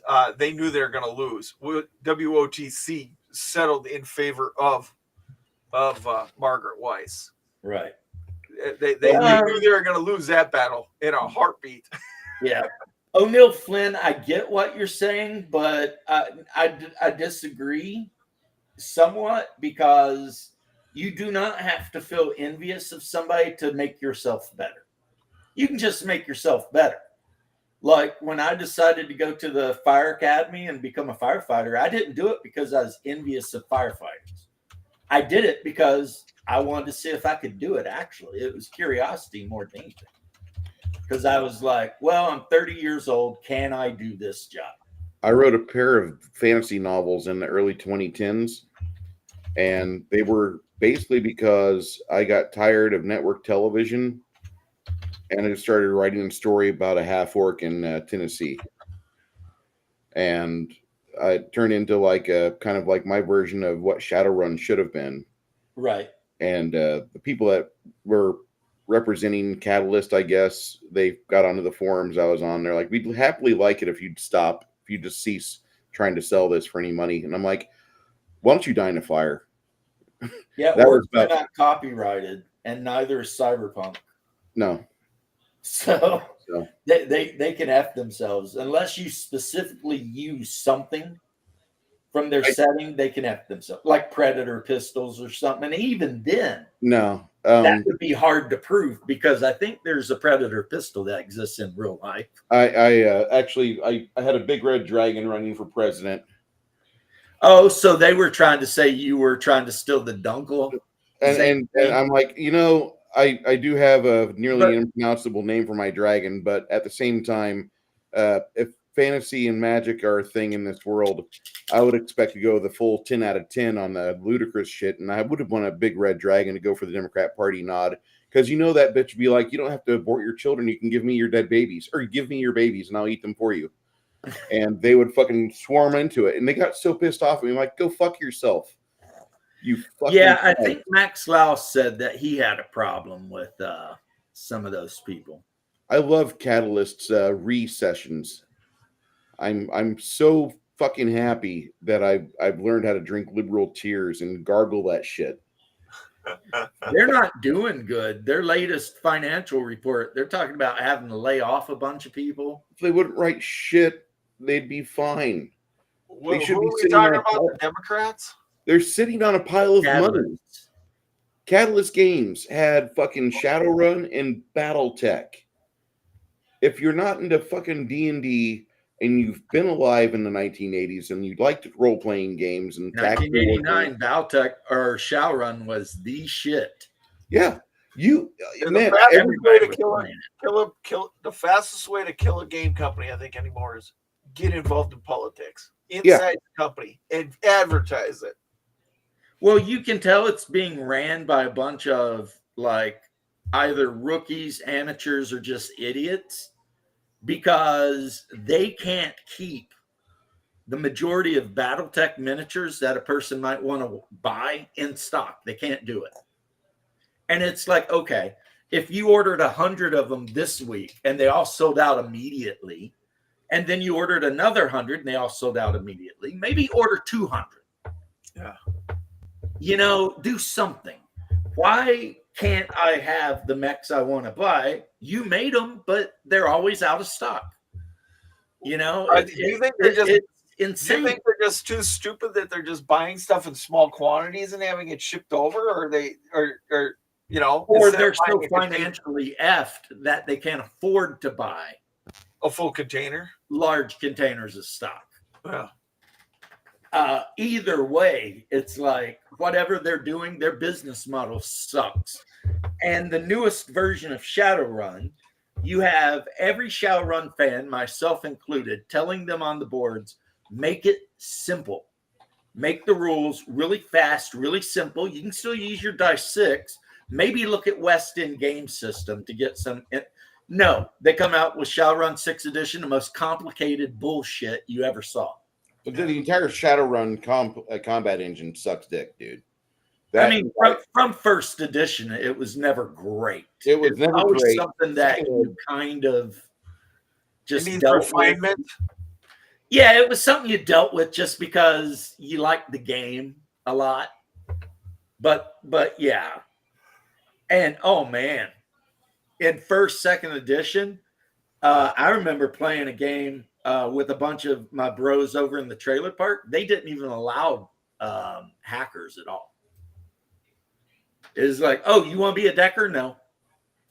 Because in those early editions of Shadowrun, net running was like its own adventure. It would be like if one person, if you were playing D&D, and then one person said they wanted to do something, so then you ran them through a dungeon. It'd be exactly like that because the nodes were literally laid out like dungeon rooms. And the rest of the group would just be sitting there with their thumbs in their ass or out on the porch smoking or something. It was like, but then combat was like, roll your dice 6, try to get the number, but then your opponent rolls a shit ton of dice 6s to try and, you know, knock your number down. And it's like, why does it got to be like that? And then you've got West End Games, which says roll 7 dice and beat 20 with them. Like you roll your die, you add them together. If you beat the number, you did the thing. You know, see, I need to be in charge of Shadowrun. Because the D6 engine from West End Games is open source now. Yep. I would take Shadowrun, I would get some good writers, and I would say, look, we're going back to 2070 or 2052. We're going to start this whole thing, convert all of this shit to run off of this engine. And if you got to make some stuff different, we'll talk about it. But this is what I want. And then you would have a Shadowrun where people would be like, oh my God, if you ever liked Star Wars D6, this is your jam, man. And everybody loves Star Wars D6. Let's be honest. I mean, you know, they killed themselves trying to import extremely expensive Italian shoes. But outside of that, I mean, Star Wars D6 is like the easiest game to play because it's like you just add up your die pool. The DM tells you the number, you roll your dice, you add them together. And if it's higher than the die pool, you succeeded. And then if you have a blaster or something, it does 3 dice 6 plus whatever damage. You roll your damage, and your opponent gets to roll dice for their armor to deduct from your damage. And then whatever's left over becomes wounds. I mean, easy peasy lemon squeezy. You know what I'm saying? It couldn't be easier if you tried. That was the beauty of West End Games Star Wars. It was so easy, and everyone loved it. And as a result, though, Bruce, I do have the 3 D6 books they put out recently. Really? Fantasy, sci-fi, and modern. I don't know if it was West End Games, but somebody put it out, and it's the D6 engine from Star Wars, except there's a fantasy book, a sci-fi book, and a modern heroes book. And unless you use all of the advantages and disadvantages, it's super easy to make a character. Just like in Star Wars, you pick your little archetype and you adjust it a little bit, and then you play the game. All right, gentlemen, I'm going to blow this popsicle stand. I'll see you guys later. I'll catch you later, you freaking reprobate. Hey, I want to see you at Dave Con. I want to see you at Dave Con. Minnesotan reprobate. Yeah, well, I want to see your Florida ugly country ass in Minnesota. You need to be careful, or I'll call President Trump and tell him to give Minnesota to Canada. Instead of taking over Canada, we'll just give Minnesota to them. Yeah, well, I'd be in Florida before they got it done. Dude, could you imagine all the fucking obesity that Canadians would have from all the? And then they could call you Gay Ontario. Yeah. All right, my friend. Talk to you later. Talk to you later. Wifey, have you already done the pizzas? Wife? She's half deaf, but she might be out back too with the dog. She made us some homemade pizzas using this like keto-friendly naan bread. And so it's like onion flavored naan bread. One page rules absolutely rock Ironcaster when me and my nephew play Warhammer because he recently bought a bunch of Tau robots for some stupid reason. We just use one page rules because 10th edition Warhammer 40K is garbage.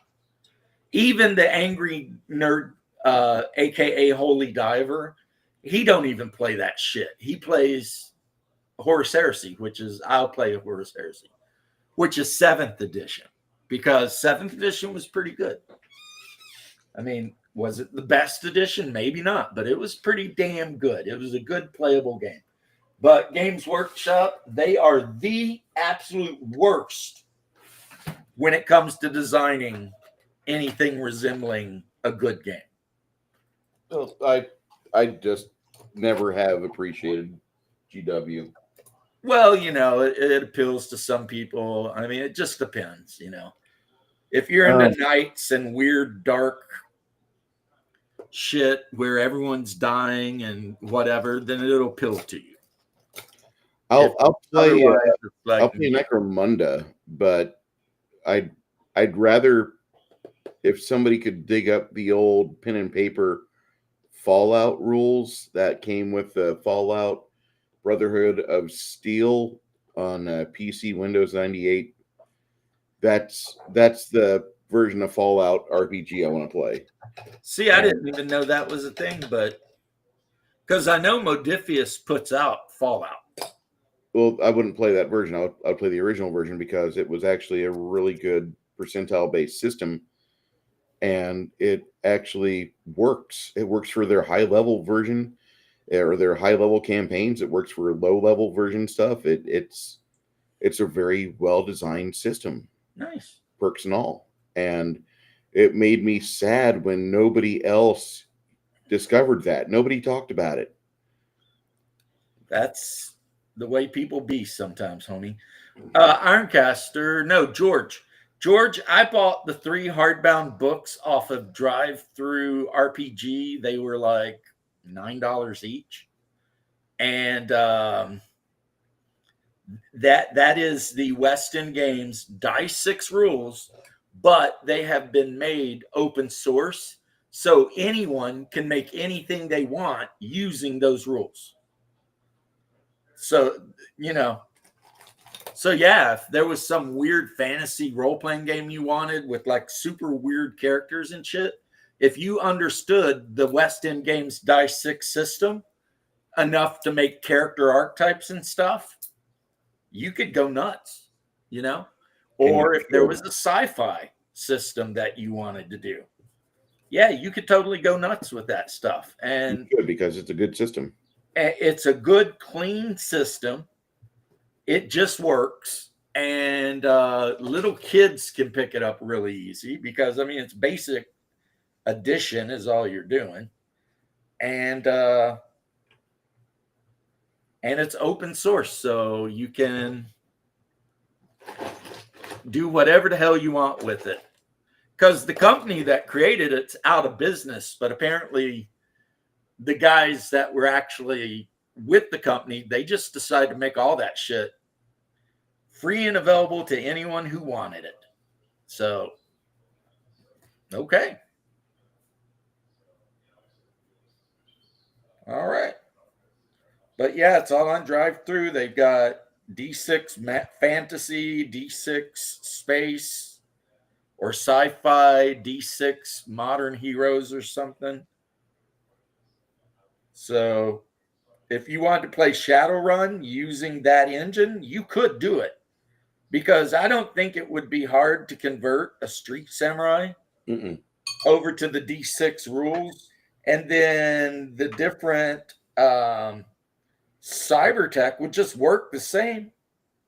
You know, it would just allow you to get bonus die to initiative or whatever.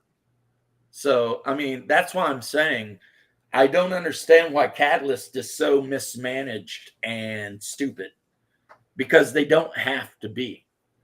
They could actually be smart, but, you know, they get Battletech, one of the biggest franchises in gaming history, mismanage the shit out of it, and then alienate half of the fan base. Like BattleTech was right there, and it could have literally been the number 2 RPG with its Mech Warrior add-on and the number 1 tactical game in the 80s, because everybody knew BattleTech, everybody liked big stompy robots, everybody loved fucking getting to roll just a couple D6 in your hand, up to a few D6 in your hand for the combats. The combats were fast. Mm-hmm. You had this really quick resolution to it, and it didn't really seem to bog down unless you had 13 people at a table. But with this being stated, BattleTech came in during the wave that Robotech was making, thanks to Harvest Gold, because Harvest Gold was, or Harper Gold, Harper Gold or Harvest Gold, one of those two had the rights to BattleTech. Yeah, it's Harmony Gold. And they came over here, and there was some ideas exchanged, and even there was like a glad handshake where they're like, yeah, go ahead and, like, you know, check out our designs and such. Somehow the Jenner ends up in Robotech, or in BattleTech, and the Jenner was originally a Robotech bot, wasn't it? I don't remember, but I know it was named after the athlete. Yes. And so there's a trade of ideas, kind of like a spillover here and there. And Robotech isn't being embraced by America, but BattleTech sure the fuck is. And FASA fumbled it. FASA fumbled a lot. Some people. Well, Harmony Gold kept suing them, and in the end, it turned out that Harmony Gold didn't have the rights to any of the stuff they were suing BattleTech for. FASA. No. But FASA spent so much money trying to defend themselves from Harmony Gold that drove them out of. That's what drove them out of business. Drove them out of business. The Palooza. And it made me so sad that, you know, you could have been this amazing company with this great set of licenses, or at least 2 big licenses that should have turned into a money printer. You could have been the one.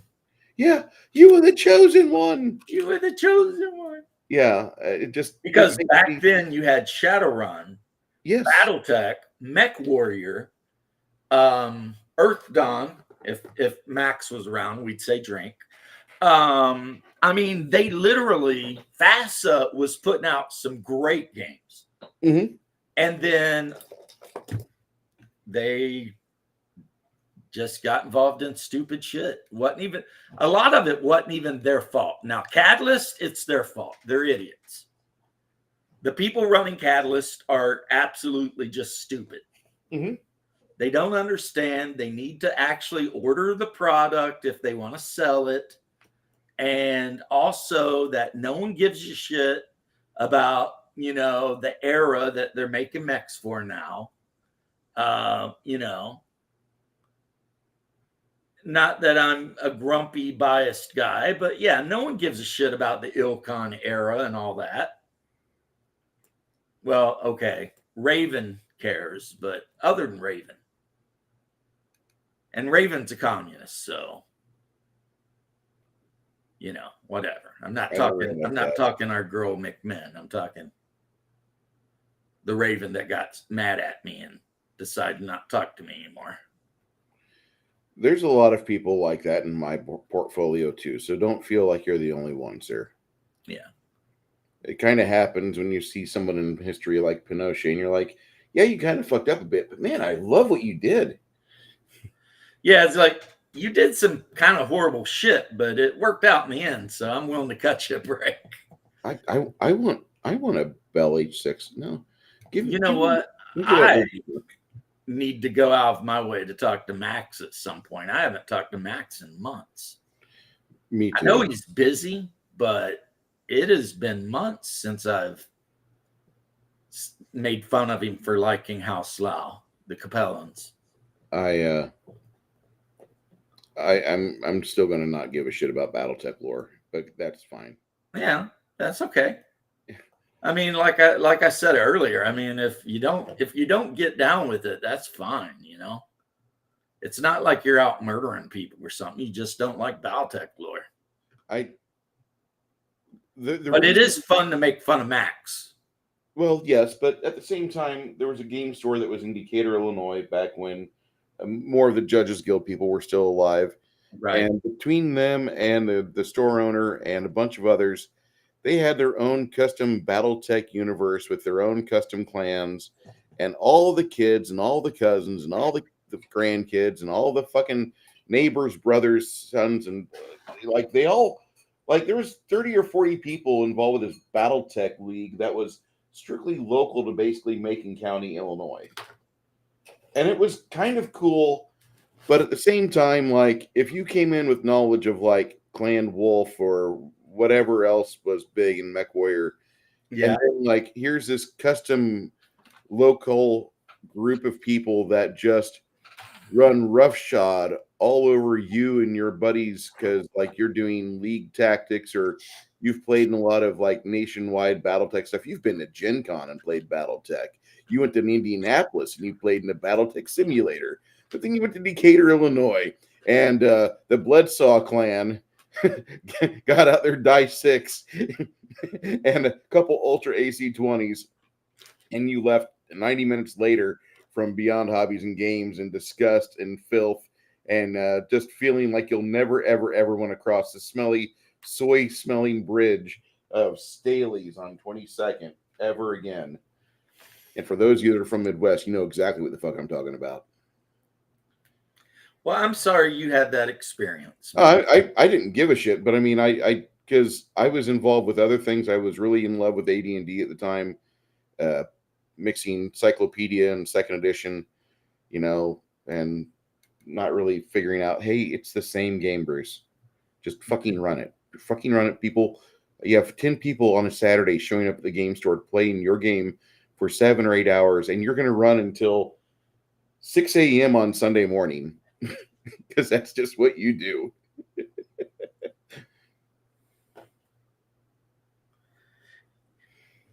Because the party's still rocking and these bitches ain't going home till 6 in the morning. Yeah. Anyway, yeah, man. That's just kind of how it was. And nowadays I get upset when my players tussle up. I love my friend Kai. I love him to bits. I know who Kai is. But he rants sometimes, and I watch and he goes off on weird tangents and rants about shit. Yeah. And it's like, what are you mad about? I'm not sure what you're mad about, but okay, I'll listen. He's using his words, but it's not coming out the way I think he originally had this concept in his head. Could be worse. He's not Condor. Yeah, that's true. I love Kai, but sometimes I want to like run my custom game till like 10, 11, 12. Now, granted, after 11 o'clock, Janet's useless. Her allergy meds have worn out. Her face is puffy as shit, like she's been boxing all night. It's just not a good thing. Right. I mean, if you've ever played with Janet, you know this. If you've talked with her, like you can tell at like 8 p.m. there's something wrong. At 9 o'clock, you can tell like Jones is acting strangely, which that's an old reference to the Tyranids in fucking 40K because that was one of the special events. Like all of a sudden, one of the Imperial Guard or Space Marines that you were fighting had gotten infected with a fucking Zergling or an egg of the fucking Tyranid thingies. And he was about to explode here soon. But Janet, at about 8 p.m. every night, if she's not planning on doing anything else, she just resigns to the fact that her allergies have beaten her and she has to take her drowsy meds and try to breathe at night. But if she's staying up with us till whenever, because we don't know when we're stopping the game, Janet's there and her face is puffy and she's chucking allergy meds in her mouth like they're fucking peanut M&Ms. And peanut M&Ms are the best M&Ms. They are the original trail mix. I don't care what the fucking health nuts say. Yeah. They are the best M&Ms. I agree. Although I don't think I've really had a bad M&M. Well, just the plain M&Ms, that's just like a Hershey bar kind of in a different form. Yeah. It's not really special. It's just, chocolate, which is good. I mean, don't get me wrong. Everybody loves chocolate, but Don't buy peanut Janet. M&Ms, yeah, they've always been the king. Don't buy Janet. Sorry, chocolate. I didn't mean to, You're good. But yeah, Janet's awesome. Everybody loves Janet. And that's the one thing about her I've tried to explain to her, because like she has these battles with her inner bully, and I'm like, I wish I kind of knew what your past was a little more. I've just known you for about 5 or 6 years maybe, but we're friends. Like you're a friend of mine. My wife adores you. You're good, Janet.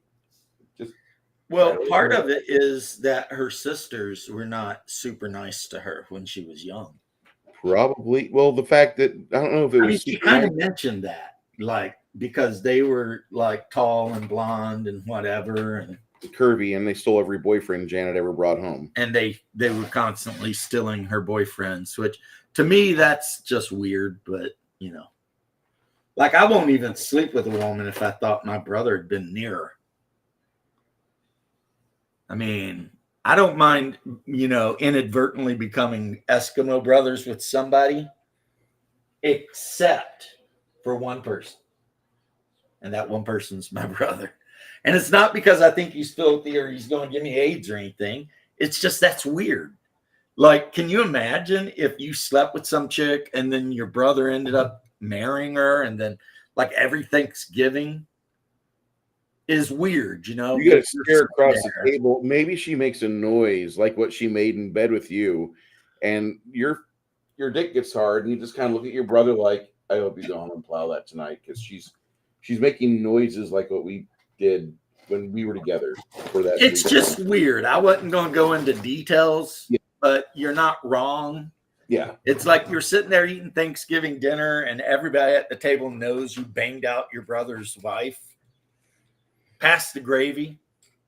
It's like there's just no way to get around it, So that has always been my rule. Now, I had a buddy I gamed with sometimes, and I stole all his girlfriends. But not while they were dating. They'd always dump him because he's an idiot, and then they'd end up with me. There was a guy I knew that he Because liked. I'm not an idiot. So we used to say he was like the fisherman of women, because he would go out and meet women and bring them around, and then within a week they'd be with one of the other guys, and he'd be in the dust, and it was just because him personally, I guess, something about him personally caused every girl he ever dated to leave him for one of his friends. Well, I mean, he's good with groups, I guess. I don't know, man. But yeah, Kai's okay, but finish your story. You love him to death, but There's just some times where I've got more ideas I want to run with on this game because I've got the inspiration going on. right. He understands. He's like, if you feel like that, go ahead and run till the end of that scene or till the steam runs out, then stop it, and we'll get back together. If I'm really tired, I'm not going to be where the fuck anyway. I'm going to fall asleep on camera, so I will be not showing up for that stream that we do. Okay. I'm like, okay, that's fair. Yeah. But like, there's some nights, where I want to run to like 10 o'clock, and like, because I've got things going on in my head, and I could pull these levers here and make the party do these things. And that's my own custom game system. So I really enjoy running that. I really enjoy the fucking flexibility of like just the fucking spell system. Right. Okay, James, you're playing a wizard. You've got a 20 intelligence. Your 20 intelligence is your first level base mana. And after first level, it's your base mana times your level. Now, if your intelligence goes up to 21 or 22, okay, well, it's going to be 21 or 22 times your level for your spell points. And spell points, I use a 10 level casting system. Your cantrips are now first level and they cost 1 point. Second level spells cost 4 points. Third level spells cost 9 points. All I'm doing is squaring a number. And it's pretty simple. In the game I wrote, it was a mana system too, but it was you got a number of mana points equal to your intelligence bonus plus your level. And then casting spells was you had to learn the spell, and it was a skill. So you could learn a spell but not spend any points on the skill. And every time you went to cast a spell, screw it up. Or you could decide you really like this spell and dump all of your skill points that you earned into it so that you were very, very proficient with that. And then the level of the spell was how much mana it cost. And there was no level cap. So like you could be a beginning wizard with 4 mana and cast a level 4 spell. But then you would be out of mana for basically the rest of the day. So, No worse than a first level caster in fucking AD&D. right. You only get 1 spell. You get your that 1 sleep spell, and that's it. You're done. Right. So if you wanted to blow your whole wad on some 4th level spell that you somehow learned, because who knows, maybe you went to somebody and was like, teach me that spell. And they said, okay. And now you got that spell and you think you're a badass. You cast a spell and now you're done. Because it's like, well, I mean, that's all you got. I'll Yeah. see you tomorrow. I'm throwing darts the rest of the day. Well, here's the thing. I didn't have any weapon restrictions on any class in my game, but in order to use any weapon, you had to have skill in it. So if you were a mage and you spent all of your skill on magic, but you didn't spend any skill on any weapons, you could fight with a sword, but you would be at like a huge penalty. But you could be playing a mage character and throw a couple points in the sword. And now, you know, you don't have that penalty, and who knows, you might actually hit something. I mean, stranger things have happened, you know. So it was basically, yeah, it's just a skill-based system. You could even argue, if I were to show it to you, that it wasn't even a class-based system, because your starting skills and everything like that was determined by your race and your background. Your background. So if your background was assassin, then you would start with stealth, backstab, dagger, poison, you know, and also +1 to your dex. What's up, Litholdus? Litholdus. 3 wizards jump out from a bush. First one casts sleep. I'll tell you what, when I was running DCC, the group was getting their asses whipped by beastmen, and the guy playing the wizard cast sleep, and he rolled like a nat 20. Yeah, I was making a reference to this one guy who told a story about how he was like running what was it called? It was one of those tournament things, but it was for beginners. Yeah. He like saw this like thing where 3 wizards were supposed to pop out and cast magic missile on this party that was like super overpowered because they chose like all this crazy stuff. This was AD&D also. Right. They were like two or three clerics of this like moon goddess and stuff. Well, in my game, because he rolled a nat 20, DCC, the higher you roll, the better the spell is. And with his intelligence and level bonus, it meant that he could only pick one of his options was pick 1 target, but the target falls asleep and no save. And he cast it on the Beastman Chief, who was the only one up fighting. And he was the only one up fighting with 2 hit points. And Hungar's dwarf character got cut in half. like literally into two pieces. For him, he basically went, well, that's weird. Why would they even attack? There's no chance of them even killing one person. Yeah, with And then, magic so he went, missile. I'm gonna I mean, at low level, I mean, it's cool to ping somebody, but So instead, he decided to give them a chance, like a small chance of them actually thinking they could succeed by changing out their spells. Like one got magic missile, or not magic missile. It was like sleep, that's the one. enfeeblement, and charm person. Like So basically, charm person's not bad, but if you got 3 wizards jumping out on a relatively low level party and they all drop sleep, that could be a TPK right there. Right there.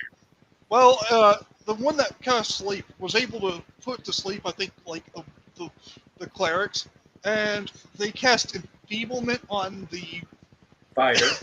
barbarian who was carrying, the fighter who was carrying all their stuff. So now he's encumbered as hell. Yes, and then the last one, charm person on the paladin who didn't like the rogue. Now it's just charmed into attacking the rogue. Or no, it was on the rogue attacking the paladin, and the paladin's like, well, now he's not in his right mind, obviously, so I'm not going to directly attack him. Oh, I'd have killed him. At least try to kill him. I'd have been like, oh, you attacked me? You're done. I'm sorry. But yeah, he basically that was like a near TPK, and everybody seemed to like it. But the person who was running it was like, "Oh no, you can't do that. No." Here's the thing. Players like games where there are actual stakes involved. Yeah, This is one of the reasons that more recent versions of 5e have not done great. Now, original 5e, when it was just the 3 books, you could play a good game of D&D with that. You really could. decent game. I've actually had, to be fair, original 5e. I've actually had a character die. Yeah, you could play a good game with that. Like No, if you Super. were like It's not me and super you told the likely. players they weren't allowed to have any of the optional stuff, so no feats, no skills or whatever. I They definitely just got didn't to choose play the their best character class. classes. Subclass. Uh, I didn't pick the best subclass though. That was my biggest regret on my first character. But the problem is that every time they released a new book after the first 3 books, the game kind of slipped further away from kind of where people wanted it to be. And eventually it was just like people were like, I'm just not interested in this anymore, Tasha's was really the breaking point for a lot of people. When Tasha's come out, a lot of people were like, yeah, I'm done. They turned D&D into Pokemon. Yeah. Everybody's running around with the pets. If I wanted to play Pokemon, I think I'd just use Bessel for that. Right. They have things for that. So they got no one to blame.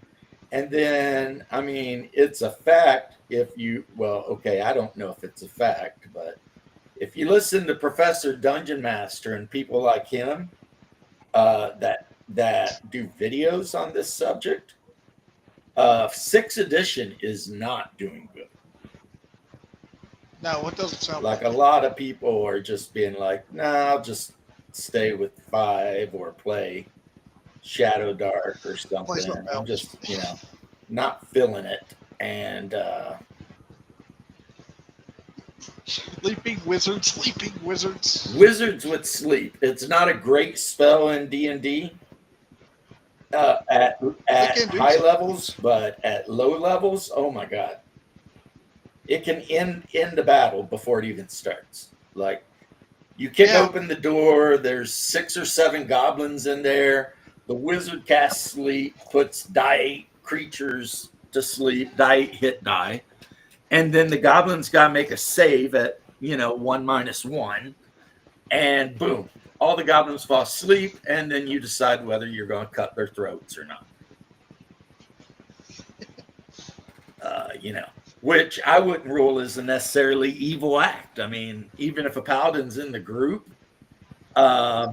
It Yeah, would that be more doesn't seem evil like to it. allow these completely evil creatures to survive than it would be to just kill them.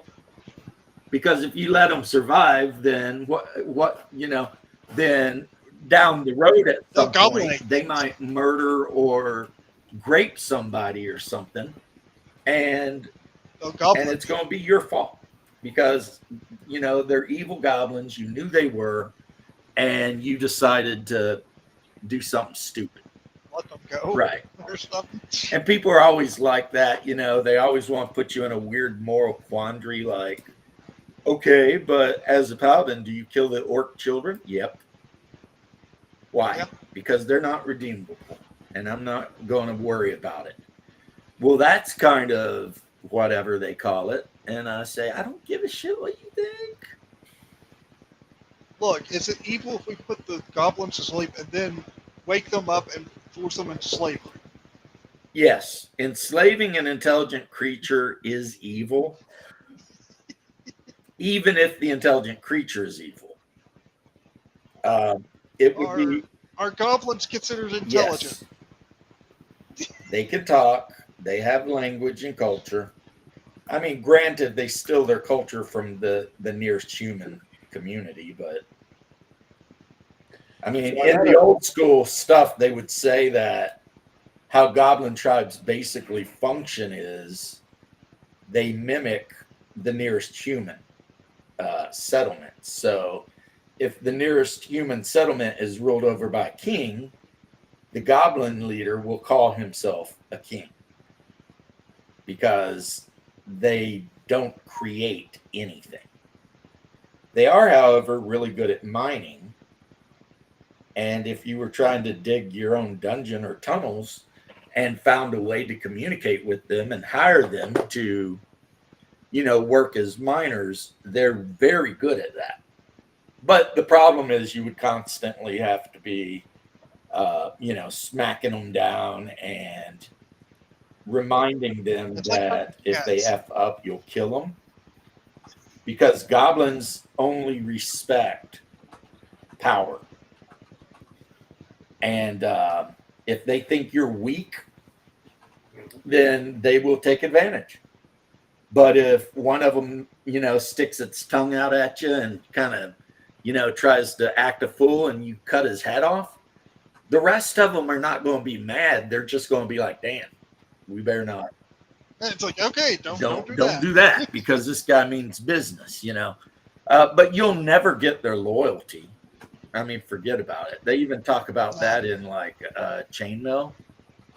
Yeah, you're never going to get the goblins to be loyal to your cause. It's just not happening because they're goblins. And I do understand the people who argue against that. And it's because they are neo-Marxists. They could give a shit about the goblins. They just want to take advantage of a weakness that they see in the game, that they perceive to be in the game, to push their bullshit. And unfortunately, they succeeded with the whole orcs are no longer in the monster manual. They're all Castilian Spanish guys hanging out in, near Cordoba with their falcons and whatever, Because a lot of people were like, so the orcs are all Mexicans now. It's like, those aren't Mexicans. Look at those. Yeah. Those are Spaniards. They're not wearing sombreros. They are wearing the Spanish hat that the Spanish cowboys wore. You know who I mean? Vaqueros. They are Spaniards. They're Europeans now. The orc.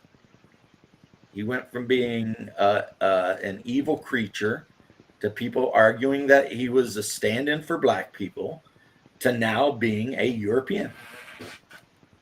Whereas me, culturally, I always imagine my orcs culturally to be basically like the ancient Germanic or Celtic tribes, just kind of roaming about, murdering shit, not really thinking about life, not really building anything outside of maybe tents and stuff to protect them from the weather. Just But you know, just a Germanic barbarian tribe. yeah. I mean, I never imagined them as anything other than random barbarians. But this is the world we live in, Leth. And goblins, to me, have always just been random little orcs that Wait, sometimes now the that orcs the- will beat now the that- shit out of and forced to serve them. Now that the orcs are European, are they going to become evil again? Oh, yeah, right. Make them white, and then yes, They are. yes, They there's are your- in the picture. Some of those orcs are as white as I am. Yeah, they're not. They don't seem so. They're green not anymore. like. Well, I mean, in original AD&D, orcs, Or pink had if a you want to go pink, with the big thing. but sometimes a slight greenish tinge. Yeah. But that was before World of Warcraft came out, and everyone playing D&D decided orcs were all World of Warcraft orcs. I don't know. is Sometimes I can see them looking a lot like Ganon. If you remember how Ganon looked, Ganon seems orcish. yeah. Yeah, you know, a big pig face thing. But even though some people argue the pig face was a misunderstanding, because what Gary actually wrote was porcine, but he didn't literally mean pig face.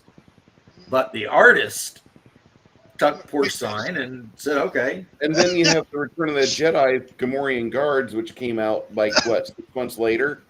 You know those fuckers were playing D&D in the background. Yeah. Oh, you know, Lucasfilm must have, because Return of the Jedi came out years after D&D. Yeah. And those Gamorrean guards were straight up just old school D&D orcs. That's it. Yeah. I mean, they even look identical to the D&D orcs in the D&D cartoon. Mm-hmm. You know, dun, dun, dun, which I always thought was cool, honestly. When I saw it, I was like, damn, that's kind of cool, you know? I mean, all right. But then again, like I said, why would I care, you know? I was watching it and I was thinking, God, this movie sucks compared to the first two. And that's pretty much it. I hate everything about Return of the Jedi. There's some things I like Luke Skywalker being brave enough to literally go up there to save his dad. That's a good, wholesome story. Yeah. But the Ewoks are absolute scumbags. And it's like they had no place in the movie. Plus, they're cannibals. Like all the clothes that the rebel guys were given by the Ewoks, where do they think those Ewoks got those clothes? From the people they killed, Nate. Did they think that? Because, yeah, they definitely didn't run down to the Walmart. Even though Ewoks do kind of come across like people of Walmart. Look, it's is like- it cannibalism if Ewoks aren't, humanoid? Cannibalism, and they worship frickin' the stupidest robot ever. Yeah. It's like, okay, screw these Ewoks. Somebody did a cartoon, an animation, and instead of an ATST, it's an Imperial Sentinel from Warhammer 40K. And it's like stomping through the forest, and the log trap goes off, and it just hits the side and goes plink. And the Sentinel, the Sentinel just kind of spins around, and the Ewoks are there, and you just see the las cannons. Because it's like, did you really just hit my armored vehicle with a log? Get out of here. Like, can you imagine if instead of Imperial Stormtroopers from Star Wars, it was like a drop pod full of Space Marines hit Endor? And those Ewoks are like, let's go fight them. Get out of here. You know, Space Marines would exterminate everything on that planet. in a week, and wouldn't even. It'd be like you just see some Space Marine punt an Ewok like half a mile. Blah, get Yeah. out of here. Also, Space Marines almost never miss with that bolt gun, which fires a like 40 millimeter proximity charge rocket, self-propelled round, and they carry on them at any given time like 200 rounds. They don't miss because the weapon is hardwired into their helmet. So anywhere they point the weapon, they see the reticle in their helmet and the HUD. So it's like, that's why in Warhammer 40K, people are like, Space Marines can basically beat anybody. And it's like, I'm not being a Warhammer fanboy. I'm telling you, if you read the technology that goes into a Space Marine, you're going to be like, and it's not magic. The thing about Warhammer 40K is it's hard science. The reason people think it's not hard science is because they're hearing the people on the inside of the setting talk about the technology, right? So, and I've said this before. So when you hear a guy talk about having to rub the engine down with the holy unguents and say, the 32 different holy words of the God of the machine, and then turn the key, and then, blah, it's like, yeah, it sounds like, that's space fantasy, except it's not. Because you missed the part where check check the holy fluids and make sure that Check the engine it's light. literally like a 2404 that you had to do on your vehicle every day, a maintenance thing, except they made it religious. So instead of just saying check track tension, it's like say the holy words of Saint Malchius, and then make sure the tracks are tight, and open the engine compartment, and wave the sensor of the holy incense over the engine, and then pull the thing out and see how the lubricant thing is. You get what I'm saying? Yeah.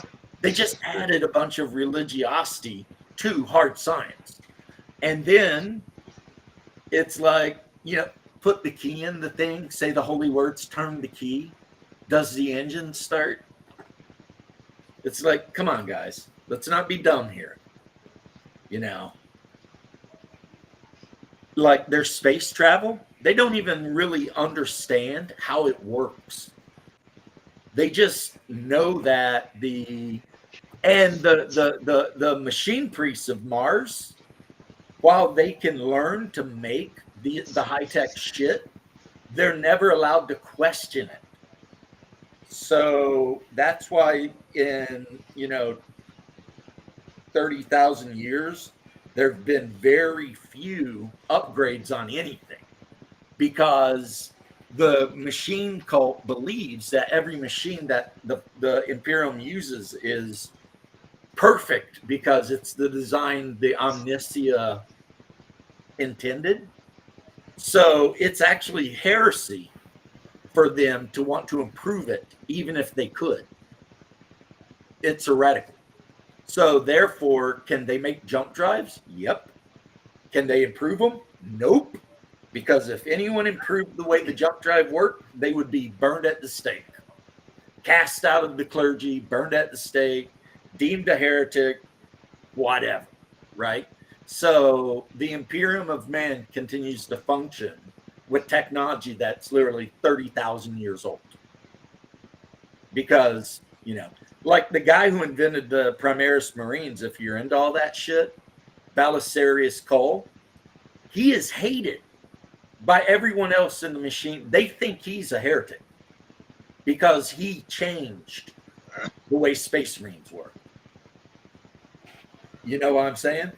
And he made some new vehicles. And so for the hardliners, they want him dead.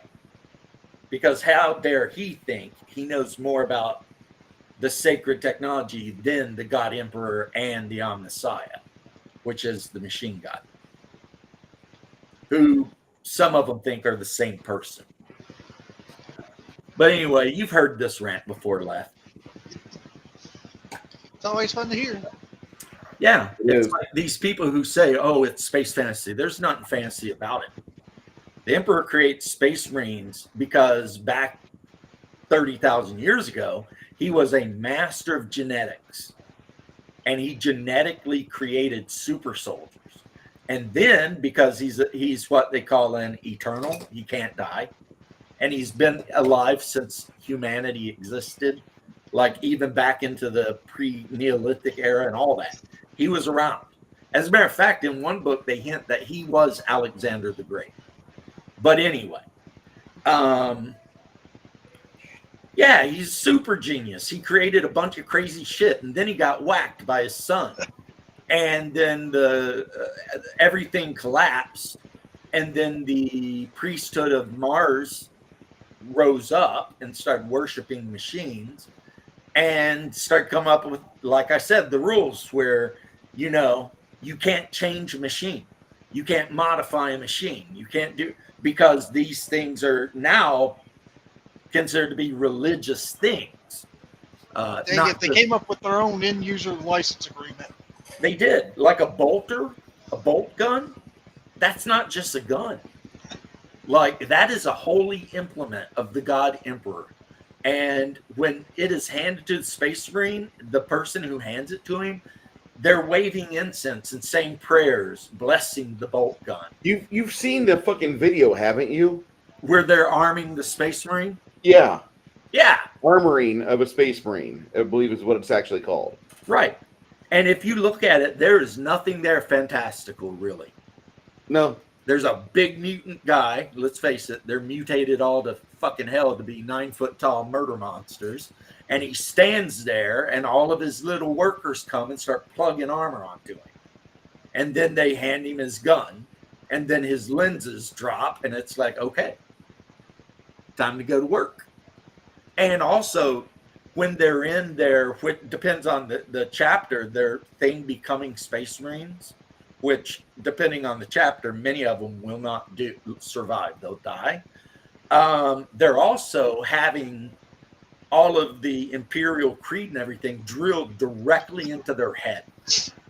Like, by way of like 1984 or Brave New World kind of shit. So when they come out of the machine, whoever they were is gone. That's why the Blood Angel chapter master, Dante was not his birth name. Before he became a Space Marine, he wasn't Dante. His name was like Carius. But by the time he went through all the shit and actually survived and become a Space Marine, he was Dante.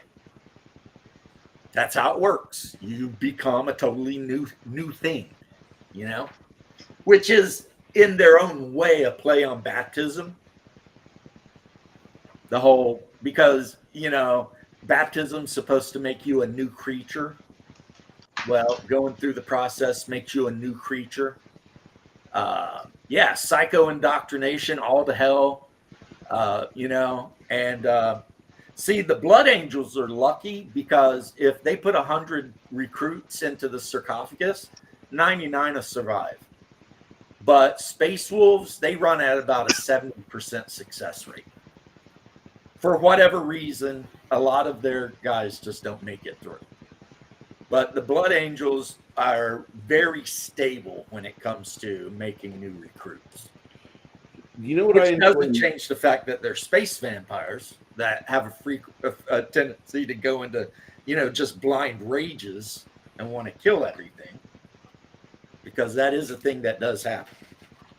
You know what I enjoy more than 40K is Mutant Chronicles. Oh, Mutant Chronicles was really cool. As I used to call it, the Swedish version of 40K. Yeah. Because that's kind of what it is. It's like a bunch of Swedish guys saw 40K and they're like, we can do this better. We could do this better, Hans. Let's go. And they did a great job. I used to play the Warzone. Used to be my jam. And of course I played Capital because that's the kind of guy I am. Capital was good, but I preferred Bauhaus because they had better weapons. Well, of course they did. They're German. Phil German, yeah. We are the Germans, yeah. We've got the best gear. But yeah, but if you play Capital, you could play like the Rambo type of Rangers, the whatever jungle fighters, and the Rangers. They literally Mhm. one of the groups was called Rangers. Yes. The Capital Rangers. You had the guys that were all red that were like from Mars, the Banshees or whatever they were called. And Look, you I know. just want my guys with shotguns. you had your standard Capital Troopers, but you know me, I was just like America, fuck yeah. Lethodis, what'd you say, sir? Motherfucking day, yeah. I just want guys with shotguns. I want to run in, shoot people in the face with Well, I mean, you shotguns. can do that. Is there a way to do The that? thing to bear in mind, though, is in this game, half the people you're fighting are dead. Yeah. Because the Dark Apostles, who were awakened on the 9th planet, when we open the book, some of them have the ability to reanimate the Dead soldiers. dead soldiers on the battlefield. So you could be on a battlefield, like in the trenches, fighting just hordes of your former companions. A lot of times that's what it turned into. And then, of course, that's not counting the more powerful things they can send at you, like, you know, demons. But I think that they were kind of like a weird take on the Four Horsemen, They are. because you had the one that was wrathful and the one that spread all the diseases. And their armies would be different depending on which particular, but they were kind of cool. I had a friend that played the baddies, and we had a lot of fun playing that game. As a matter of fact, that is the longest before recently that I had ever quit playing Warhammer. Was when that game came out. I put my Warhammer stuff aside for a minute, and I built myself a little force of Capital Troopers, and he had his force of, I don't even remember. Dark Apostle. Yeah, Dark Apostle guys, and dude, we would throw down. The Dark Cemetery. It was good times, man. Very good times. Good times. Everybody needs a good time. Could you bolster Lethodis's volume whenever he talks? I gotta crank my damn. Yeah, I can do that. Is he coming in quiet? Is this better? Much. Yeah, he just Sorry. had his freaking mic hanging around his neck. You know how people do that. I remember that when I played MMOs and you're trying to do a raid or do some PvP or something, and somebody's got their mic sitting on the desk or hanging, and it's like, dude, put your mic on. Because, you know, you just get to where you know what they're doing because you played with them for so long. So it's like, everybody knows what you're doing. Yeah, I just had to move my mic a little bit and it'll work better. My wife, the freaking combat medic, because she played a druid in Dark Age of Camelot, and she would literally risk life and limb to heal or res anyone in our group. And sometimes it worked out, and sometimes she ran out there and got too far away from the group and got ganked. But one thing I learned after a minute is don't tell the healer how to play the healer. The other thing I learned is if the raid goes successfully, the warrior that led the raid will get all of the praise. If the raid fails for any reason, everyone will blame the healer. Unfairly, too. I've played healers before. But Don't it's true, playing though, healers. right? I'm more of a tank person. Oh, yeah. Yeah. And when I realized that in Dark Age of Camelot, I got a lot nicer to my wife because I realized, like, she's doing the absolute best she can. Just sometimes you're fighting a raid beast or something, and you know it's going to be the way it's going to be. You know. And sometimes you'll have some people people who are smart enough to get out of the pit of death and destruction. No, I didn't really play WoW, so I don't got to worry about all that bullshit. Yeah, in some games, Just put a circle down to warn you. You either figured it out or died. That was kind of how that shit that's worked. fair. I'm just saying, in the games that do have it, people do tend to love to sit in the middle of that and then complain when they're not getting healed. Yeah, we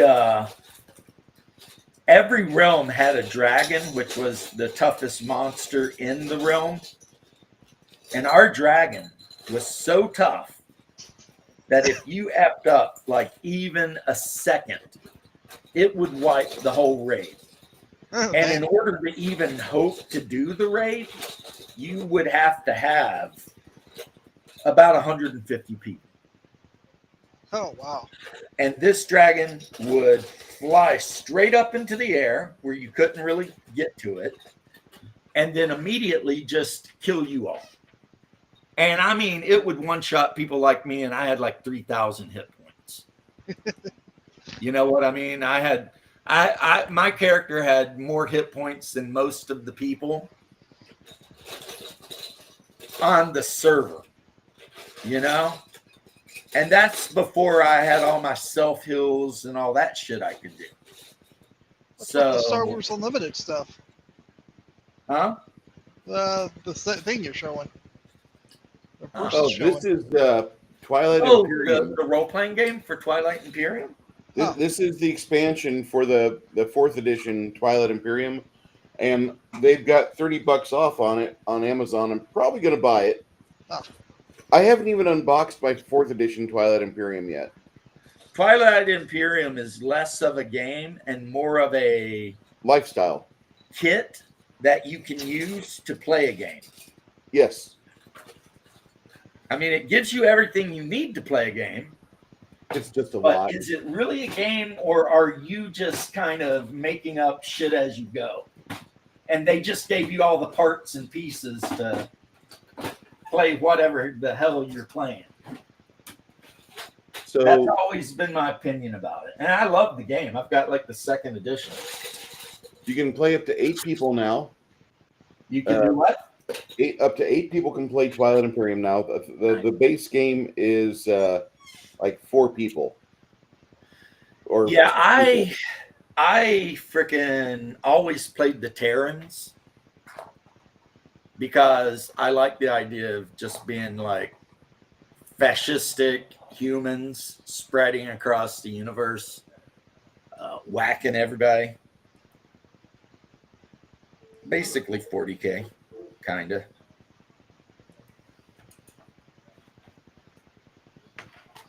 One of these days I want to actually unbox it and play it. I mean, the Lion people are really cool. They get all kinds of bonuses for The Zen? and being merchants and stuff. Are they Zen or Zinti, the Larry Niven cat people? Yeah, the Lion Cat people. Yeah. They're like merchants. Yeah. Except for the Warrior Cast, which they're fucking death dealers. Yeah. They travel about in their like gigantic ships.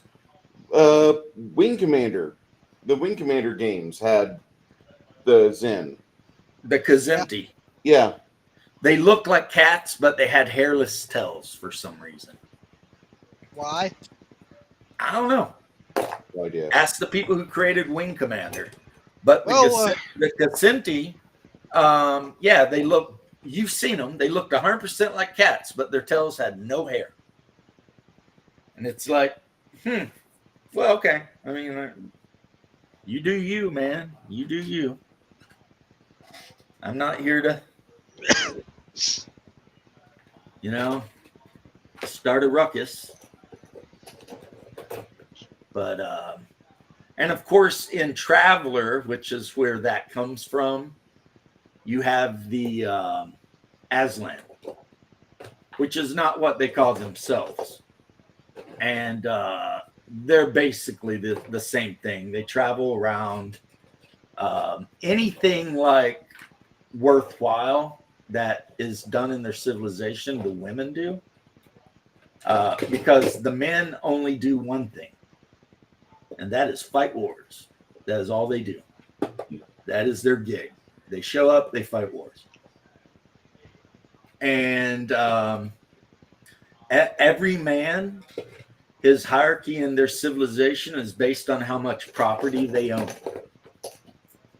So if you live on a world where all the property has been taken up and you can't get any, really your only choice is to leave that world and try to go to another world to get property. But then, of course, that's what they call the settler fleets.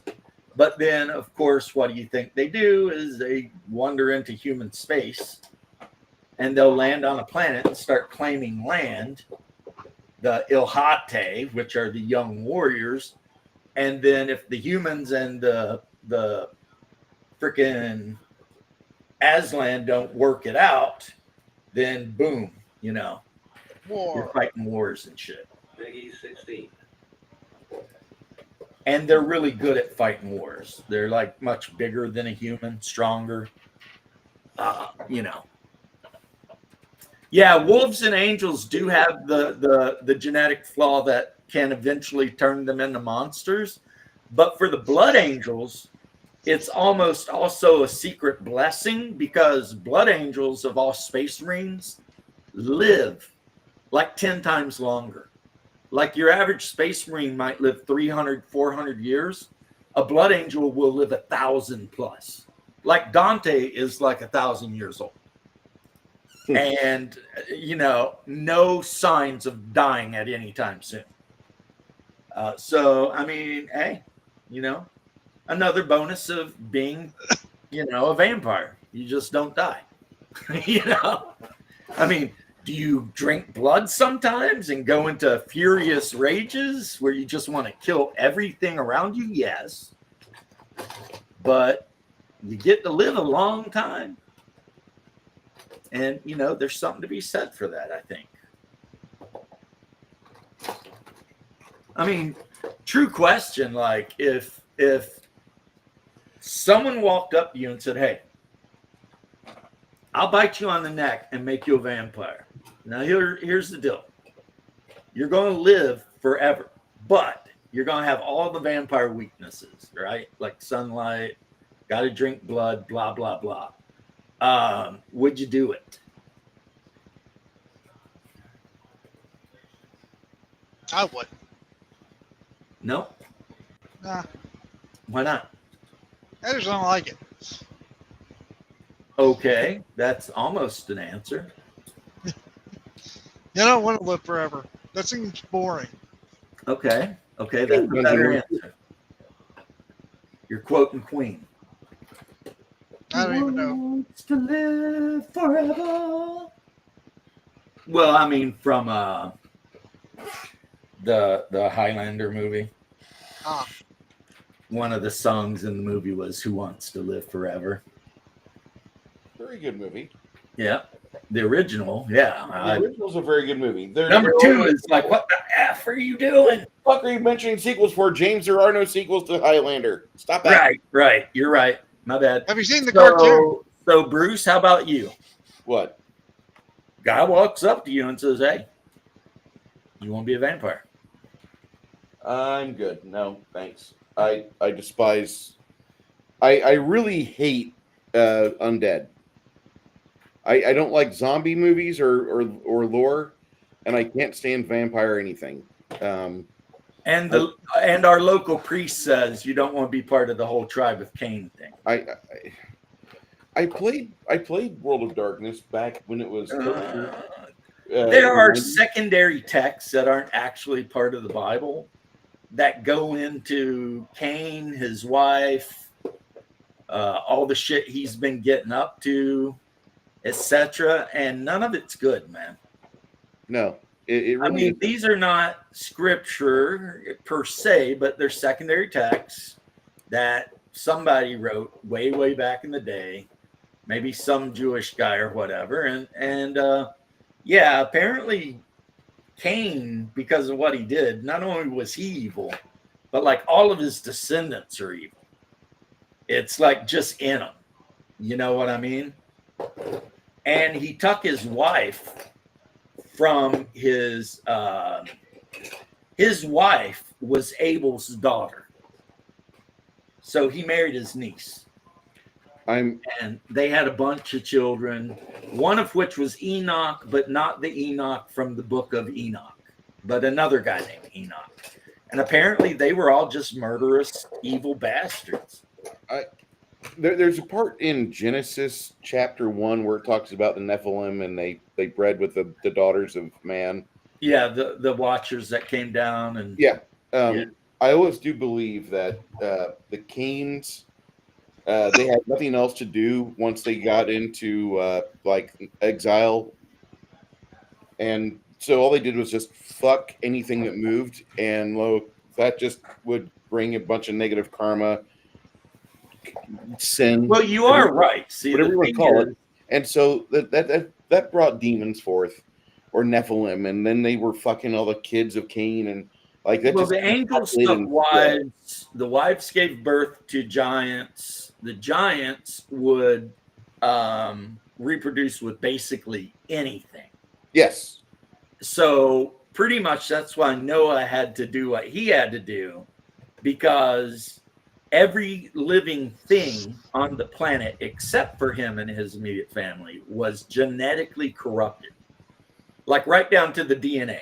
I'm not against this. And what? No, this is hey, so this is why the flood had to happen. It wasn't like anyone that got killed by the flood was innocent. They were all corrupted. Yeah, I get And the Bible even says they all just did evil shit every day and could only do evil shit. that's what corruption does. Right. And It- a lot of the things we think of as monsters, like sirens and mermaids and shit like that, that's part of all that. Probably existed. Could have. I mean, there were monsters in the land at that time. I've seen what happens in Dearborn when brother and sister just do nothing but have sex all the time. Okay, they have potato children, and That is a very common thing in certain cultures. yes, it is. It's very And popular. they always want to blame Kentucky. They always do, because the Kentucky virgin is easier to say in public than a Muslim virgin girl or Muslima virgin. You can't say that in public. You get fucking ran out of fucking halls and shit. You can't do that on stage. So Right. So they always talk about how inbred people in Kentucky are. Yeah. Meanwhile, statistically, the most inbred people on the planet are from Pakistan. Muslims. Yep. I'm not. But that's I have no because shame for about their understanding plans and that. stuff. They have to. They want to marry within the family to protect the family wealth. So there's a guy who does rap, and he's an Arabic guy, and he did a song about getting married, and he was like, let's talk about the things we share. And when he looked at the list, it said grandparents. I have to find the actor or the singer by the song. Give me a moment. Go ahead, Lithotis. I can see you're speaking there. I'm not saying anything. No. I might have picked up something else. Uh-oh. But you were talking about a song. Yeah. What are you talking about? I'm my own grandpa. Yeah, I'm my own. Yeah, except how that happened was an odd series of marriages. Yes, I know. So that wasn't like he wasn't actually related. But he was kind of related. It was weird. It was just, Let's just it was say a that. funny song. It was. So if you ever are bored, Yeah. there is a Jewish guy, Israeli American. He's a rapper, radio personality, comedian. He parodies a lot of shit. His name's Rucka Ali. Oh, Rucka Ali. I know Rucka. Yeah. Okay. I was introduced to him through his song What the Black Says. I was introduced to him by a song about Aristotle. Okay. I can't remember what I first Everything that man touches turns to literally gold. It fits he's Jewish. But I mean, it's just a funny fucking. He's a funny man. Yeah. I wish nothing but the best for him because he's so insanely talented. He's a good wordsmith, and he's lyrically right, and worse yet, his songs sound right. Well, if you listen to the Aristotle one, yeah, it's talk about the philosophers and how they lost all of Aristotle's works, but then like 100+ years ago, they were found again in the hands of a Muslim, and then the Muslim let other people copy the works, and so then because this is back before they started being dicks. Yeah. Like during the height of Baghdad when they were all enlightened and shit. And Joffrey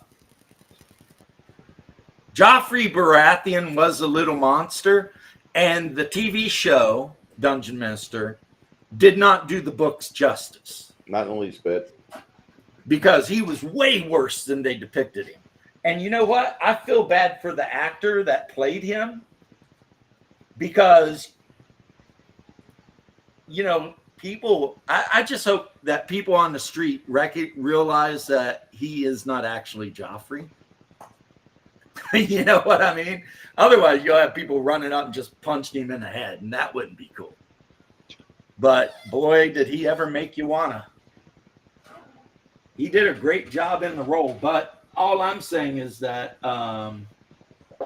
the evil shit he got into was way worse than, but it's that way. It always is that way.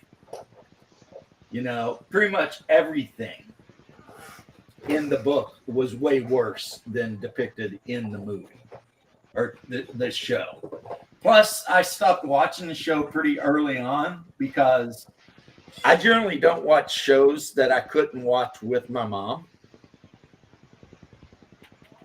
And that was not a show I could ever sit down with my mom and watch. So, and the thing was, when it started out, it was awesome. Like when it shows the Night's Watch guys go out and they find all the corpses set up in a circle, and you know what I mean? And then the corpses open their eyes and they're blue, and the whites get them, and all hell breaks loose. That shit was great. But then they had to become, softcore porn, or maybe even hardcore. I don't know. Right immediately after that, and I was just like, "Yeah, I don't watch The Prawn, man." To quote Father Seraphim Rose, pornography is the iconography of Satan. So you know how we have icons. Mm-hmm. Satan's icon is pornography. And plus scientists say that it does literally make you sick. Like that men who watch too much porn can develop all kinds of weird behavioral issues.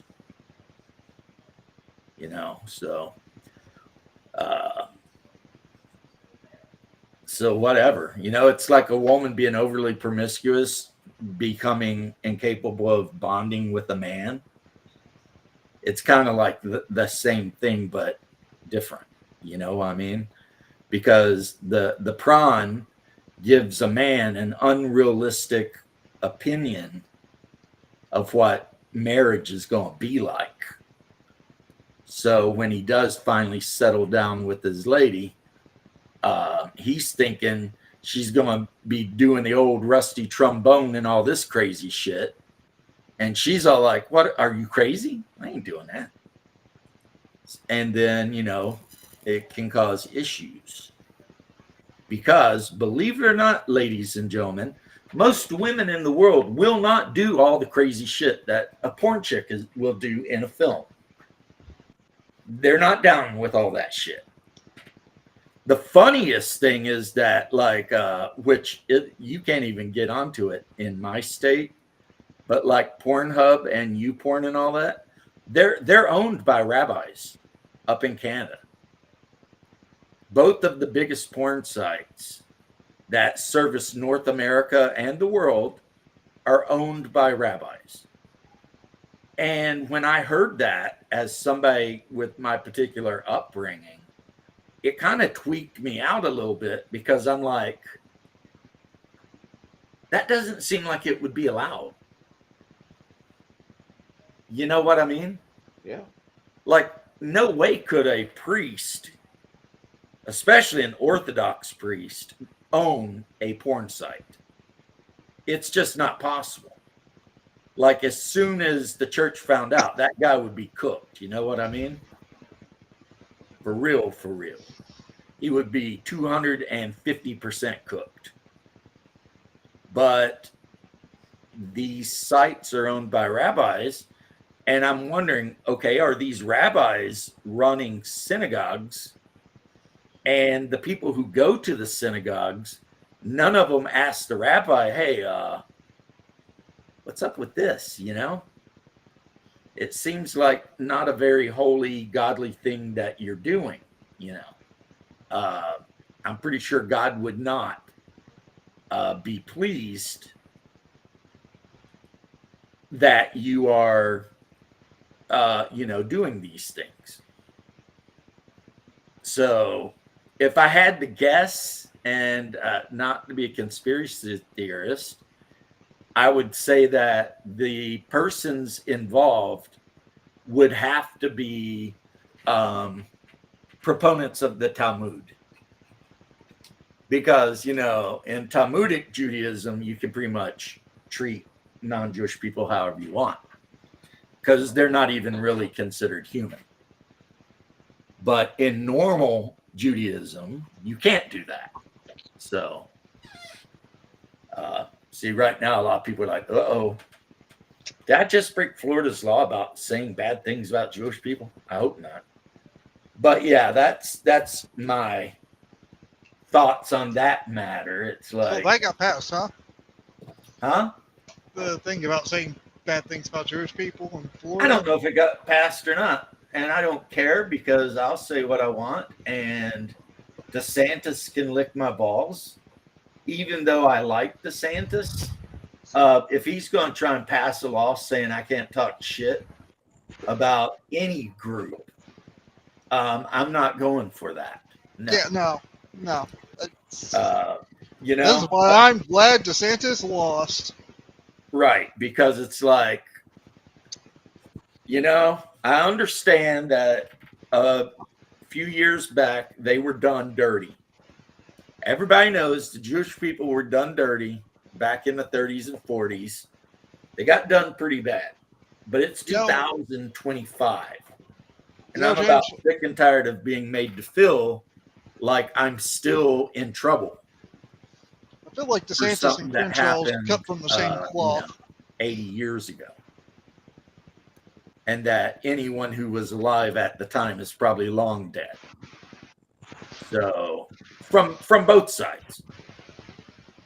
And also, why should Americans feel bad? We went over there in droves and died in droves to put an end to that bullshit. If anything, we should feel pretty freaking stoked about it. And our Canadian brothers are right there with us. We rode in there and we put the beat down on people and said, hey, enough of this bullshit. I had supplied the Allies with a lot of stuff. Well, before we even sent troops, we were keeping England and Russia fed and in tanks and boots. Yep. I mean, almost every single pair of boots that the Russians was wearing was made in the Midwest. And we were sending them spam by the freaking cargo boatload. I mean, that's what kept Russia in the war. If the United States had not been sending millions of tons of food and equipment and stuff, not that the Russians necessarily liked a lot of our equipment. They were not big fans of the Grant tank. They called it a coffin for seven brothers. Because basically they're like, yeah, this tank is a good tank to be in if you want to be dead, because it sucks. But then again, I can't talk shit because we stopped using them too. We're like, yeah, no, nah, we're not doing that anymore. It wasn't the worst tank in the war, but it was still really bad. It was really bad. It was too tall. The main gun was a howitzer. You had to frickin' actually aim the body of the tank if you wanted to shoot the 75 millimeter howitzer at anything. I mean, it was a slap together, lackluster design that we did just because we needed something right then to send overseas. If anything, But as soon I would as we say got the our Brits shit actually together and started cranking out Shermans, we were like, goodbye, Grant and Lee. You know, and they all got converted into like priest artillery pieces. Society should not permit a tragedy to be used at, yes, exactly. And that's what has happened. Yep. So no. I mean, I'm an American. I've got a First Amendment right. So unless I am literally trying to convince people to do violent acts or supporting terrorist organizations, unless I'm doing those things, I can have whatever opinions I want about whomever I want. And just because their grandparents went through a really, really horrible time that I wouldn't wish on my own worst enemy, doesn't mean that you can take away my freedom of speech, because you can't. You can kiss my ass. I'm an American. Like what's his name's dad in South Park. What's going on here? I thought this was America. Every time they arrest him for getting in a fight at the Little League game, I'm sorry. I thought I lived in America. That guy. Randy Marsh. Yeah. And they're playing like the Karate Kid music. You're the best around. And his whole goal was just to go to the Little League game and get into fights with people. And they're constantly throwing his ass in jail. That was hilarious. I'll tell you what, South Park nailed a lot of shit. I wasn't much of Well, I'll tell you what, Leth, you may not be much of a fan, but if you can find the South Park miniseries episode, whatever it is, on Game of Thrones, watch it. You'll be a fan of that. Because they do a spoof on Game of Thrones, and it is freaking hilarious. Oh, and boy, did they go after R.R. Martin. They accuse him of being obsessed with floppy wieners and all kinds of shit. Wiener. Which I think is true. Yeah. Bruce knows. Yeah, I remember that. Yeah, they go to R.R. Martin's house, and he has an a cappella group set up, and they sing Floppy Wiener, but it's to the soundtrack of Game of Thrones. So, you know, the dun dun dun dun dun dun, but every word is wiener, floppy wiener, wiener, wiener, and the kids are just sitting there looking at this like, you know, like WTF? What is wrong with this guy? You know? what's House of David? The House of David, that would be a TV show describing the life of David and Goliath fame on TV. I haven't been watching it, but I have watched the first like 5 or 6 episodes of Chosen, and I like them. I think they're pretty good. Okay. I haven't heard of the House of David. So. It's on like Prime or whatever. Yeah, I don't have Amazon Prime Live. And then, and Chosen, of course, is about the life and ministry of Christ. And it's so funny because the way they filmed it, for the first 90% of episode 1, I was sitting there hating it. And then something happened towards the very end, and it totally just blew my mind. And I was like, oh shit, I actually like this show now. Isn't that weird how that can happen? It can happen with certain things. Maybe something just doesn't start off as well as it should.